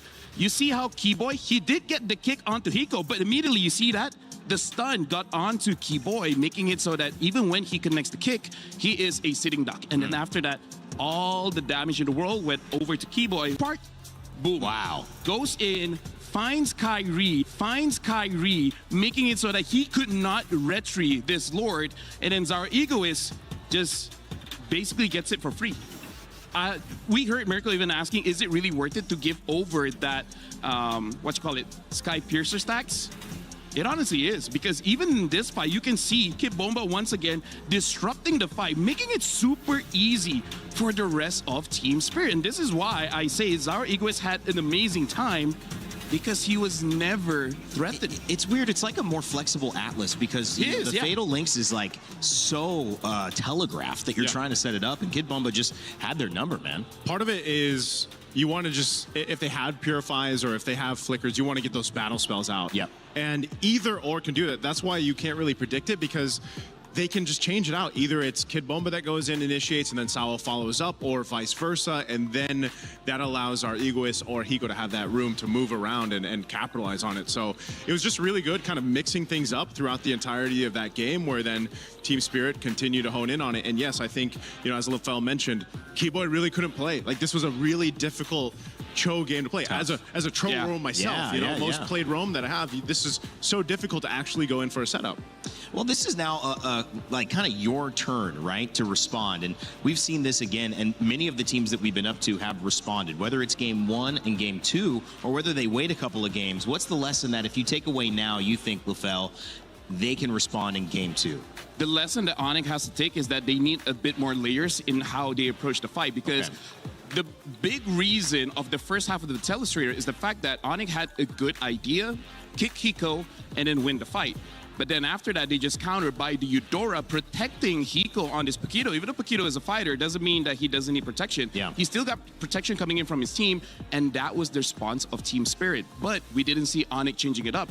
The change that they could have made was wait for Kid Bomba to go in and then kick him out, right? Either kick him out or to burst him down very, very fast. So I feel like going into game number 2, they got to be a little bit more flexible. See who is the real threat. If Hiko's the threat, sure, fine, take him out. But if Bomba's the threat, even though he is an EXP laner, even though he's position 3, you got to give him that respect.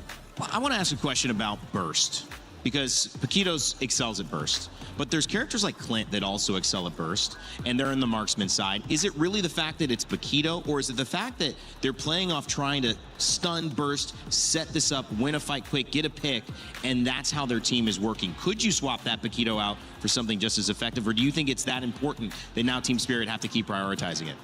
I think it's one big thing to just have this burst, you know, in the Paquito or any of the gold lane picks that come through, but it's more so just, again, effective layering. You know, Paquito has to wait for that moment when he has those stacks, when he has that champ stance and everything else to capitalize it. And that's why the Eudora works so well. I think Eudora is one of the main centerpieces for a lot of these compositions where it's like, I'm just going to go get this stun off, shred some damage down. I mean, again, her combo can almost one-shot someone. If it doesn't, it brings them low enough that any gold laner or fighter that's parked in the gold lane can usually then get a kill. You know, it's more so, again, it's either more of a smooth damage output or it's this kind of burst that you see. And Paquito is just one of them that works so well in that fighter lane. Whereas, for example, if you see a Freya put there, or let's say it's another variation of any of the marksmen that you can pick up, they're very different. Yeah, and the tempo that was applied in this one, you saw earlier in the series, if you were watching, as it was an amazing back and forth between Yangon Galacticos and Team Falcons PH. One of the things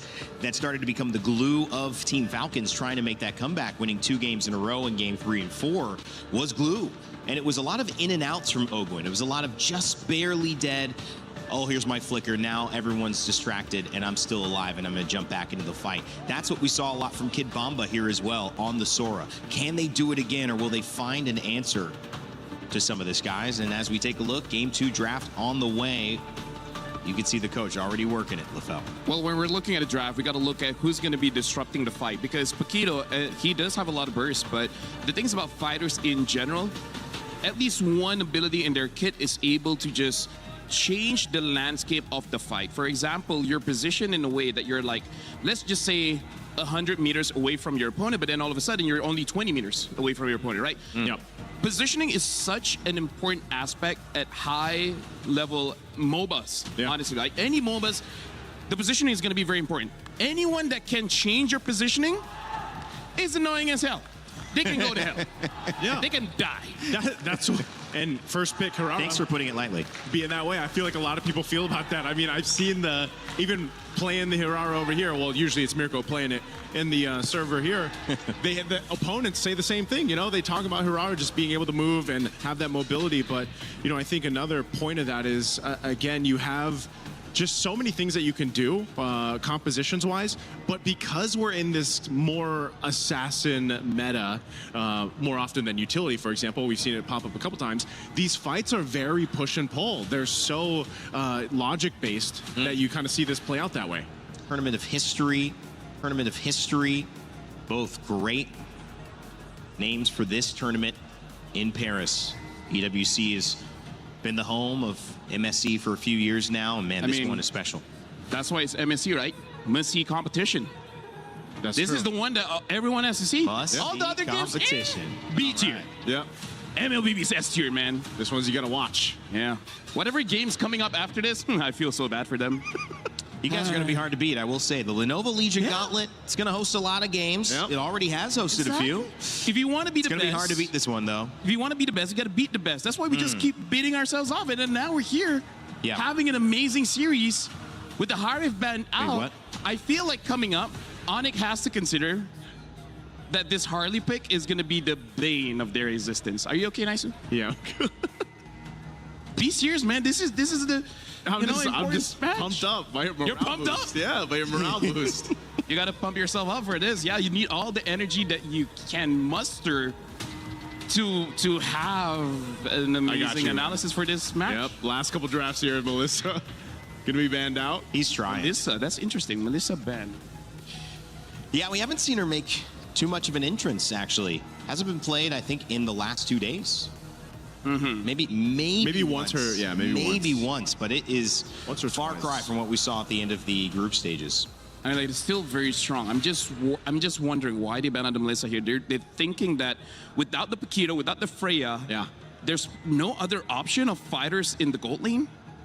I guess there's not. I mean, like before this was Ruby, but after the change of how her lifesteal kind of works, we don't see a lot of Ruby. At least not in gold lane. I think maybe during MWI. So this might just be typical matchup, I would say, especially based on this ban. They go for the Belric ban over here. Jushin's going to be the last ban for ONIC. So we could just see a traditional marksman matchup. Maybe the Mozgovs, maybe the Claude. I feel like Hiko is more of a burst kind of guy. We even saw in the crowd, someone say we want Hiko Mania back, and now they pick up the Claude here. Gonna be interesting to see what ONIC picks up. I feel like the Mozgov should still be pretty solid here, but maybe Kera wants to use a Brody instead. Brody. Yeah. That's what I was thinking too. Just for the sake of having that extra distance to work from. I mean, obviously Mozgov can essentially do that too, but let's see what happens here. These last 2 picks for ONIC will round this out. I mean, this is pretty standard for the first 3 that they have. But now how do you complement that too? Because your Valentina, you're going to have the Fatal Links pretty much that you can capitalize on and play into. Barats for Kid Bumba, he said, thank you. I love you, some version of that. Happy to have the bite. And of course, that means somebody is going to be able to hopefully lose some of that purification if Atlas comes in. But on the other side, Glue, we have seen that hero make a big impact. Yeah, as you mentioned, Rain Day, you know, in the hands of Ogwin in the previous series, really helped them out in some of the games that they brought it through. But again, this is good coverage because you've got that tanky front line. You can go ahead and set up with Fatal Links. You have your own. You have an Esmeralda. This gives a lot of space once again over to Kyrie and Kelra. And again, I don't know how many. I don't know if Sunset Lover's he's not tired of playing Eudora, man, because I feel like almost every single game since the past 2 matches, he's just been playing Eudora. But, you know, they're going for a different approach, right? They're trying to say, let's make that gold lane something that Kelra can win. Is that the win condition here? Banning out the Paquito. We'll see if the Claude and Hikomania can occur. Guys leaning one way or the other? Quick. Oh, man, I'm going to have to go 4. I think I'm going to lean towards Team Spirit. I'm going to go to the toilet later. Well, we know where LaFell's going, and we know that Spirit is the side that is bringing more of the attention for Naisu. I want to hear what our boys think. Here go, Gideon.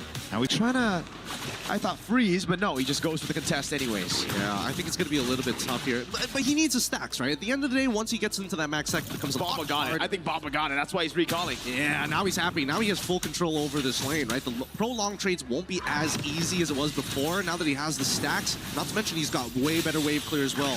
First invade here is looking dangerous. Uh-oh, it might be a kill. Straight up Keyboy. Slam. Not going to give it to the pass straight up to a flicker on Sunset Lover. And that's the scary part, right? Aurora so good with the iframes. Oh, wait a second. This is dangerous. Now with the flicker around, now Zaur egoist. So Sawo will sacrifice his flicker to give Zaur, or to ensure he gets his farm. Yeah, and he has to take it. If not, he's not going to have the deadly magic in time to start pressuring these lanes. And I think it's the influence of the lanes that really matter more here. Kelra, he's already in a pretty good position against Hiko. But for the time being, It's all about control. How long can they maintain is the next 10 seconds is when that turtle is going to spawn. And Sans, very close to level 4 here. They will have access to Fatal Links if necessary, but let's see what Sans does here. Sawo's gonna wait. Perfect match. Oh, that was a gamble that didn't pay off. Now Sans just steals away to Fatal Links for free. And remember, Sunset's not 4. He died earlier, missed a whole wave. Yeah, they got to give this up. I don't think this is going to be a contest, or technically it shouldn't be. They also still don't have an answer to Keyboard, who's able to just kind of walk up and does whatever he wants. Whoa! Gets on the glue now. Oh my god, the stun on 3! Combo! Deadly magic coming out of Fatal Links. Sunset reacts to it, blazing to web. Keyboard gonna be taken down. That's the SOD landing, but look, he's gonna get taken out by Hiko. Oh, brother man's, Kid Bomba. I can't believe that they got not only a beautiful detonator's welcome, but made it collide into 2 people in the very first interaction of the game. That could not have gone better for TS in a position which technically wasn't even supposed to be theirs. And the reaction time of Sunset Lover reacting to the Fatal Links flicker combo from Suns as well. Turns out it's not just Kelred doing drills. Sunset's been doing it all the time as well. Bomba though, hey, buddy, you got the first play. Now it's gonna be revenge.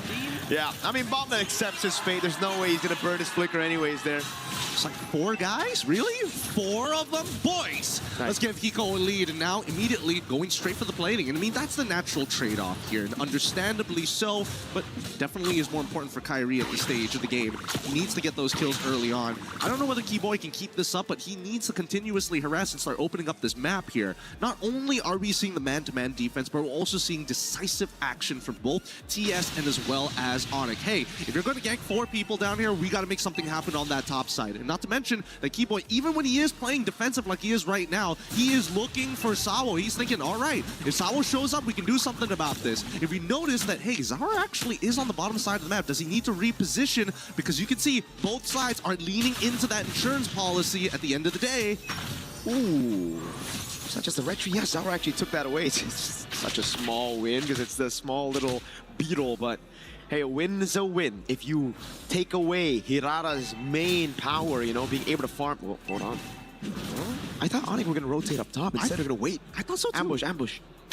Keyboard slaps on the pass. Wow, Sawo gets a perfect match in time. Okay. Are they going to punish this? Oh, that's already worth it. They bait out the Fatal Links. Interesting interaction with Cyclone 9. Now they want more. Oh my god, Keyboard spat into Hiko's guns. Bullets, bang. That was the...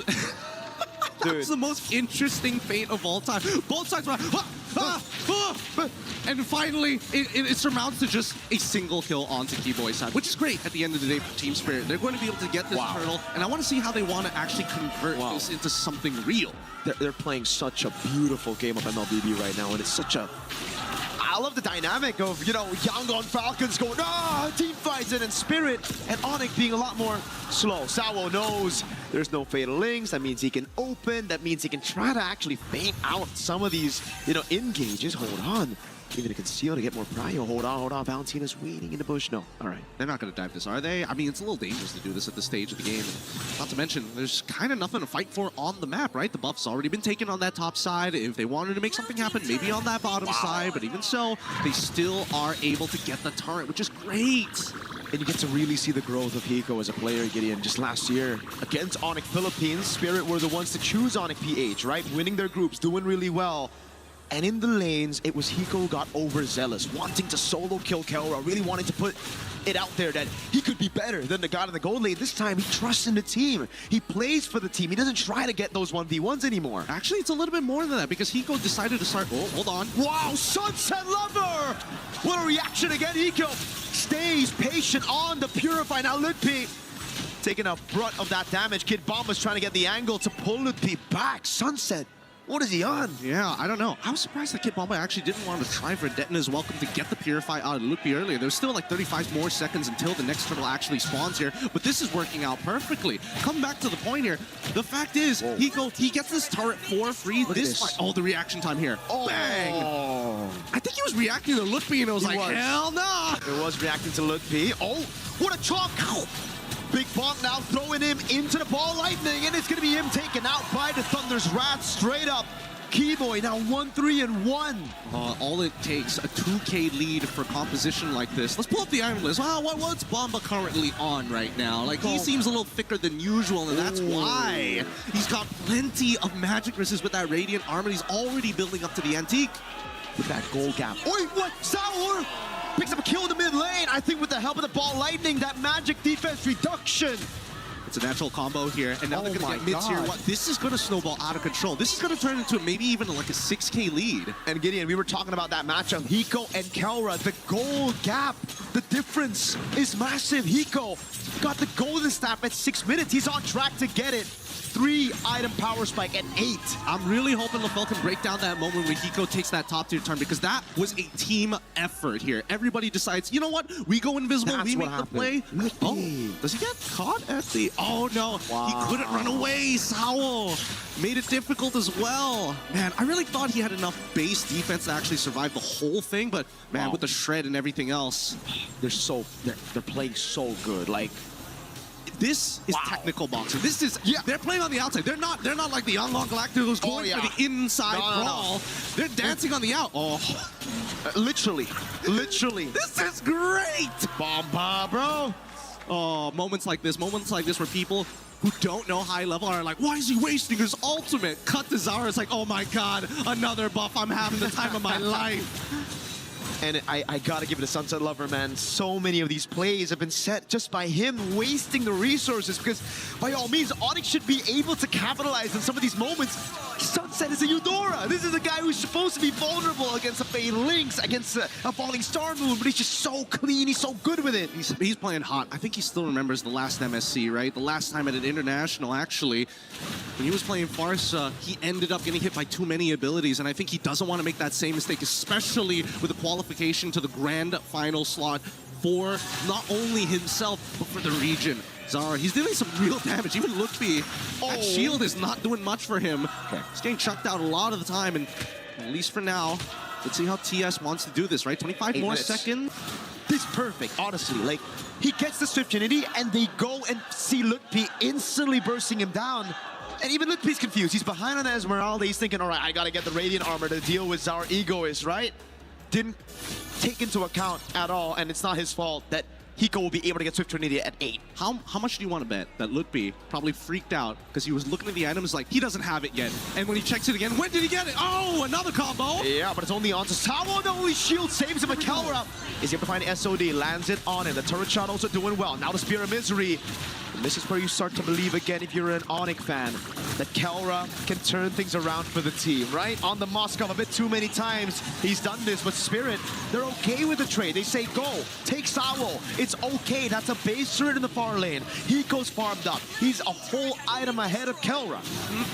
And yet, ONIC can't really force the situation. Oh my god, Kelra's dead. Can he out? He's trying! Zaur! Too much damage. It's just too much damage here. Now they get another inhibitor turret. And I think this game is almost pretty much done for at this point, right? 8.7 wins of nature purchase as well. Like, worst case scenario, somehow Sans and Lookby need to take out Hiko after getting chunked out by Kyrie and Kelra. Spirit just took out ONIC's plan B like it was nothing, and it was our Egoist. With his cards, they bait out the Holy Shield. Sans now covered the ball, lightning. Oh my god! Together with the Thunder's Wrath! Oh my goodness, styling on ONIC. That was Hiko with the BMI. Caught again by Kai. No. But now he's getting him down, Samuel. Straight to the back line now. Going for the Fatal Links. Waiting and Purify out already. Kivo, he's taken out by Sunset. This is sheer domination. This is sheer domination from Team Spirit. They're not letting this go. We don't need the Lord. We're going straight for the end. We have the power spikes, and we're going to close it out here. Lookby jumping in, and oh my god, Tower again! Takes Kelra below, he gets into the base in time. That's everybody except Kelra down against the SOD, but he gets gunned down by Hiko, and now it's Sans! They're looking for the end, and this should be it, the full wipeout at the top of it. 13-4, 11 minutes. What a game two, what a confidence boost for every Team Spirit fan here in the arena. Holy cow!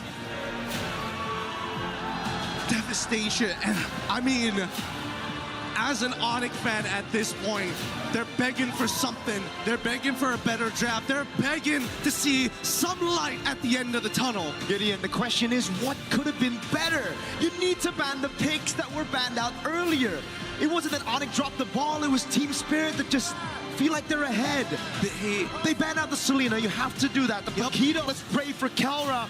And Spirit shut those players down instantly with Zaur and his magic. Man, the mythical beasts here. Crazy stuff. We have to throw it back to the panel to break this down for you. It's LaFell Naisu and of course Rain Day to teach you what just happened. Oh my God. I actually don't know if Zaur Egoist has died yet. I think that might be 2 games in a row that he has not died. And this time on the Harley, putting on a clinic, and to the dismay of the Indonesian fans of ONIC, not only here in the building, but to the elation of that woman right there, Kid Bomba's mom, front and center, excited to see her son one step away from a guaranteed $500,000. Welcome back to the studio. Rain Day, Naisu, LaFell. Gentlemen, what do we got to say? EECA on the verge of history, but we saw that in our first series, and it wasn't over after 2. Hey, you know, it's great for Team Spirit. I'm hoping it's not a sweep here but something's got to change. And I don't know if it's the family buff out there for Team Spirit, but they just gave it to ONIC, and it was across the board. And yes, Zaur Egoist was amazing here. The burst damage, I think even Lutpi again is still wondering just how fast or how fast that happened. But Kid Bomba is just making so much impact from now game to game. We talked about his Sora in the game 1, and now look at this, the Barretts that he was able to do. He himself zoned out most of ONIC. I mean, like, here's the thing. Team Spirit didn't change, right? The heroes changed, sure, but in terms of how they approach the fights, it's all the same. Like, during the draft, I feel like we're going to be seeing it a little bit later on, but ONIC, they ban out the Paquito, but now they're like, wait, hold on. The Paquito was a problem, but Bomba, man. Because the thing about the Barats, he basically has a winning matchup against everything in the current meta. Well, at least, you know, meta picks. I mentioned, and I don't know, I mean, listen, the Atlas has worked and not worked. It's obviously high prio, but it paired with the Barats, it just feels like too much. Too much you have to avoid. Not just that. And the Eudora. I was going to say, again, Sunset Lover. I don't know what it is about this pick, this Eudora, but he doesn't have to change it unless ONIC forces the change. Look at the damage dealt by Keyboy and Kyrie. That, again, shows how much that they are not involved in this game. So, Team Spirit, keep Bomba kind of like 1v4 and then let Sunset Lover, Sao, and maybe even Zaur Egoist just to be like, make sure Keyboy is not here. Let's make sure that Lutpi is also a non-factor, because I feel like that's going to be the main part of his analysis, which is there's no front line for ONIC. That's the hard part about it, because now back-to-back games, we've seen Keyboy really struggle, right? He is known as being a roamer to set things up for the team. He's had so many amazing plays in his career, but we're seeing the struggle now, back-to-back games. And so usually when that's happening, when the roamer is struggling and having a really difficult time at trying to set things up, you really have to count on your XP laner, right? We're seeing the exact opposite, the contrast to that between Sao and Kid Bomba. So it's like, what are you going to do for ONIC to allow that to actually happen? It's got to be Lutpi and Keyboy to kind of figure that out, you know, and the rest of ONIC to make this happen, not just in the draft, but obviously the execution. I know you're going to look at the draft. You're probably going to look at the game, LaFell. I can't even remember who was first banned, first picked, or what the changes were. Was it Selena that was taken out earlier? Are they looking at mid? So I think that's an interesting thing, too. Where did they start to shift their attention? Break down what you were looking at and how you analyze game 2. So, first...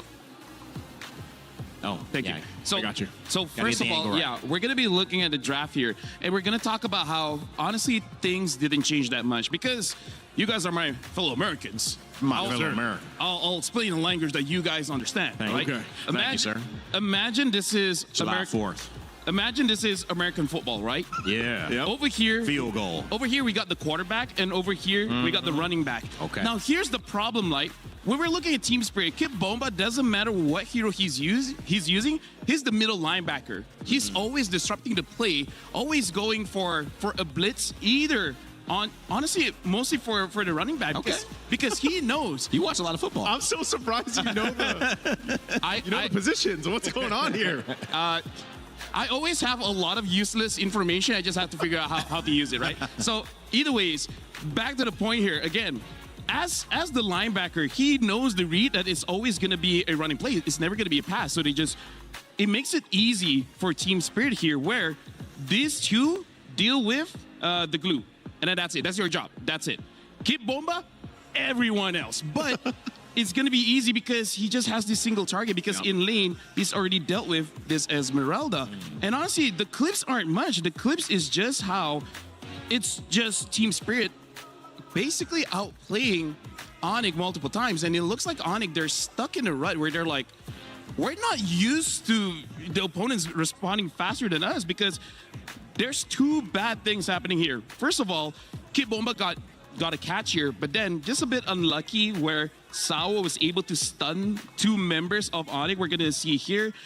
Okay, I think it was already passed, but also in behind, we can see that Sunset Lover was almost caught by Sans, and then incredible reaction speed, able to get out of it. And same as the second clip, it's just that Sunset Lover had amazing reaction time. So it really is just a situation where ONIC roughly understands what to do, but the opponents already see it coming, so they're able to respond appropriately. This is kind of like ONIC against Aurora yesterday, where they know that Kelra is the target. Kelra just survives, and then it's all good. Same here. You try to get Sunset Lover never gets caught. Maybe he has his But you guys understand the whole American football. Yeah. Of course. It's just that Kid Bomba disrupts everything. Yeah. I hope everybody watching has that understanding. There you go.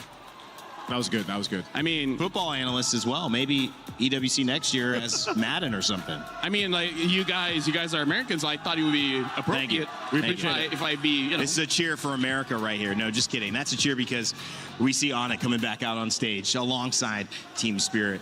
Naisu, the question now is, how do you adapt? Because you do have to deal with what I think was quite eloquently put from Yangon Galacticos coaches.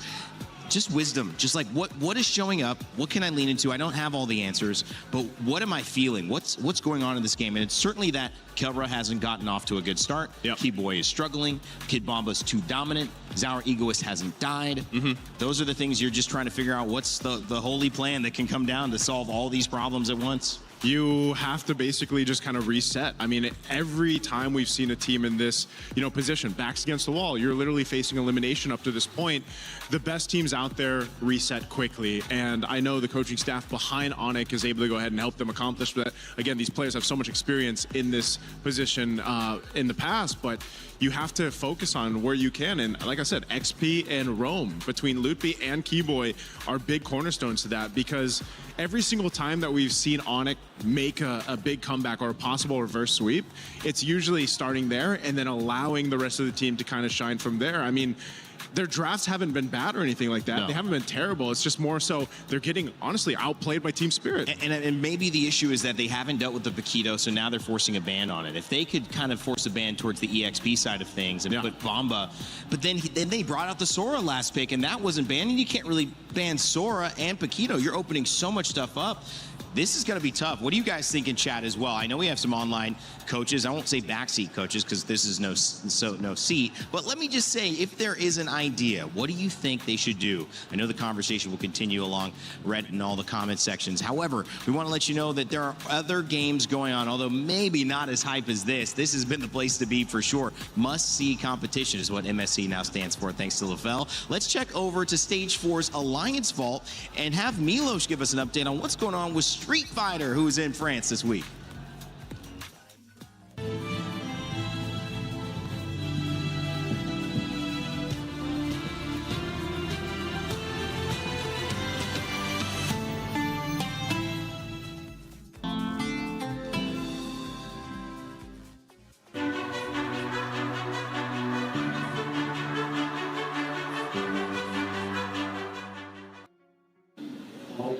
All my friends, a quick check-in from the Alliance Vault here, Street Fighter 6. I got my homeboy over here, Mr. Rob Television. My friend, I've been hearing stories about what's been happening here on stage because Xiaohai is out and Blaz is out, the two finalists from last year. Brother, you know that was amazing. We hosted it last year. It was a legendary grand finals. Both of them not only out, they went 0-2. They did not win a single match here. That's how insane the level of competition here is. But this one is shaping up to be a classic. Right now, we are in the top 16. We're in the playoffs phase, and everyone who makes it out here is going to make it to the finals day. We're in the next on the second group right now, and so far the results have been unpredictable, bro. Who's been looking good so far?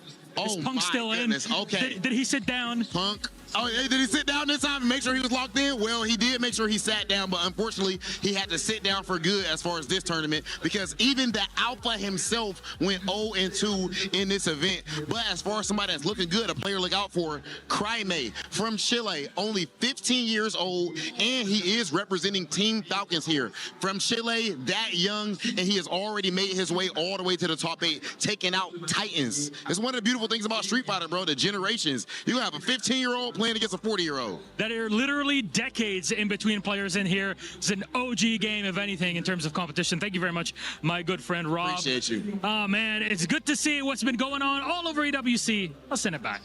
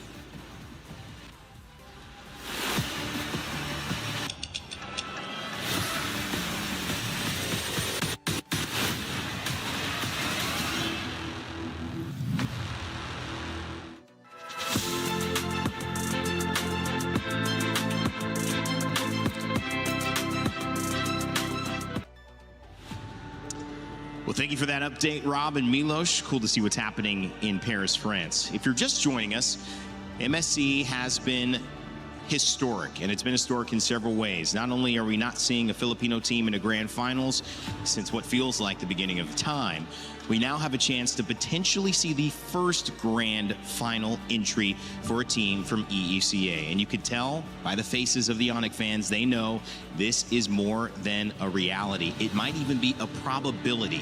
But that's why we have Lafell and Naisu with me here on the desk, because they're so smart. They can help us figure out how there might be a chance to claw this one back from Indonesia and ONIC side. And if they can, well, what does it look like? Well, last series, we found ourselves in this position too. We ended up seeing, Falcons get a couple games under the belt, eventually go to a game 5. Hopefully we have the case here for this. Hopefully we can extend the series, because right now I think ONIC really needs to dig deep here on what to change, what to pull through, because I don't know, man, the momentum and the way that Team Spirit is playing looks really scary. It's really worrying going into this one, match point now for Team Spirit if you're ONIC, because what do you do? Lafell, it's like an oxygen tank, and you see it start blinking red, and you're too far away from home to refill. How do you handle a moment like this where survival's the only thing on your mind? Yeah, either under the ocean or high up in space. Yeah. Having that little oxygen makes it difficult for you to think, because that's how your brain functions. It needs oxygen for you to really process things. This is a very interesting way, though, to start off. They're batting out the Harley here, where Zara Igwe, just like you said, has not died so far. So they're trying to take that out. And I feel like the big problem here is that, do they go for the first pick Barats? Are they going to go Aurora themselves again? They've been on blues. Okay, they do. They're not going to change it up. I'm just worried Team Spirit picks up the Barats, which instant pick, by the way. Instantly picked. And the Atlas again, which works so well. And the problem is, you pick up the Barats, he's going to stomp all over you. Does ONIC take the Eudora here? Because if Sunset Lever gets this Eudora, man, I don't know. Okay, good and bad. It's good to deny, but also it doesn't do much against the Barats as well as the Atlas. I mean, like, they can stun. Yeah. Actually, you know what? Take it. Like, at least that gives space for Keyboy. That's kind of all you really need. Let Keyboy play the game. Do you not like your homeboy? Well, I hope so, man. I hope Keyboy can play the game, because right now they're going to go ahead and take this Harith. And I'd love to see if they do take the Eudora right now, because I just expect that to be the answer. They'll lock in the Belric. Okay, so now the Barats can stomp on them. I hope this Belric can stomp them. But is this going... I hope is it going to go XP or is it going to go Rome? I think it's got to go Rome. It's got to go Rome. Oh, Isun Shin. Okay, YSS. We're starting to see this develop a little bit more, where we're seeing some of the flex happen later on in the gold lanes. Yeah. And in the Rome. And that's kind of, but this time, you have the Atlas exposed already, so it's the mid that they're kind of flexing, which, I mean, having played Eudora, is it really a flex? And she's still open? Yep. Team Spirit is just playing position 1 for Zaur. He's going to be kind of the only one with good range to end the game. Yeah. Everyone else just keep on fighting. Is this like one of those things where it's just like, you know what, funnel the YSS if you can? And maybe also Sunset Lovers like, guys, I want to play something else, right? I'm getting bored, man. Let me take a risk. I don't mind a Valentina game. Either Valentina or maybe Jushin's still open. Like, he could still, I don't know if he's going to want to pick that or not. Again, there's so many choices that Sunset Lover can actually go with. And, the mere fact that you've basically seen him on one hero for the most part, it's like, what does he have? Maybe there's a pocket pick even that Sunset Lover has here, but just they're already really covering the grounds well. They'll take out the XP options right now just to cover the bases. Like I said, we have seen the Belric go in the XP lane, but let's just say this is Keyboy's Belric. Now, what do you go from here? They are honing in on those choices for gold lane even, but we could potentially, I don't know, maybe we see Hiko pick up a fighter himself, because, I mean, they bailed out the Freya. The Paquito's gone. Mm-hmm. What's left in fighter territory for gold lane? That is a good point. Selena also available after being banned every game, and that could be something that Sunset Lover's okay swapping up to Lafell. That's a good Alice ban, because I was thinking of something like an Alice or Yuzong, because at this point, you got to win the lane against Kit Bomba, or at least make it so that he doesn't secure the first EXP crap. That's how you win the lane against Kit Bomba, and then after that, you got to start chasing either Zhao Egoist or Sunset Lover. At that point, I feel like Lupi has to do what Kit Bomba has been doing, and 1v3 or 1v4. If he cannot do that, that's GG. Spirit's going to end the game. They have to. I was wondering if it'd be a gold lane ban, at least to maybe take out the Klon or something, but they do take out Sunset Lover's Eudora. He just gets the Valentina anyway. I almost expected Valentina to be picked up for ONIC, because you're playing against the Atlas here, but this is going to be a little bit different. Now these last 2 picks will sort of paint the destiny of ONIC throughout MSC right now. This is so crucial for them, because these first 3 picks, not much difference, right, than what we've seen so far. But how do you supplement that main problem we're talking about? Lutpi especially needs to help Keyboy in this game 3 to set things up for the rest. Again, he just needs to win the lane. This Valentina pick, well, they pick up a Gord here, so I think that's how they're going to deal with Kit Bomba, have a Shred. But then for the EXP, they're going to pick up the Hylos. Interesting. Either Hylos or Bellic can go to the EXP. It's not that bad because Barats is slow, but still. ONIC is taking a risk here with their draft. But, hey, c'est la vie. It's a bit of a risk when you guys aren't even sure about how it's going to work.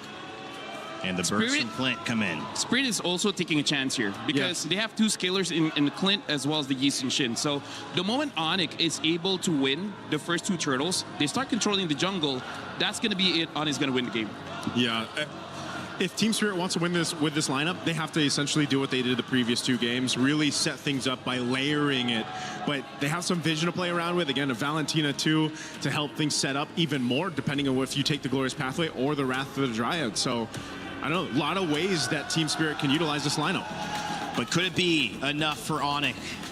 This could be their last chance, their last game at MSC. It could send them home from Paris, but a chance of the grand finals remains as long as they keep winning. It's up to Team Spirit to book their ticket and do it for EECA. It's time for Mirko and Gideon to get us to what could be our final game of the semifinals. One chance, one opportunity, a way to make history, another disappointment, or a chance at redemption, as ONIC might be able to take this game. But these drafts, man, I don't know about you, Mirko, but this has been a brutal matchup for ONIC, especially in the mid lane. It just looks so good for Spirit. Even a Clint pick here just to try to bully Kelra in lane. I think it's really good. Great movement here as well by Hiko to dodge the Synchrofish. As we take a look at the emblems for this game number 3. We're making sure that everything is up to date here. It's making sure that they also have, right, early flicker on, but Sunset Lover's in trouble. He's got no dash. Instantly, mobilization, Kai with first blood.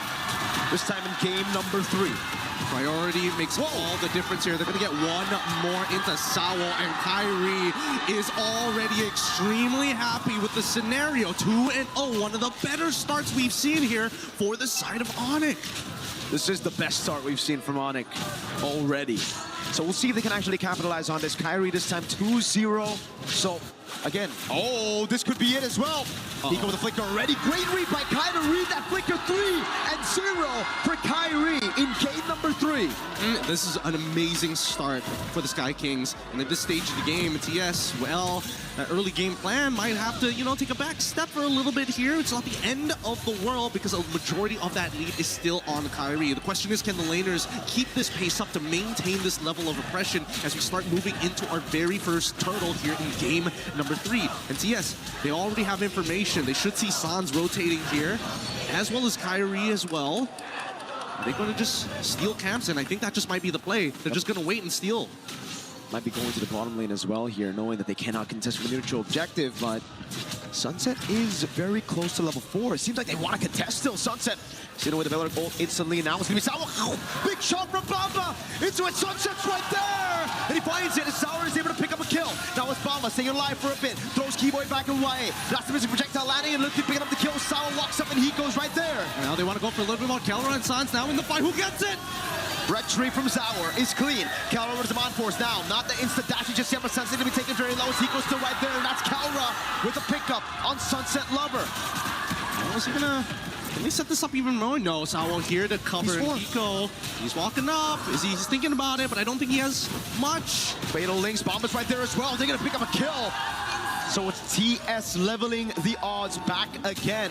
That shutdown on Kai put Team Spirit back on track. Yep, all right. Things back on track. Now we can go back to the game plan here. Level 4 has already been achieved, but let's look at that replay one more time here. Because again, Kid Bomba able to tank a good chunk of that damage, especially from that gush. Unlucky for Sans that he wasn't able to get a little bit more off of this, but once everybody got into the middle of this fight, even Kelra deciding, you know what, it's time to Zaman Force and start triggering the fight super early on. They were able to get something back here, and I think, wait, fight. Keyboy just got taken out. Now the Mystic Gush comes around, but Sawo's able to flicker around. Kelra jumps in with the Chrono Dash and is able to find one, but now look at the burst! Hiko has the flicker. Will he go for that last shot? Thinking about it. He's thinking about it. No. Kai's already on top of it. Gets the flicker as well. Nice. Oh, I really thought just a little bit more. Lutpi catches him at the edge with the Glorious Pathway, but unable to really capitalize on it. Darn you, mid-walls. But for now, I mean, we're back to a neutral state. Look at Bomba, though, utilizing that chaos to get all of the turret shield. Still a bit of a win at the very least. I just love the fact that ONIC are now saying, you know what? We're on our comforts. We shouldn't be that scared. We can outplay this, right? They're getting a little disrespectful, and I think they've learned from the previous game, hey, if things are going bad, we got to instigate some kind of war. We don't have to fully commit, but once we get the green light, we have to initiate. Bomba with the cut under tier 2. Deep one as well. That is super deep, and Lutpi can't do anything about it. Great info from the rest of Spirit saying that ONIC responded in the bottom side of the map, and now Bomba, I think his job right now is to keep Kyrie here. He's going to reset that buff. Is it going to Detona's welcome him while he's at it as well? It doesn't see how many combo points. Ooh. Sans able to flick around. Now the Mystic Projectile and the Mystic Gush as Kyrie walks over the mobilization, but now it's going to be the chop. Bomba doesn't land it. He has the flicker. He flickers out of safety. Keyboy's going to be stunned up by the Terrify of Sunset Lovers. Now they go for the taunt, and it's Bomba who gets caught. Still alive. Rather than Dryad, chaining him down. Bomba finally taken out as Kai gets his first stack of the Sky Piercer. But they don't get anything else on the map, unfortunately. They managed to clear the waves just in time, so no big convergence and no bigger trades for the side of TS. ONIC win it out. They're sending 3 members down as Kyrie's on top. Let's see the dispersion, because unfortunately for Hiko, he's got to recall at some point. He's got no mana. Yep. I think now was the right time to recall. Sunset Lovers looking for the angle now on Kai. He goes for the dash. He's waiting for it. Oh my god. He timed it perfectly down the route to try it. Sunset Lover. 3 games in a row having One of the best series performances. Man, Sunset Lover, the prodigal child, is back. They don't want to go. At least Kid Bomba didn't have his flicker there. That'll. Oh! Sawo fatally straight into Sevico. Keyboy with the rattle to the Dryad, but now it's going to be the chase as the conceal gets used up by both. One into the bottom lane. It's Bomba. He's going to look to try to bait out the Purify from Kelra. Zaman Force coming out. Sawo with the perfect match. He's going to try to go for the dive right now as Kelra is able to go for it. A few more hits. Big chunk. Purify out from Kelra. Don't punish just yet. We need to see the item list here. Did Hiko get that power spike as soon as that Wombo combo happened? Because as of yet, that was a lot of damage. And now Zara gets a mid-tier 1. Looking to threaten multiple buffs at the same time. Even managing to walk away with this. Bit early on the retribution. Let's look at this one more time because again, a huge catch here, especially onto Zans, who's very susceptible to this Atlas at the stage of the game. He doesn't have that Purify. He's got to make sure that when he positions himself, it's very much when he has that info, but at the same time, nobody can really stop Sawo from getting in on the fight. And no one can stop Zaur from farming. This guy, I mean, Rainy pointed it out earlier. Yes, Zaur has died. It was once. It was a shutdown towards the end of the game, so it didn't count that death. But man, this guy's just untouchable. The egoist. And this time, so clean on the Traceless. The CC immune to get away from these CC locks. Even the target from Lutfi, now the Mountain Shocker to get vision. Yep, we've moved from technical boxing. There's still aspects of being on the outside, but you can see that Team Spirit, they want to get on the inside. They want to make this as messy as possible, because when it is messy, you are blinded by what is happening around you. And so far, Kid Bomba and Zara Egoist are the biggest winners in those cases. This is a huge lead, 3.2K, 7 minutes in, and Hiko is still gunning down these turrets. This is why you got to watch these games. This is why you can't just look at the stats after the game. You look at Sunset stats, you're probably like, oh my God, he didn't have a good game. But then you watch it and, hey man, what a performance from Sunset. Yes, first blood, sure, a mistake, but the redemption was 10 times fold. That mistake. And now Sauro zoning Kai away from the jungle. Plenty of damage dealt all across the board. San's actually getting some pretty decent damage. However, the way that their leads are working. Oh, it catches! Max range, now it's the rest of the team. Look, P's right there. Oh! Baits the flicker out from Sans, and now it's free for Sawo if he wants to get Sans. No way! He didn't see the Jets right underneath them, pushing him right into it. Holy! TS are not missing a beat as of right now, and their mechanics are so sharp, it hurts. It hurts to be an ONIC fan. They're hoping that at least an outplay would come through, but with a 4.6K lead, unless that shutdown is on Zara or maybe even Hiko, I don't see it happening for now. They already lose their shielding down by the mid lane. That's fine. They still have their side lanes to work for, but they still have 33 seconds. And it's all about just waiting right now. Spirit have everything they need to close it out. Oh my God, Zara already Malefic. Holy Pull up the items. I want to see that right now. What is Zaur on? He's level 14 at 8 minutes. This could be the fastest level 15 in the tournament. Hyper efficient as well. Doesn't go for the BOD. Goes for the hyper efficient items to make sure that his power spikes are alongside with how strong Hiko is with the Berserker Spirit and Endless Battle. Once he gets that Malefic gun, the sieging will begin. He gets a Screen Crab and the Orange. That'll be the fastest level 15, I think, but he doesn't care. He wants to stay objective. TS on the Lord, about a shocker for vision. They want to dance around this for just a little bit. Look, B, he's taking a decent amount of damage. Kibama's losing his stacks while they're dancing around this. ONIC don't mind, but they can't walk in on the pit, and also they get it for free. Sawo knows that Sans doesn't have the flicker, so he's just going to zone everybody away from the purple.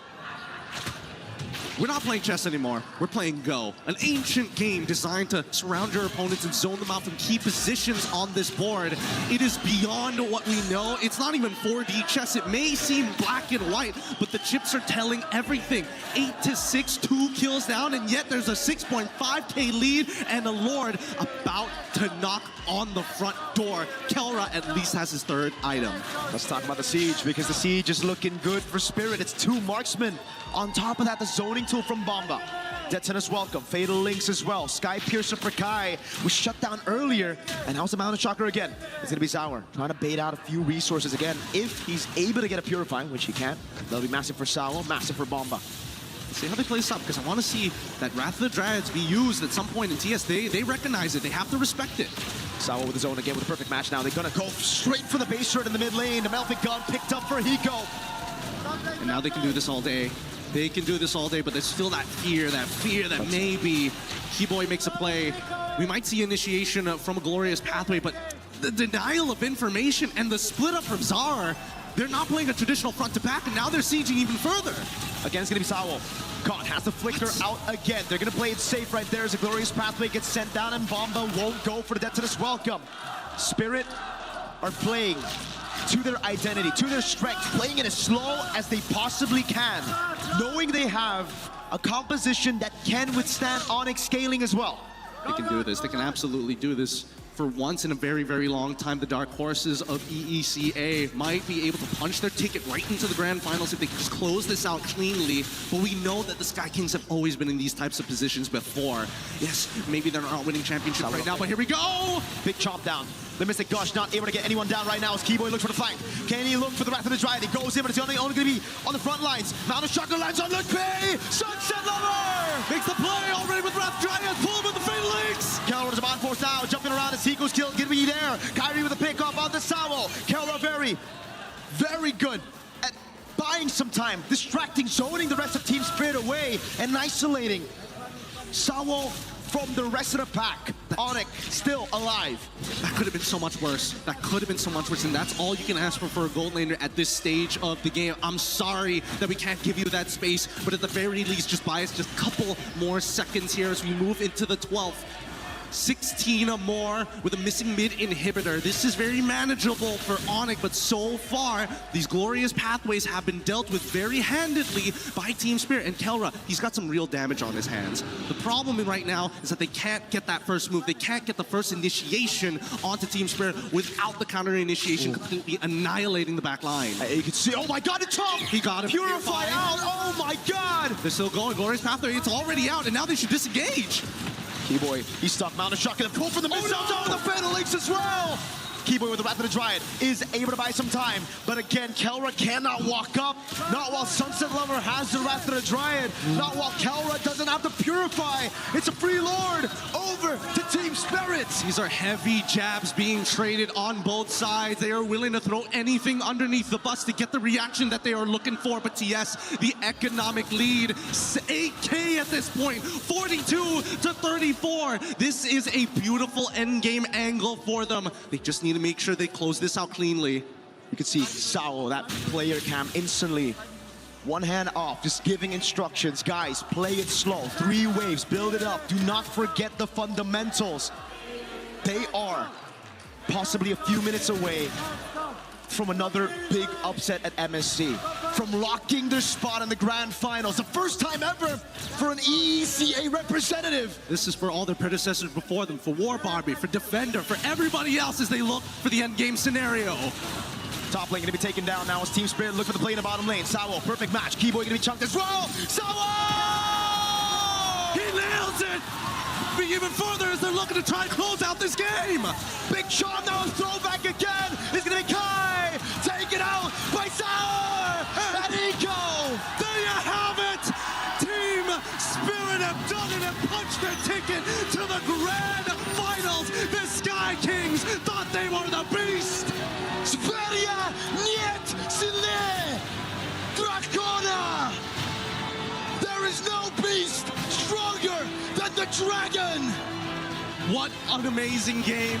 The technical prowess, from mechanics, from the micro to the macro. We have witnessed a work of art. Nobody can be disappointed with that. Even the Sky Kings can recognize when they have been matched. What a crazy game coming in from EECA. They haven't just been matched. They've been stomped and they've been destroyed. The Porcupines, the Sky Kings, burned to the ground by the flames of the dragon. Ladies and gentlemen, give your congratulations to Team Spirit as they qualify for the grand finals. What a moment this is. What a crazy set of events. I keep using this word crazy time and time again for another region to rise up to the grand finals of this caliber. For the first time ever in a mid-season cup here at an international, there will be no major regions. No PH. No ID, no Malaysia. It's EECA up against Myanmar. It's Team Spirit up against Yangon Galacticos. Truly, we are witnessing history unfold before us.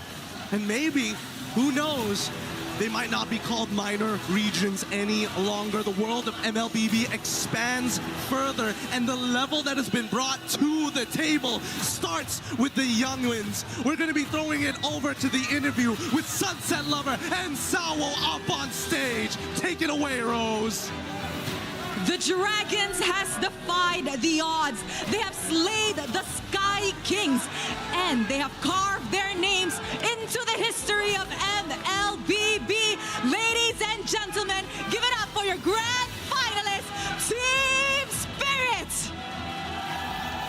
Boys, that was an amazing series.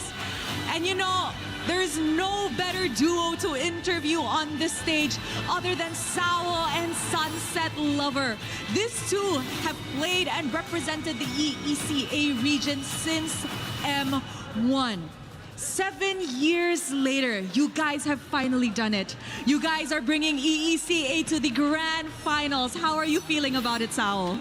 I'm so happy, but we still not did it, so everything tomorrow will be. The job is not done. What about you, Sunset Lover? How are you feeling about heading into the grand finals tomorrow, a first in your region, history being rewritten?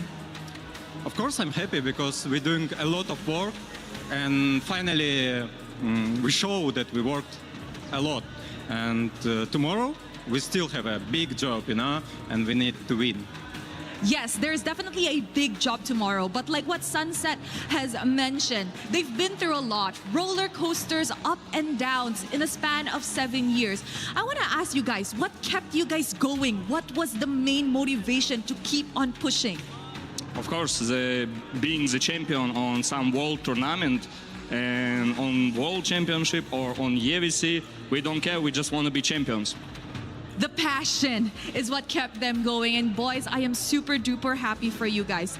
Now, of course, we know that you guys entering the grand finals tomorrow is history being rewritten. But not just for you guys, but for the whole ecosystem of the MLBB, where tomorrow you guys will be going up against Yangon Galacticos. Sunset Lover, what does this tell us about the ecosystem of MLBB? Does it mean we're actually finally starting to see new faces, new regions come out?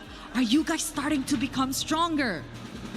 Yeah, that's true, and I'm so excited about tomorrow because finally the grand final, not PH Indo, PH Malaysia, you know, there is a new grand final, new story. So let's see what will happen. Definitely new story. You know what? Tomorrow is going to be an incredible chapter. We can play and be happy that we're here. Congratulations, boys. Congratulations. We will see you in the grand finals. And of course, Team Spirit, come on over because it is time to crush a key back at our key crusher. Now, the biggest question for today is who will be crushing Onyx Key? Kid Bomba is at it. Let's go, Kid Bomba. Ladies and gentlemen, this signifies that ONIC is officially out of MSC at EWC 2026, and Team Spirit heads to the grand finals tomorrow. History has been made for the world of MLBB. With that, let us show it to the desk. History has been made, and it was made earlier with Myanmar going to the grand finals, and now it is made again with EECA and Team Spirit claiming a spot next to them. History will be rewritten, but what does the future hold for MLBB? Something new, that's for sure. And as destiny collapses and dynasty falls apart, you see that the unknown is where MLBB is headed. And maybe that just means space, maybe it means right down here on Earth. maybe centered around Europe or something like that. We'll have to wait and see as these two teams now get a chance to battle it out, guys. Oh, man. What a day of games. What a day of games. History made. I like the smile there, the satisfying smile of Kid Bomba there as they crush the key of ONIC, because again, he heard it in his interview leading into the matchup. This was fated for him. This was kind of destined to go ahead and fight against Kelra in this version of ONIC this time, and man, they did it so well. A sweep. I honestly didn't expect it to be a 3-0 here, because who would have thought? Who did? I don't think anyone expected a 3-0, LaFell. In your wildest, promising, most ambitious and positive looks at what Team Spirit did, you still felt after ONIC's performance yesterday, taking down Aurora, that they would have a chance here.